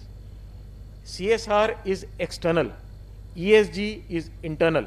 It is a part of the business process of the company. So is also true for sustainability. These are all inward-looking tools, inward-looking concepts, which we have to work on quite aggressively and progressively. Okay. So, impact so far. Issues like labor issues and supply chain have received enough attention, very widely integrated, and I am talking about India. Diversity issues are at the top of the mind. You will find a lot of companies are focusing on diversity hiring consciously, and that's a trend which is going to be there. Work-life balance is being discussed very actively. We had at one point in time 6 days, now we have 5 days. Netherlands is talking about 4.5 days, 4 days. So work-life balance, us being as humans and the humaneness of being a human is something which is being very actively being discussed now. Inclusion of the marginalized, yes, very actively on the table. Governance issues, again, have received immense attention. Work ethics, agenda is now overtly stated, emphasis on documentation. Yeah. How much time do I have? Okay. So, how do we really move from discourse to performance? Again, my thoughts. Again, these are all topics which can merit at least 15 minutes conversation on each of the bullet points. But at company level, there have to be very clearly stated targets. And as I was saying earlier, there are well-defined metrics that are already available. So one has to pick up the relevant metrics for that company, your respective company, and then decide your goal. Quality of reporting matters a lot. It is not any longer acceptable to have a casual reporting giving in any of your annual or sustainability reports. People read it. And when people read it, people also respond. People also form impressions of what you are doing. People also take their decisions on investment and participating in your growth basis those reports. From a government perspective, mandating disclosures, very important. Independent attestation of what is happening, very important. Regulation for a greater transparency, inclusion of ESG in public procurement, aggregation at national level on green sourcing and production. This is again something which has started. There is a company called Solar Energy Corporation of India. So they are supposed to aggregate solar energy and now going forward even hydrogen aggregation for supply to larger industries. So in a way, we have already taken leapfrogged in that direction. More specific and fine-tuning the approach, more specific goals and sub-goals. If we can have concurrent measurement and reporting, we can have teams and human resources that match the expectations. Big challenge. ESG, understanding resources with understanding of business as well are not available. Integrate ESG into the decision making of from reporting. So we are at the moment, as I said, talking more about reporting. We are yet one step or maybe a couple of steps away from integrating ESG into our decision making process. When I say decision making, it is decision making of investment, decision making of hiring, decision making of any other thing that is relevant and core to the business. We are gradually, bit by bit, moving in that direction. Yeah. My views, fine-tuning the approach. How do you do it? Zoom in and then zoom out. And just try to link it into the chain. Give it a financial attribution, just as we do in a statistical analysis, and the solution is in front of you. Yes, it does require a little bit of an effort, but impossible, that's not the case. Sometimes we tend to get misled by reading only measuring the signals. If the disclosure is that I am doing something on water conservation, now that water conservation indicator might be very minuscule from the kind of impact or kind of magnitude of work that is required to be done. So signals and outcomes are two different things. These should not be mixed if we really want to continue to retain our focus on ESG. Coming to the sector where I belong to, from a midstream, which is refinery and production, greenhouse emission controls. Now, for the last several years, almost a decade, every bit of your emission is monitored online. And that's true for many industries, not just the refining industry. So you have to have methods where the greenhouse emissions are the least possible. And today when I said it is less than 0.5% of your crude intake, technology has evolved to that stage where yes, you are able to say that yes, I don't lose anything, because crude, every drop is money. And every drop that you waste is also the money lost. Use of biotechnology in oil and gas. We are all talking about bioethanols, methanol, biodiesel. Those are all concepts that are being spoken about now and also being actively done. How many of you are aware that we are no longer consuming 100% petrol in our cars? Only one, two, okay, there are a few. So at the moment, all the fuel that you get at any of the fuel stations when it comes to petrol is E12. It has 12% ethanol blending. By 2025, you will have 20% ethanol blending.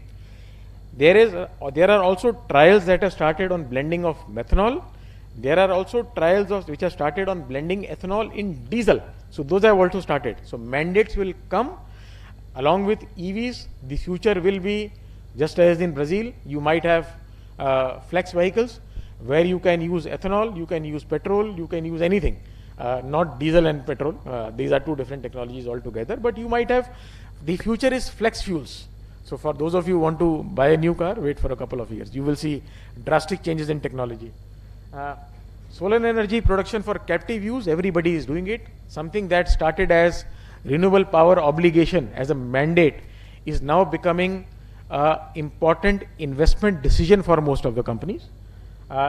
Compressed biogas, the state of Uttar Pradesh has come up with a policy where they want to set up a compressed biogas plant in every block. Now, what is biogas? The leaves that you see lying on the roadside, if we are really to go in that direction, probably every leaf that you find on the road will be used and it will have a value. So that's the direction in which we are moving as a nation. Use of treated seawater, because seawater can be used for industrial purpose, fresh water also can be, but then there are choices to be made over there. Gasification of coal, both for production of hydrogen as well as for your own consumption as a fuel. Syngas conversion for bioethanol, which is okay. This is the 0.5% somebody had spoken about the waste. So syngas is that 0.5% which you lose today. That also can be converted into fuel. And already the first pilot has been done by Indian Oil in Panipat. So very soon all refineries across India will have, as you said, sir, zero discharge. Retail network. Okay, so again a small technology piece over here. So tankers, if you've seen, the fuel tankers at one point in time were, when you load them from the refinery, were loaded from the top. And when you load from the top, because you have to open a lid. So when you open a lid, there will be some fugitive flames. It could be 0.1%. Today, every oil company even doesn't waste that. You do a bottom loading into the truck where there is absolutely zero waste. Even at your fuel stations, the way your pumps are designed, they are designed for absolute zero fugitive emission. Unless your petrol pump wala decides to do some chori, that I will leave it apart. But other than that, by basic design, everything has already been controlled. So that's the direction in which we are moving as a nation. And a lot of it was voluntary. That is the more important part to know. Regulation came in much later, but use of these technology came in much before regulation was announced. Similarly, electric charging. Most of your fuel stations now in the rural areas are supposed to have solar backups and solar battery, solar electricity.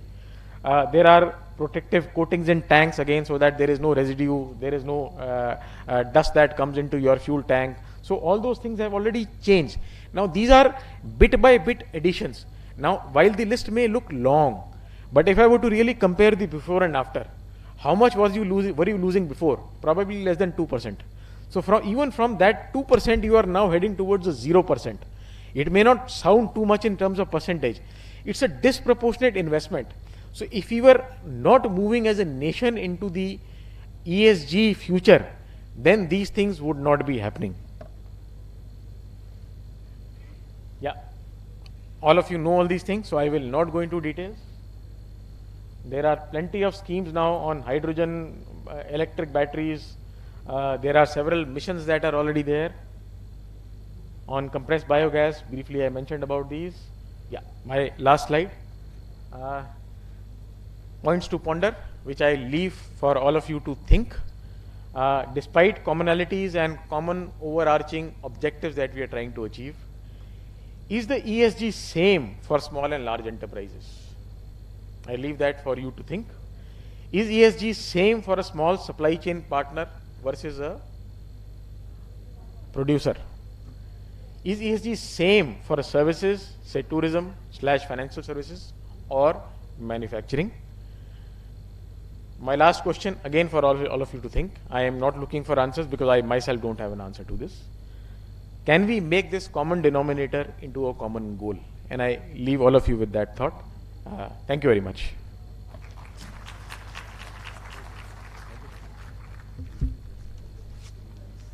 Thank you, Aroraji. It is a pleasant and very purposeful, meaningful session by both the speakers, Goyalji and Aroraji. With the permission of organizers, I will have only 2 questions from youngsters about the subject. Only 2 questions from the black-haired youngsters. 2 questions. Ready? Anybody? No? Either you have understood or have not understood the subject. Okay. Now, one more chance. Yeah, please, Bajaj sir. Yes, sir.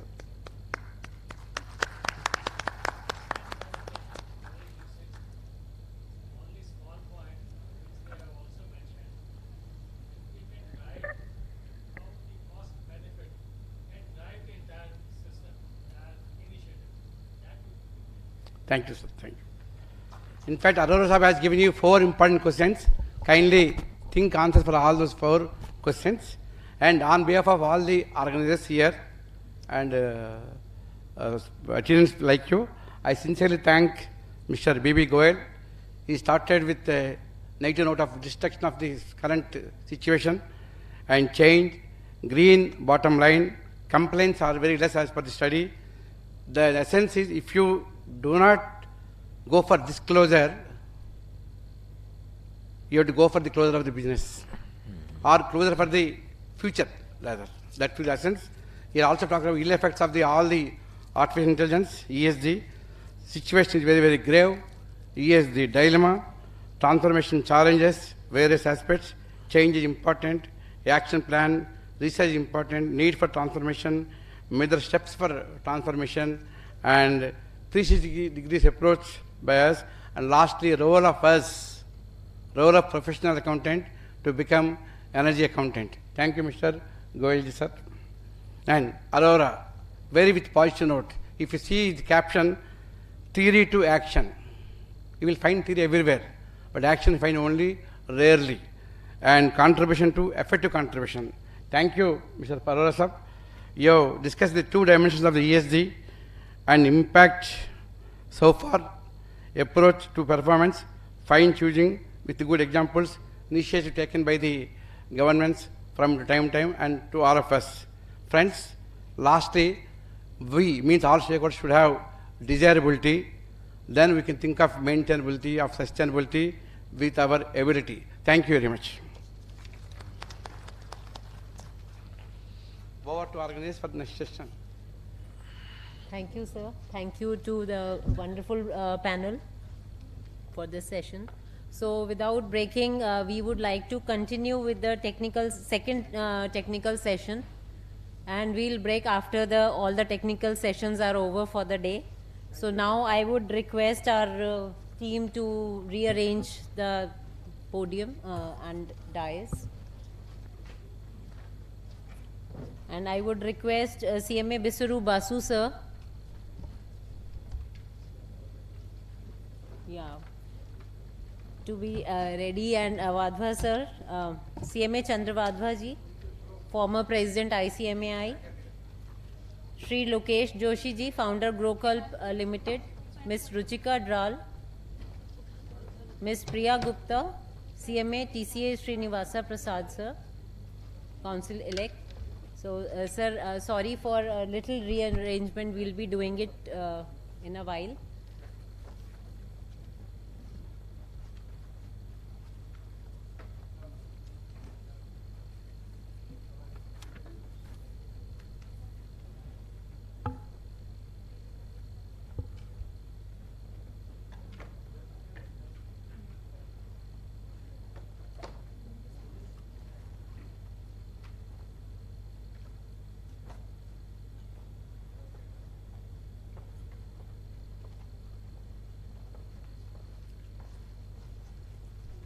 Thank you, sir. Kindly take your seats. We have very interesting topic for the second session, governance of green mobility, surface, area and ocean.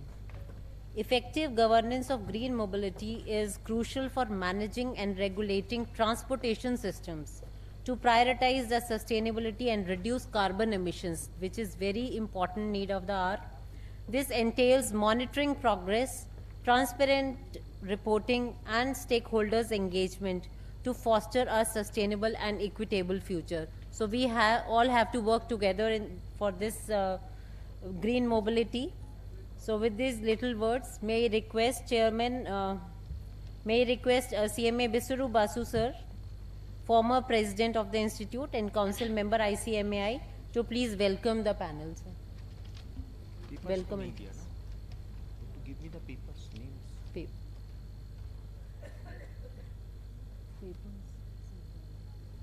Folders.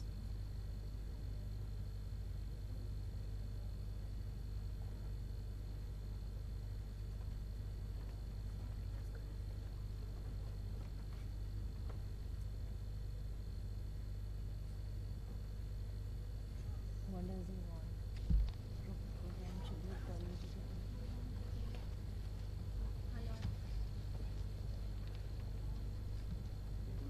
Good evening to all of you. I heartily welcome our past president Chandra Wadaji as chairman of today's technical session. I also heartily welcome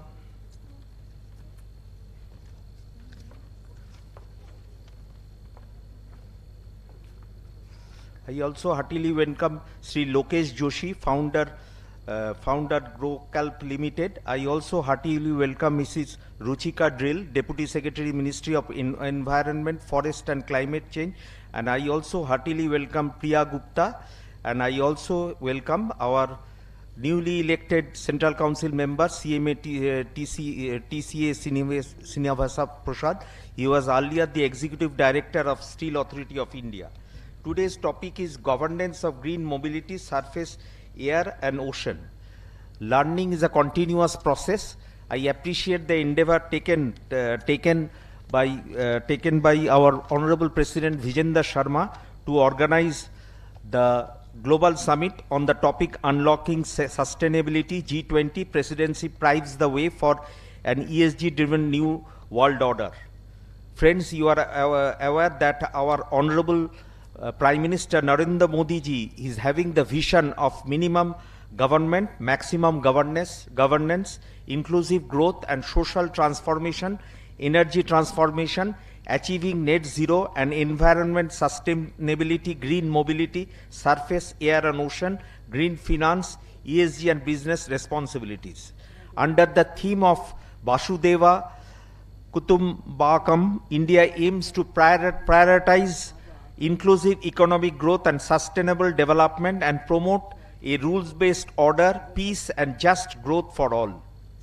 Friends, this summit is focusing on the vision and mission of our Honorable Prime Minister, one earth, one family, one future. So let us, and today the role of the cost accountants play a key role in helping the companies to navigate this dilemma by providing guidance, resources and education on how to integrate ESG considerations into their operations and advocating for policies and regulations that support ESG considerations. I heartily welcome all the panelists. So I am requesting to start the session. Sir, before we proceed, I would like to felicitate the former chairperson, former president of the institute. May request Bisuru Basu sir and TCA Srinivasa Prasad sir to jointly felicitate our former president of the institute, CMA Chandra Wadhwaji. Thank you, sir, for joining with us and motivating, always motivating, guiding force behind us. Thank you, sir.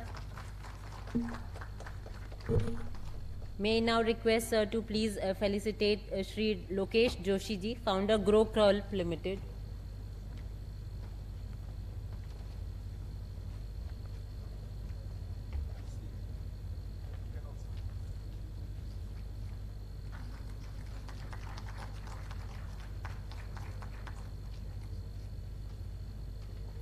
Now may I request sir to please felicitate Ms. Ruchika Dral, Deputy Secretary, Ministry of Environment, Forest and Climate Change.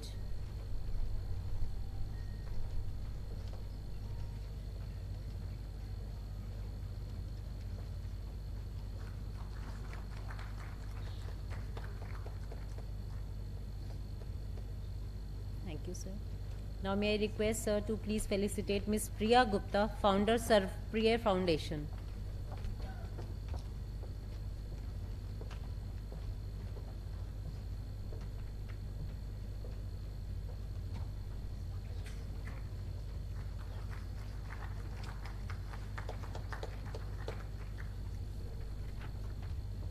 Thank you, sir. Now may I request our chairperson of this session, CMA Chandravadha, sir, to kindly open this panel discussion.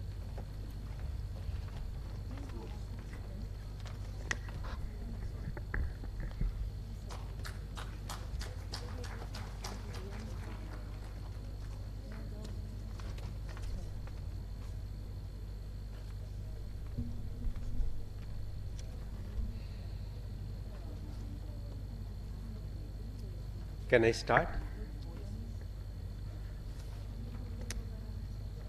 See, it's a very difficult to speak when you don't have taken a cup of tea, and immediately the second technical session has started. See, there was a time when you used to walk 5 kilometers a day. But now the time has come, we are not walking at all. See the change of habits also. Why these problems are coming? Today, 50% of the population of this planet is in the cities. In the coming years, say almost by 2050, 70% population will come to the cities. Why these all imbalances are coming? Change of our habits. Maybe that is very, very small issue considered to be, but that is the root cause. I remember that when I was a child, we used to go to the schools, we used to walk. I don't remember that we have taken even any rickshaw or something like that. Whether it's the rain, whether it's the summer, winter, whether it's any type of weather, we used to walk. But today, how many children are going to school by foot? Hardly any. I just to come across. Why these problems are there? These are the changes. Consumption pattern, that's another root cause for the food habits have changed. We will eat at this place. We will go for eating this particular dhaba or hotel. So then you are traveling because living standards have improved. That is the real sign. Today, your office's distance, this is the average worldwide, you are spending 1 hour a day for traveling. That is happening. Energy, now we are talking. There was a time, and for 1,000 years, horses were only being the driving force or whatever the vehicles, whatever you call, carts, etc. Of course, the speed was very slow, 20 kilometers per kilometer. Of course, there was a certain horses which could reach up to 50 kilometers per hour. Those were but the environment was very, very beautiful. Even we could see just for during the COVID, when the manufacturing activities were not there and practically there was no vehicle was running, so then the weather was so beautiful. Why this climate change is coming? Because of the change in technology, competition is increasing, everyone wants to go for, because of this competition, want to win the game. Now when we are using this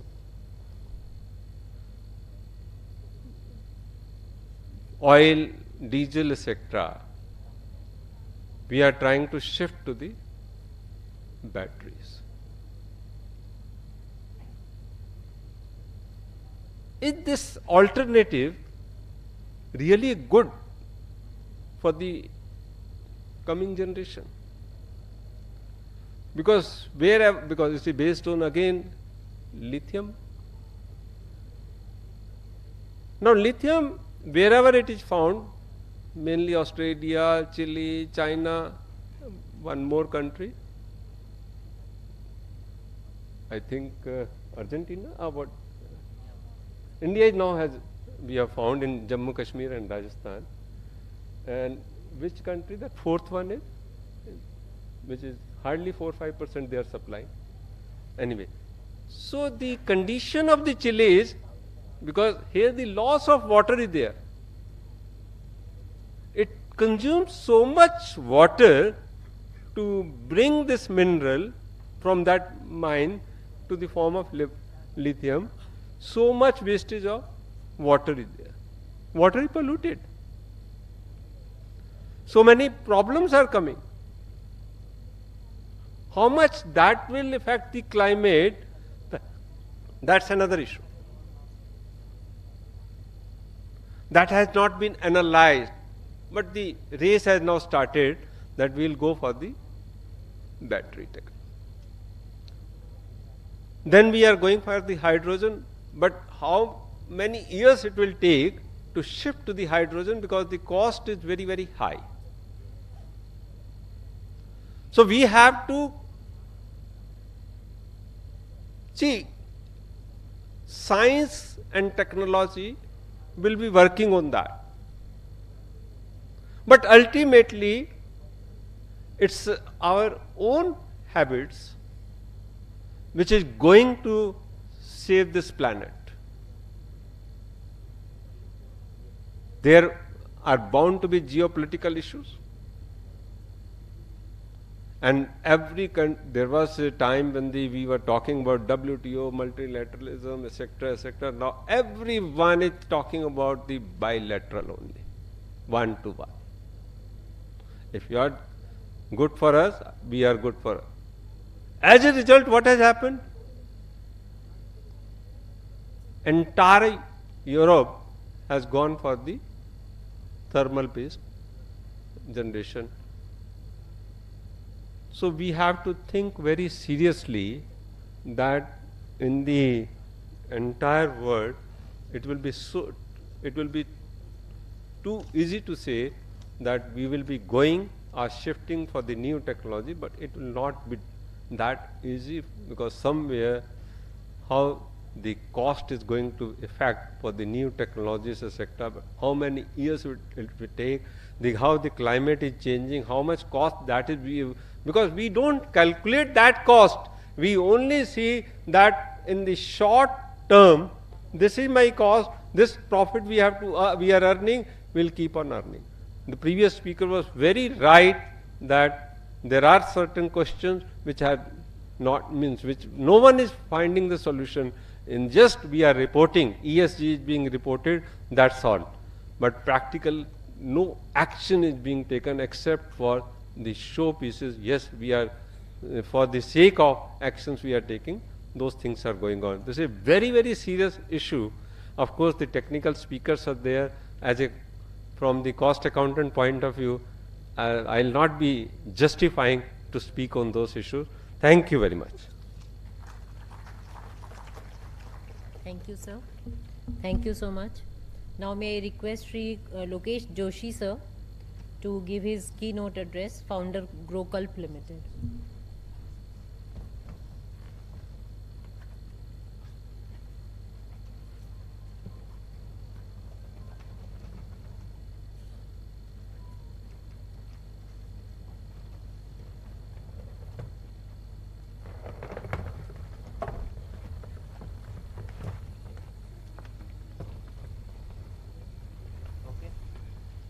Myself, Lokesh Joshi. I am the managing director of Grokal. I have spent around 15 years in mobility sector, working with Honda, Suzuki, Ashok Leyland, Hero, you name it, I have worked. So you can say 15 years I have polluted the world. So I thought let's become entrepreneur and clean the world now. So a small update on what Grokal is doing. We have 3 verticals. First is design thinking, where we understand customers, understand the problem, and we find a solution. Second is hydrogen. Hydrogen is one primary source which we believe can solve the net zero problem. We will try to understand whether it is possible or not. Third is AI. Right now we are using AI for able people to become more effective. We are trying to develop AI for blind, that how AI can help blind people come into corporates. So today's focus is green mobility. We will have an interactive session, so I'll ask a lot of questions. So be ready. I can point anybody and ask the question.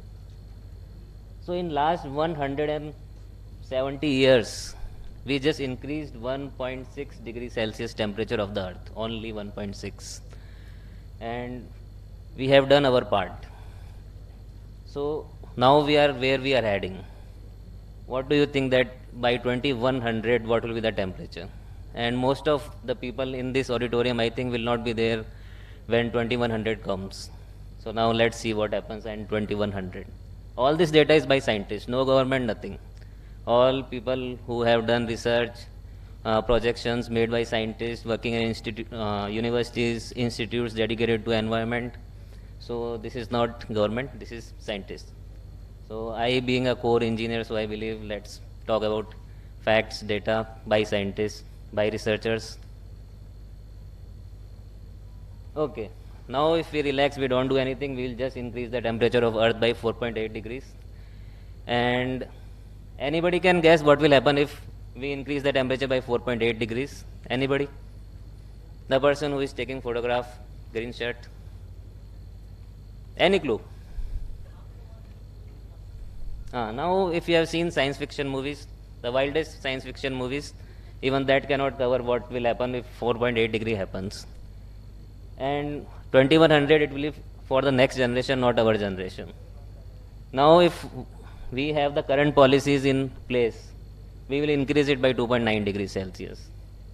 Now there are pledges, targets what government is taking.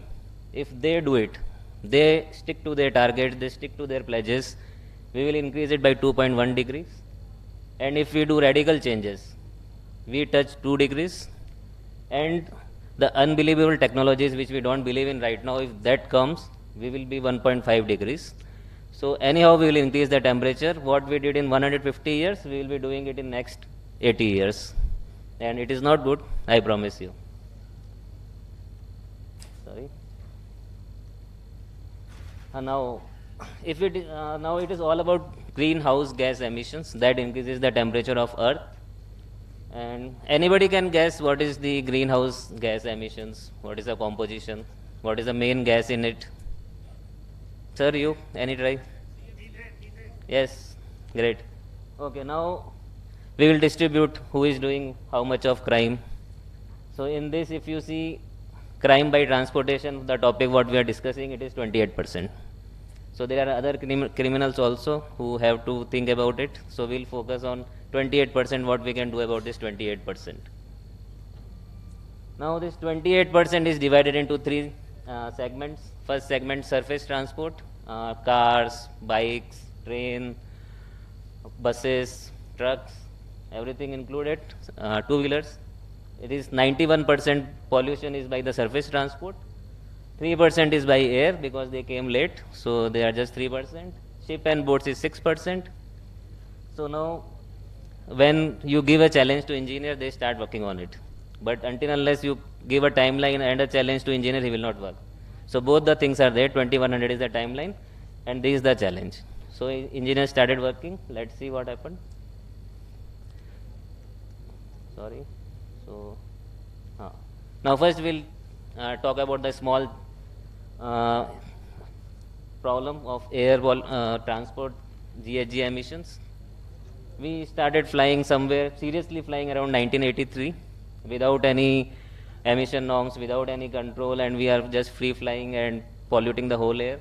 Then when we realize that it is not correct, when surface transport is already controlled in various norms, let's start controlling the emissions produced by airplane. And CAP is the norms which is given to aviation sector to control the emissions.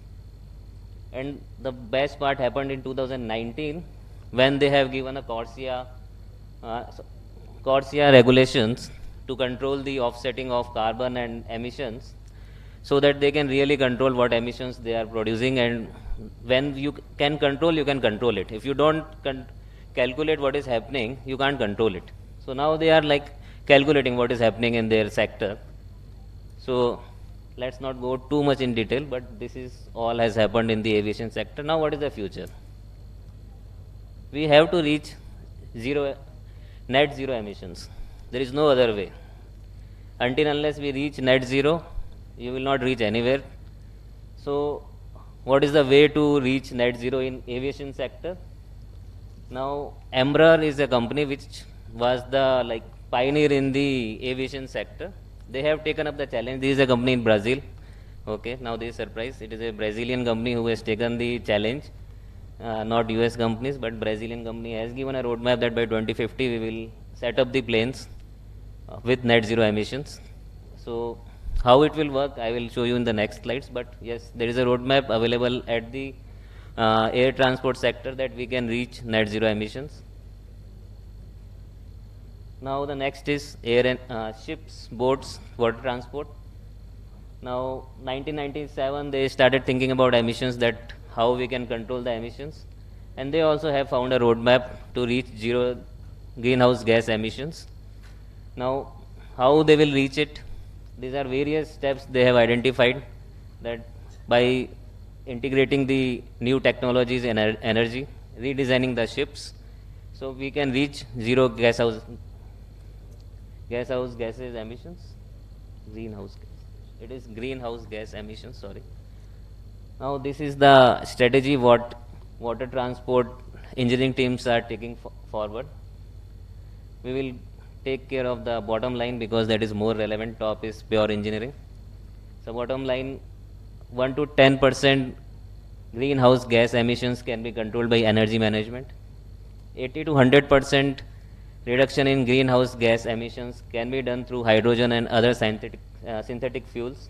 90% we can control by biofuel third generation. 35% we can do it with LNG and LPG. 50 to 90% we can do it by full electric ships and boats.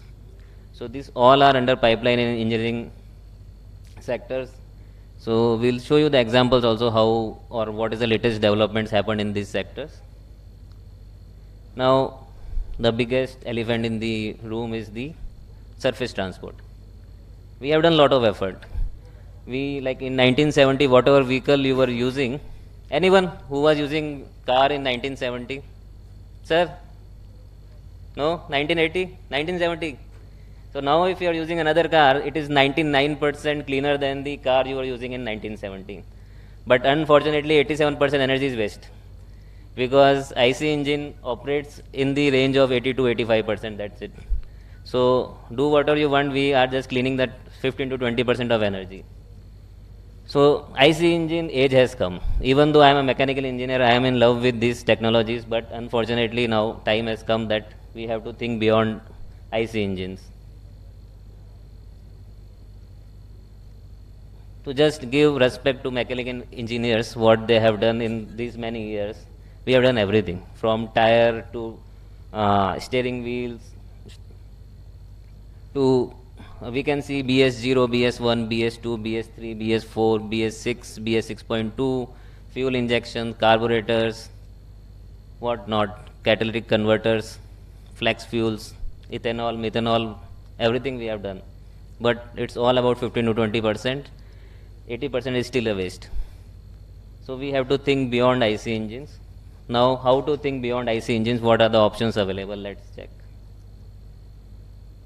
First is electric vehicle. Now, we discussed about lithium batteries and all. So, as sir told that lithium batteries may or may not be good. There are a lot of doubts about electric vehicles. Anybody? Other than sir, who has doubt on electric vehicle and what problem electric vehicle has in current scenario? Sir, you? Sir? Electric vehicle, what is the problem you think electric vehicle has the problem? No, huh? No, not infrastructure, sir. The electric vehicle. Battery life, okay, they are giving 8-year warranty with 3.2 lakh kilometers. 3.2 lakh kilometers, sir. You have a car?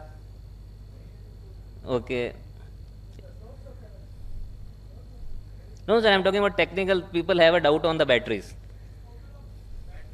Good. So disposal of battery is a problem. But the electric vehicle companies are giving you a warranty that 3.2 lakh kilometer it will run, or you keep it for 8 years. Before that, they will replace the battery. Now, disposing the battery is a problem because it is a costly affair. So now, engineering teams are working on it, that how we can recycle the batteries and take out the lithium again, which is not solved. It is not a viable solution, but Germany is working on it. So right now, the best solution is let's go electrification. So technically, all engineering people are agreeing on let's become electrified. And if you take the energy from the grid and you put it in the tires, you are using 95% of the energy. So from 20% you are reaching 95% plus the other problems of electric vehicle. So countries got serious. Let's do something, remove IC engines and get electrified and try to reduce the greenhouse gas emissions. So Norway, if you see, it is saying that by 2025 they will become, if you see the color, it is zero electric vehicle sales 100%. So now zero emission electric vehicle, okay. So Norway is very serious because if that 4-degree happens, Norway will go under the water first. So whoever is doing first, they are like on the risk of going underwater. So now you see the Singapore is also almost near the sea level. So by 2040, these many countries have agreed that either they will be switching to complete electric vehicles, or they will remove all the IC engines and have only electric vehicles, like old IC engine vehicles will be removed and we will have only electric vehicles. Now the bottom green countries, they have taken a pledge, net zero pledge, that they will not produce greenhouse gas emissions at all. So this is a challenging task for which they have developed a lot of strategies, that how they will replace the energy. Even if you see the lamp here, it is a contradictory that we are talking about green and we are still producing greenhouse gas emissions. Sorry God, but it's happening. So that is the thing. Now let's talk about India. We are not that technological advanced. We don't have a grid. So Niti Aayog did an analysis. What will happen? By 2030, what will happen to India? Where we will be?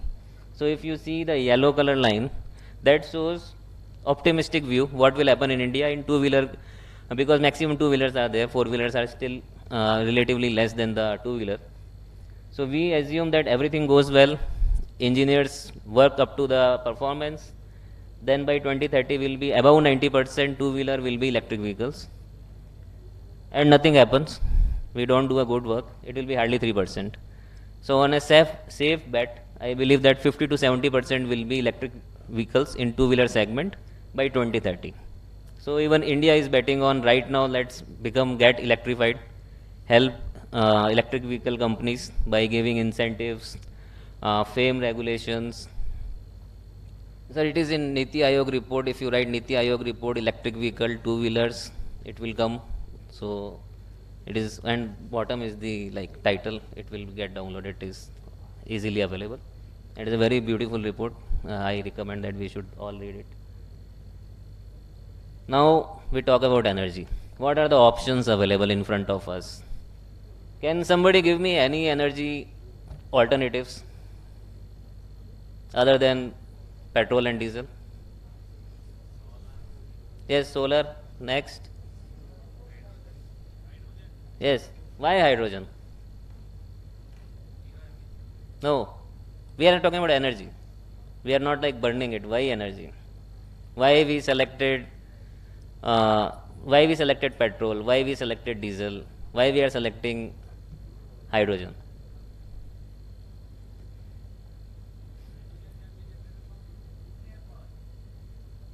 See, you need energy. So same amount of, say you have X amount of diesel, X amount of petrol, X amount of hydrogen. Hydrogen has the maximum energy. Now the problem is how to use this energy. So we were not, like 30-40 years back, we were not aware how to use this hydrogen energy. It was solved 30 to 40 years back, but we were not serious and the cost was very high.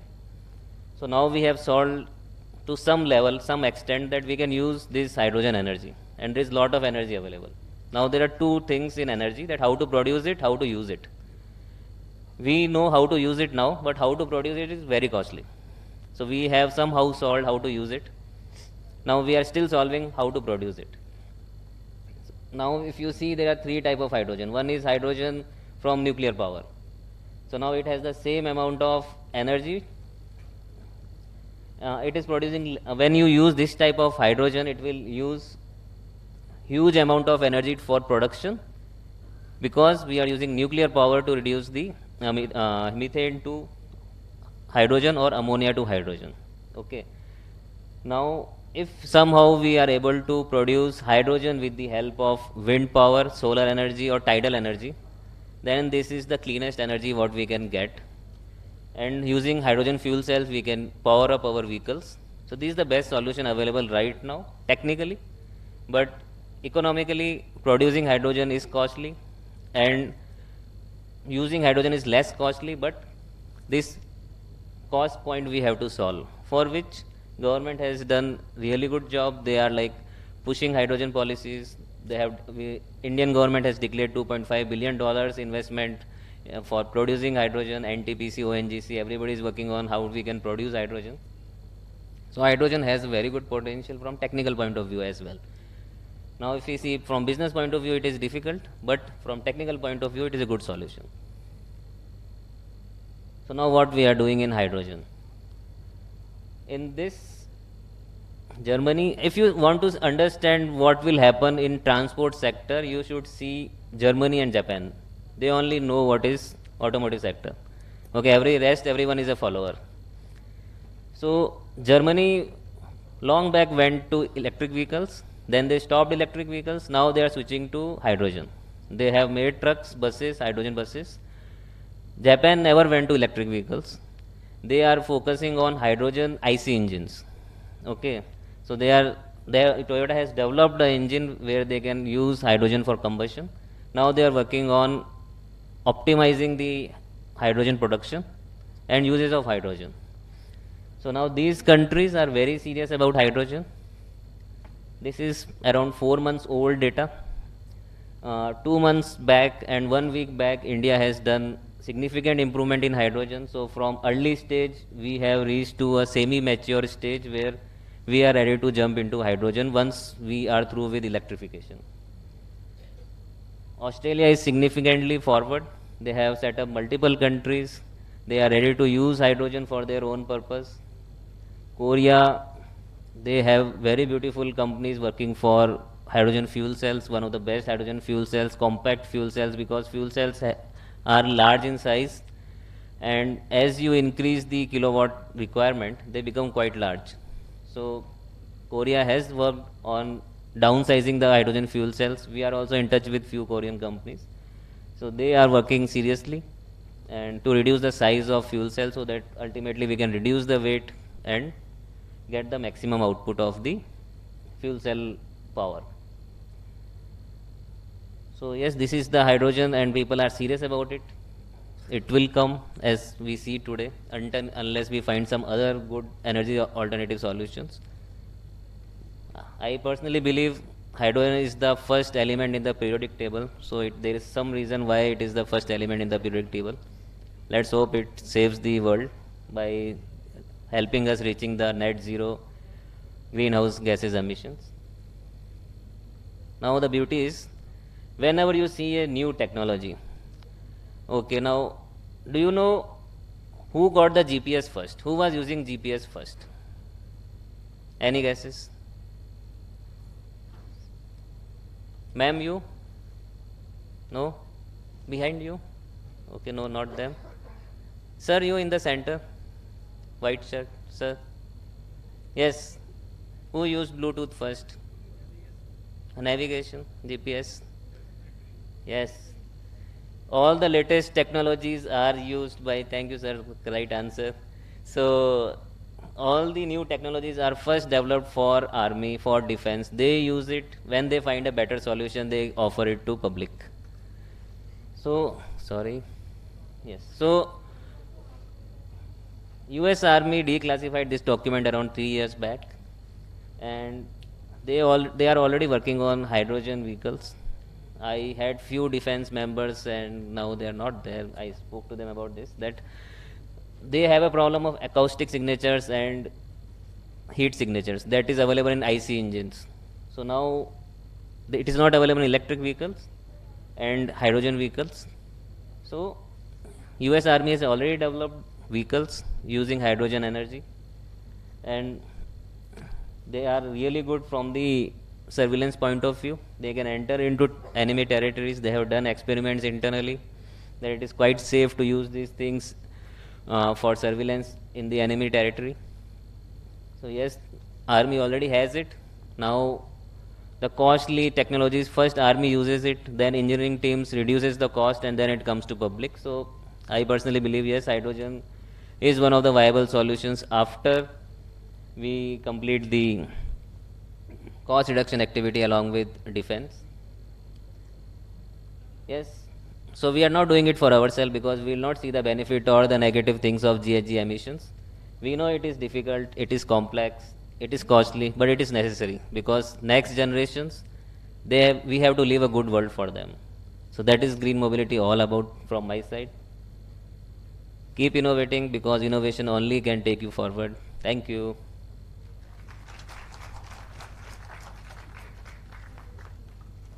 Thank you, sir. Now, may I request Ms. Ruchika Dral, Deputy Secretary, Ministry of Environment, Forest and Climate Change, for her presentation.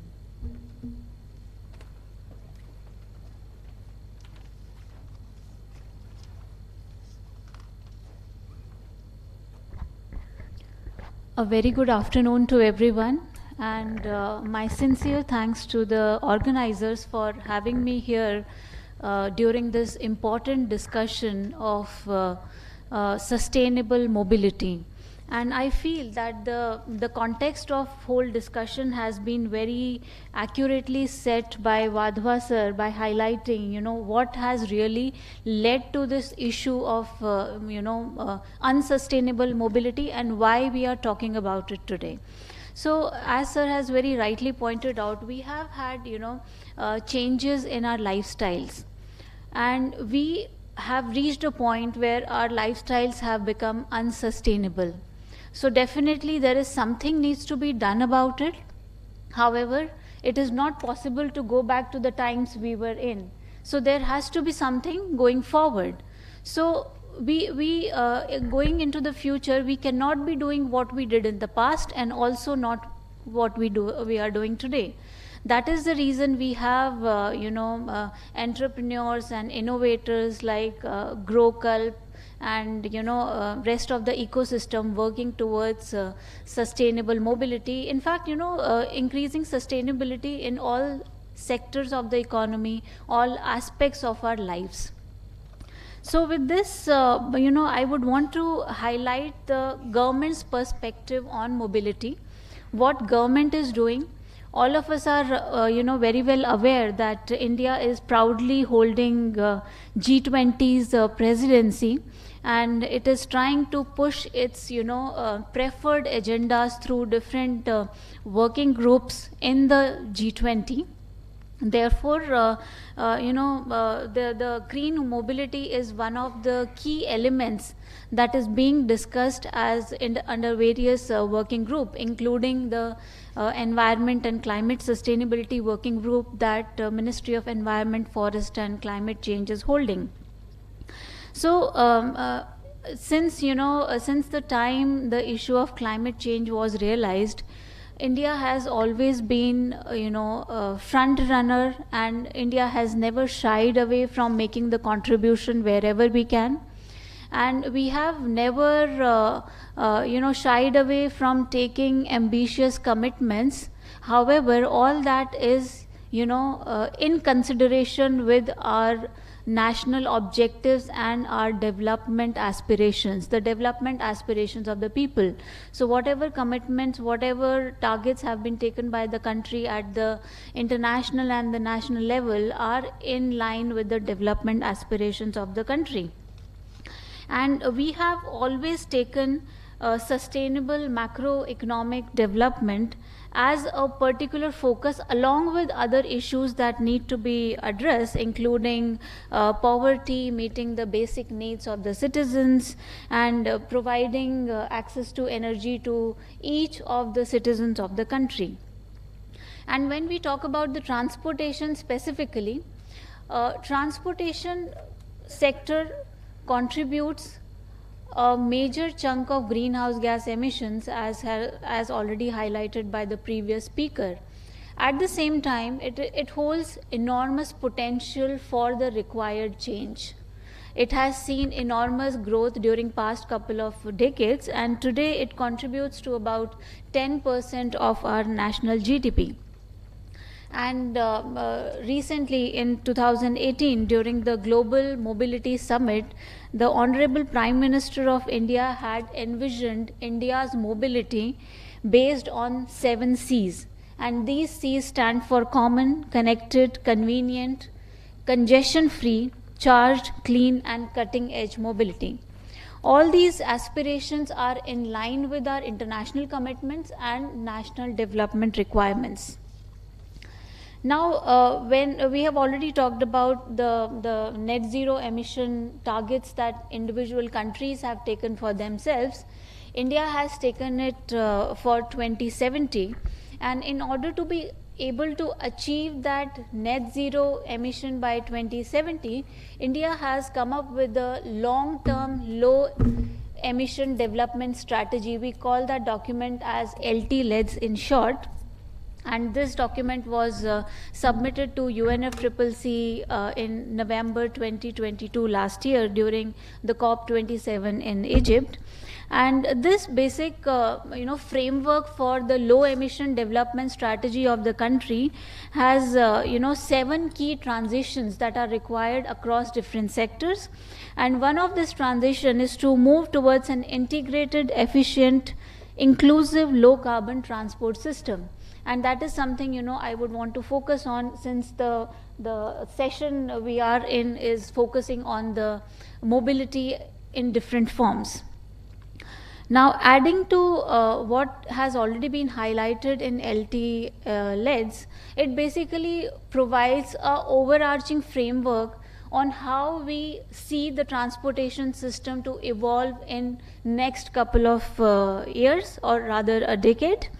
It focuses on improved fuel efficiency, phasing towards cleaner fuels, modal shift towards public and less polluting modes of transportation, electrification across multiple modes of transportation, the demand side management, and the traffic management along with intelligent transport system. These are the guiding lights or guidances for the innovators across the country on where the government sees the transport system to be heading to. And in line with this strategy, the Union government's budget this year, that is 2023 to 24, has very rightly embedded sustainability aspirations into its key policies and schemes. Greening the economy is one of the 7 top priorities that the government has taken for itself, which are called the Saptarishi. And there have been special budgetary allocations for development of the EV sector, which I'll be talking about, going forward. Talking about the Ministry of Civil Aviation's, initiatives that they have taken to promote sustainable development in the aviation sector and also reducing carbon emissions from the airports. The ministry is very closely focusing on standardizing carbon accounting and reporting framework of Indian airports, and that will be applicable to the brownfield as well as the greenfield airports that are coming up across the country. Then something has already been mentioned on CORSIA, which is the carbon offsetting and reduction scheme for aviation sector. This is an international framework to reduce emissions from the aviation sector, and it is being implemented in 3 different phases. And since India is a developing country, the offsetting requirements under CORSIA will be applicable to the Indian carriers only after 2027. However, the Indian carriers are already preparing for that regulation, and there has been serious dialogues on sustainable aviation fuel and other ways to reduce emissions from the aviation sector. Then coming to the road transport or the surface transport, there has been a continued focus on the very popular FAME scheme, that is faster adoption and manufacturing of hybrid and electric vehicles in India. The second phase of the scheme was approved in April 2019, and it is going to be active for next 5 years with the special budgetary allocations. And there are measures to enhance the demand for the electric vehicles by providing demand incentives. At the same time, production linked incentives are being provided to the manufacturers of advanced chemistry cells, which are used in the electric vehicles. And the cost of the batteries and the environment friendly disposal of the batteries is directly proportional to the cost of the electric vehicles. So the different multi-pronged approaches being taken to make electric vehicles cost competitive in the market and enhance their adoption in different areas.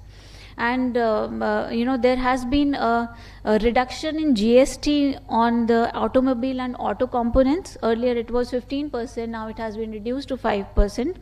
Again, the GST has been reduced on chargers and charging stations also to 5%. Parallelly, the Ministry of Road Transport and Highways has issued a notification to the state governments to waive the road tax for the EV vehicles. So all this is being done to enhance or boost the demand of the electric vehicles amongst the consumers like us. And the approach towards the hydrogen fuel and green hydrogen has already been discussed by my co-panelist in the previous presentation. Additionally, there is a policy for voluntary vehicle fleet modernization program, or the vehicle scrapping policy, where the incentives are being provided to phase out the unfit and polluting vehicles irrespective of their age. So these are the kind of measures being taken to enhance the sustainability in the surface transport. And parallelly, there is a national logistic policy which is very much linked with the transportation cost and the sustainability of the transportation sector. And India envisages to reduce the logistic cost in the country to global benchmarks by 2030. So these are some of the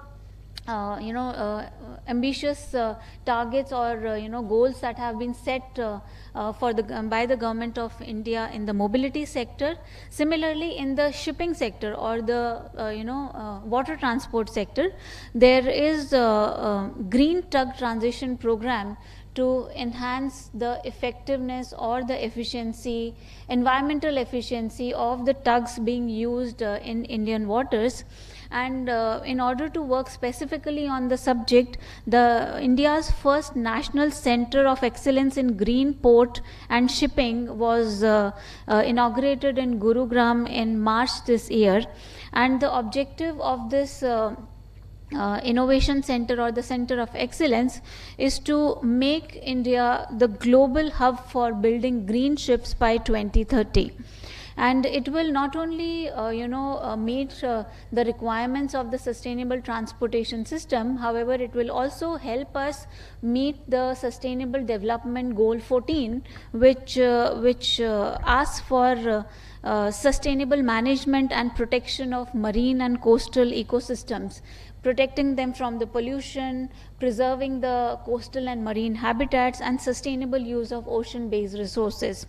And the overarching policy for the shipping sector or the maritime sector is the Maritime Vision Document 2030, which was released by our Honorable Prime Minister as a 10-year blueprint for this sector to be able to become sustainable over the period and to transition towards a sustainable, climate resilient maritime sector and a vibrant blue economy that can support the lives as well as livelihoods of the people who are dependent on the marine environment.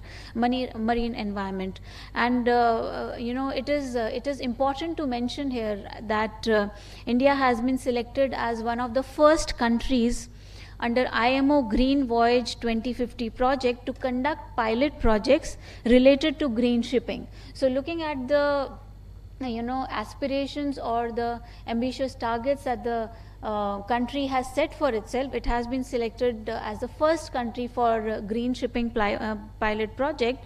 So with all this, I just want to highlight that efforts and initiatives, policies, programs are being developed by the government of India across different sectors of the economy, including all the modes of transportation. However, all these policy programs will be meaningless without active and meaningful participation from the rest of the stakeholders in this ecosystem.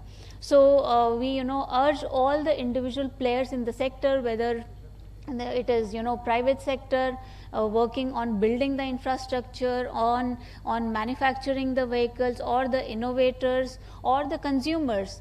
We require a concerted effort from all the stakeholders of this sector to be able to receive and see some meaningful outputs. So I'll stop here by just concluding that India has been taking very ambitious actions across different sectors of the economy, and in order to be able to achieve those ambitions in a positive and a rightful manner, the involvement of all the stakeholders is the key. Cooperation is the key, and I think this is what we intend to do with these kind of summits, that we are trying to bring together all the stakeholders to be to build their capacity on different subjects, and at the same time to inform them about the expectations of each other to build this sustainable ecosystem. Thank you very much for your patient hearing, and we look forward to more. Thank you.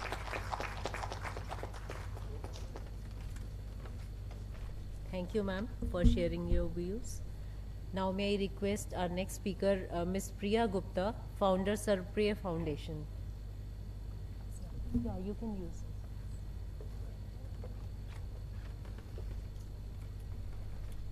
How can I make the slides? Yeah, presentation. The presentation. But pointer.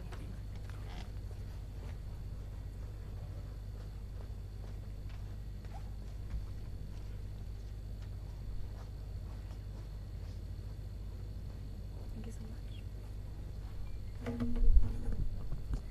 First of all, I would want to have a huge round of applause for everyone who is still sitting here. I mean, after a long day, all the technical sessions, and during Delhi's flood. So, At the outset, I want to thank ICMAI to invite me for this session. Also, all the dignitaries and speakers for enlightening the audience with their experience and knowledge. Although I would like to mention here, I'm not coming from the government, I'm not coming from the NGO, I'm not coming from the chamber, because I am working with all of them. So, in short, I would like to give a brief introduction about myself. Earlier, I started working with startups, then MNCs like KPMG, Big Fours, and after that, I started working with academia like Indian Institute of Delhi, Technology, IIT Delhi. And then I started working with ministries in rural development, in different ministries altogether, to promote women entrepreneurship, sustainability, education, etc. And right now I'm working at a chamber, FICCI, as an assistant director in ICT. So here, after hearing, from different experts coming from either the technical background or the government or the NGOs, today I want to give my own perception on how we can promote ESG. कोई ज्ञान नहीं दूंगे, in short, because आप लोग काफ़ी ज़्यादा मुझसे जानते हैं और आपसे मैं काफ़ी कुछ सीख सकती हूँ. With this, I always start my speech or session or interaction. And right at the end of the session, I would want all of you to introspect and take something back with which you can question and come back to us or the government for implementing the changes. So my perception of ESG or bringing the change or promoting sustainability throughout the world or in India is, first you need to change yourself. You need to bring that change as an individual. At this age, I have read Upanishads and Gita and Mahabharata, right? And one concept which is written in Upanishad is self. Utmost priority and importance is given to self. So when we are making changes in our lives, by changing little habits like one of the dignitaries mentioned, for example, having a morning routine or observing your actions, or therefore observing what other people are doing around you. All right. For example, you just ask yourself, how many family members do you have in your family? And how many cars do you have? Or how many vehicles do you buy? I know, यहाँ से सब ज्ञान लेने के बाद, after 10 minutes or 5 minutes, I will not exceed this session for more than 5 minutes, सब भूल जाने, everybody would forget कि अंदर क्या क्या हुआ था, मैं भूल जाऊंगी, because इतना ज़्यादा knowledge share हुआ है, that too in a very technical, manner, that it's impossible for a human to retain everything. But what's possible for everybody to retain, it's your individuality and to observe what other people are doing and to make changes on day-to-day basis. All right? So I request each one of you to first start observing your actions from today onwards. कि आप यहाँ से घर जाते हुए कितनी EV vehicles देखते हैं, कितना पेट्रोल, और आप आगे within 1 to 5 years, would you buy a vehicle which is an electric vehicle? If you don't have the affordability, what would you do to make that affordable, to create that affordability? And henceforth, if you observe things with clear lens, then you would be able to suggest the government or the experts like CA, CMAs, etc. to make further changes in the policy. While pursuing my course at IIM Kozhikode, it was about public policy management. we were taught about urban infrastructure, and exactly 1 year back, we were talking about floods. Floods in Bangalore, Delhi, Calcutta. And there I gave an example. Let's go back to Indus Valley civilization. All right. अब development की बात करते हैं, they were developed. We are speculating, we are discussing about things like ESG, entrepreneurship, inclusion, sustainability, etc. because we have made so many mistakes over the period of, I would not say years, hundreds of years. And we are trying to cope up with that. खुद ही गलती करके discussion करते हैं, उसके बाद भी गलती करते हैं. That's how we all are. Okay?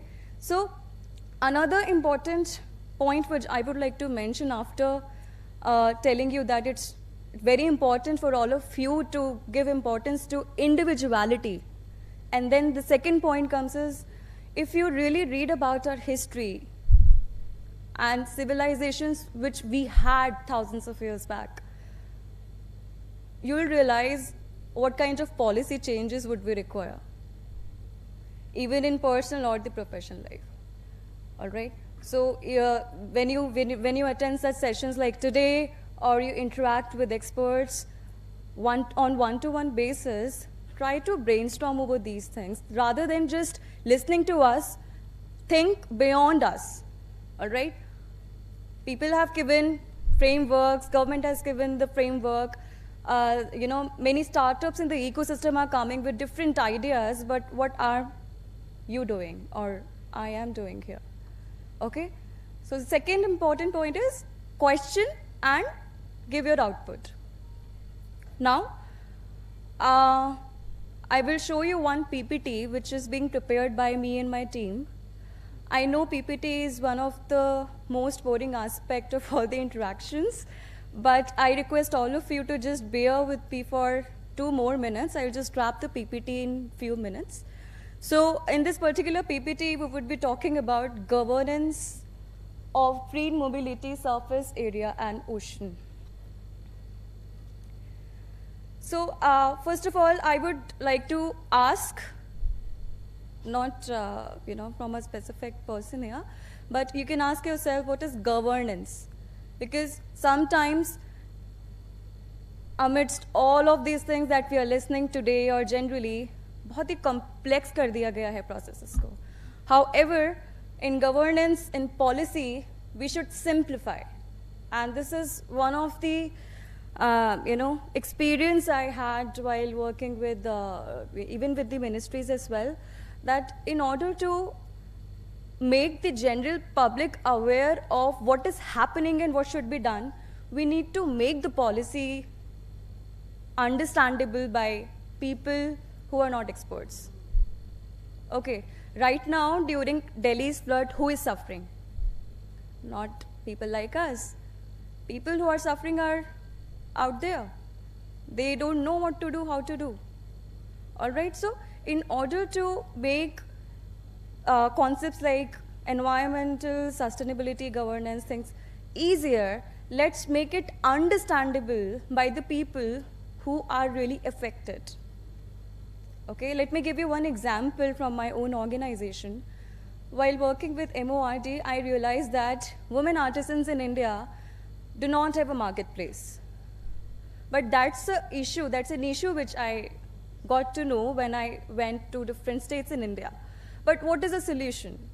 आप जब तक जाकर उनसे बात नहीं करेंगे, those women artisans, that you can sell it. They are confident, they are skilled, but how to sell it? Who is training them? Who is developing them? आप उन्हीं की भाषा में नहीं समझाएंगे, they will not understand it and take an action. All right? So, thus, we need to focus on the simplicity of the subject matter, be it policy related to anything, either ESG or data protection, etc. So, coming back to the PPT, what is green mobility? I think most of you must have heard today what is green mobility. I need not to repeat the term, but I'll just give an example. For example, EVs reduce emissions and dependency on fossil fuels. Public transportation reduces congestion and encourages shared mobility. Like I mentioned, I am sharing about public transportation, but you know the whole system of traffic congestion in Delhi, especially in Delhi and Bangalore. Then even if you take a public transportation, for example, metro and buses now, it's congested, right, because of population outburst. Then if you see that there is an issue, I always see people complaining in the office, especially in the morning. Metro में भी भीड़ है, roads पे भी भीड़ है, कहाँ जाएं? उठ के आए office. Generally meeting 11 बजे है, we reach at 12:30. Why? But we are just complaining. What can be the possible solutions, right? So think about it. So everybody knows about it, the benefits of reducing, pollution, air quality, healthy lifestyles, etc. Embracing a sustainable future through green mobility. So the Indian government policies and initiatives for promoting green mobility demonstrate a strong commitment to sustainable transportation solutions. One of our dignitaries, she has already explained what our government has been doing to promote this. The combination of subsidies, infrastructure development, and public transportation project is driving transition. And this is what I am going to focus upon in this particular PPT. These efforts are not just promoting the environmental benefits, it's also promoting the economical benefits. As a matter of fact, society is here, individual is here, and when you combine it, economic is the backbone of any policy. So alone, individual, alone, society cannot do anything. It's an intersection of the individual, society, and the economy altogether. Basically, economic benefits or disadvantages, they are just backbone of any policy.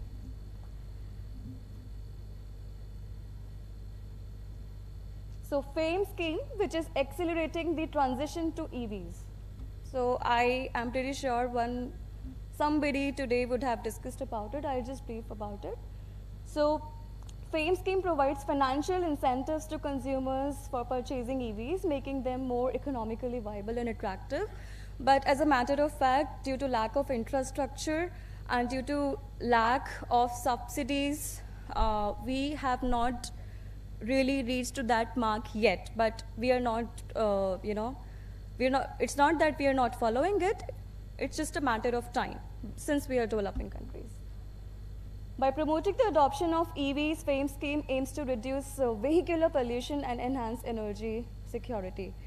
Like we have already seen in one of the presentations that transportation and vehicular pollution, is one of the prominent pollution which is there into the urban, cities. So we need to focus on, promoting EVs to reduce vehicular pollution. NEMMP, a roadmap for electric mobility in India. So it's one of these schemes or policy by the government which aims to achieve national fuel security and reduce dependency on fossil fuels and promote sustainable transport alternatives.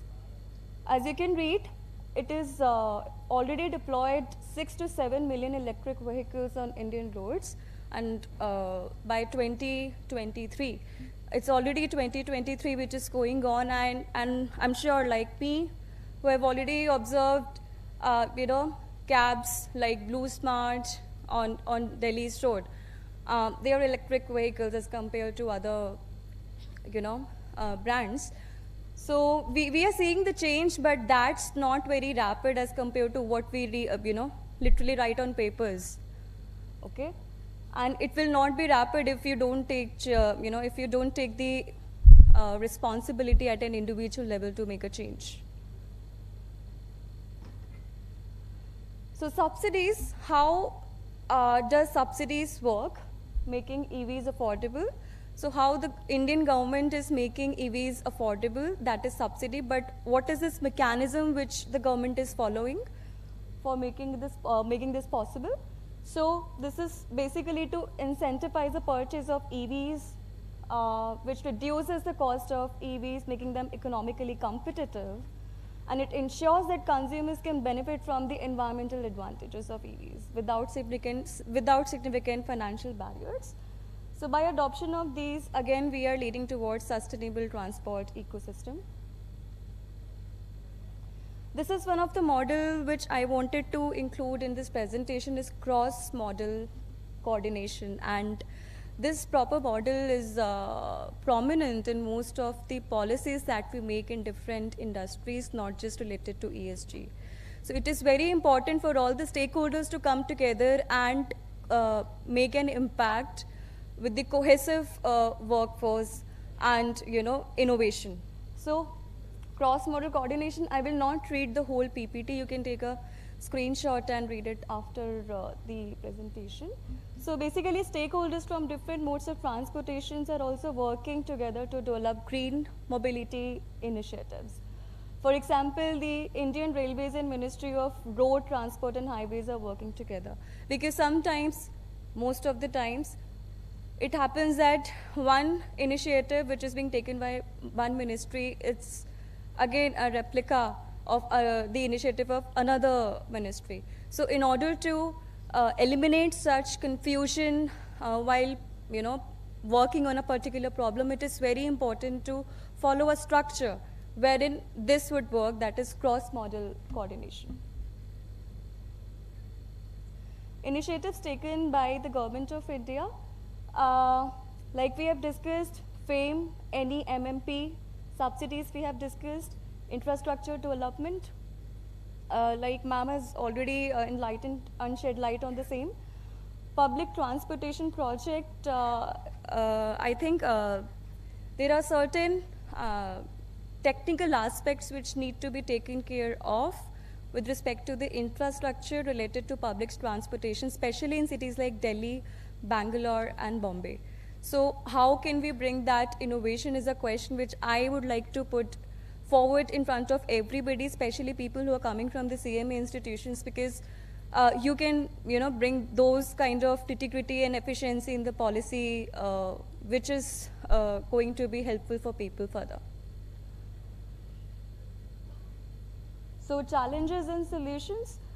Like I mentioned, the difficulty of coordinating policies across different jurisdictions is one of the challenge.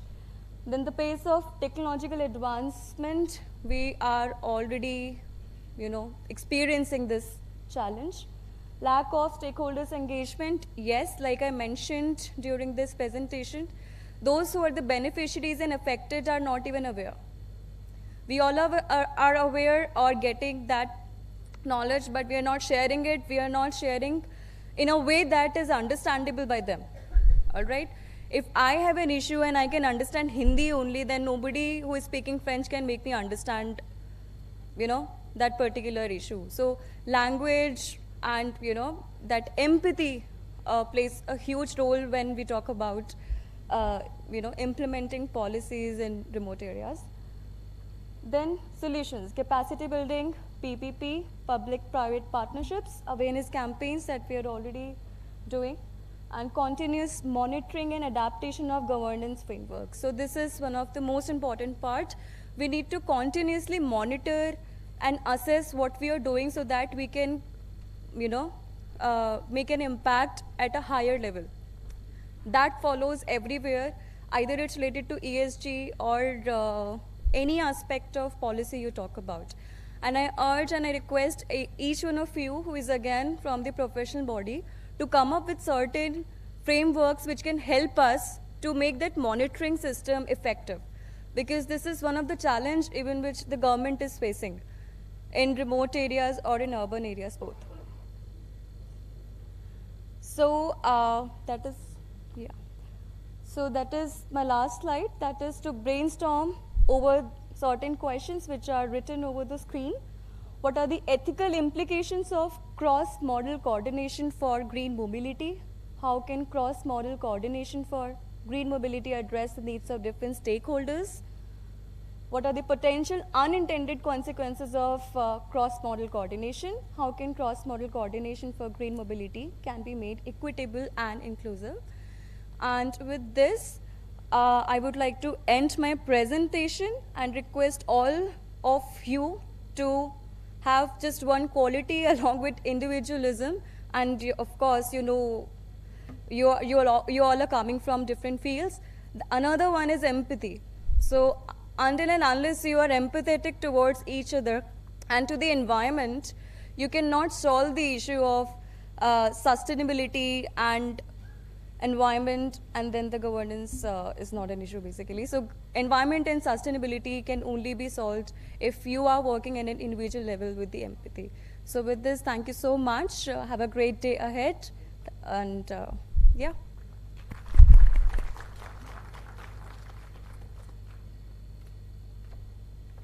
Yeah, thank you, Priya Madam. May I request now CMA TCS Srinivasa Prasad Sir, Council Member Elect ICMAI, to please propose vote of thanks for this session.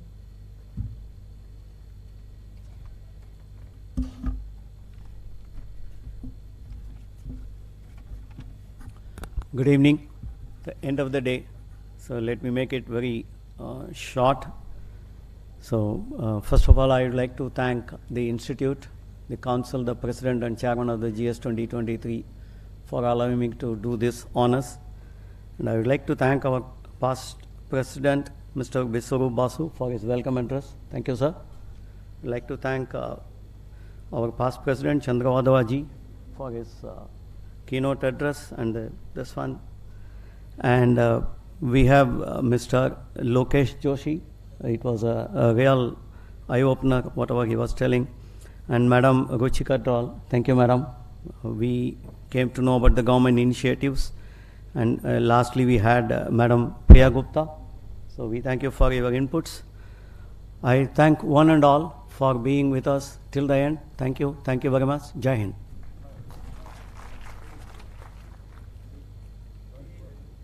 All of you may please join for the high tea, please.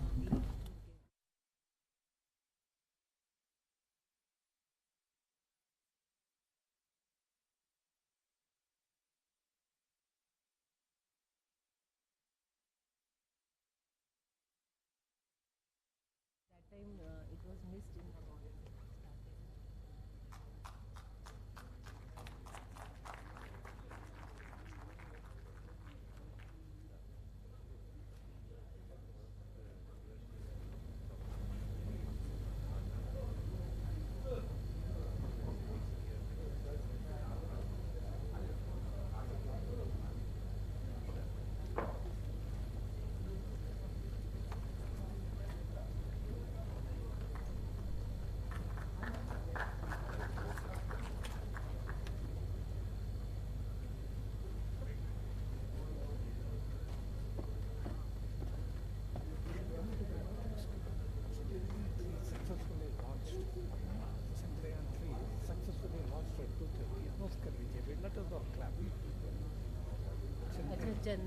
Chandrayaan 3 is successfully launched. Let us all clap if it is okay with you. Yeah. I have a request from our audience, very good suggestion that Chandrayaan 3 has launched. So big round of applause for that. Thank you for...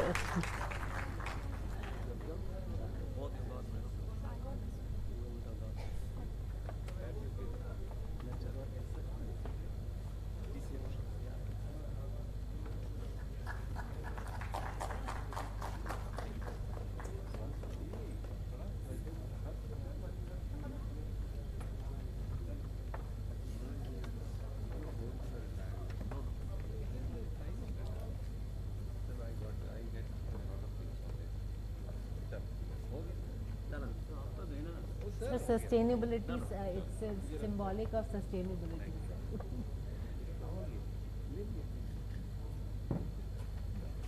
Thank you, everyone. Kindly join us for tea, and after 1 hour or so, we'll again assemble here for our cultural evening. So please have your tea, and it's a networking break for all of us. Then we'll again assemble.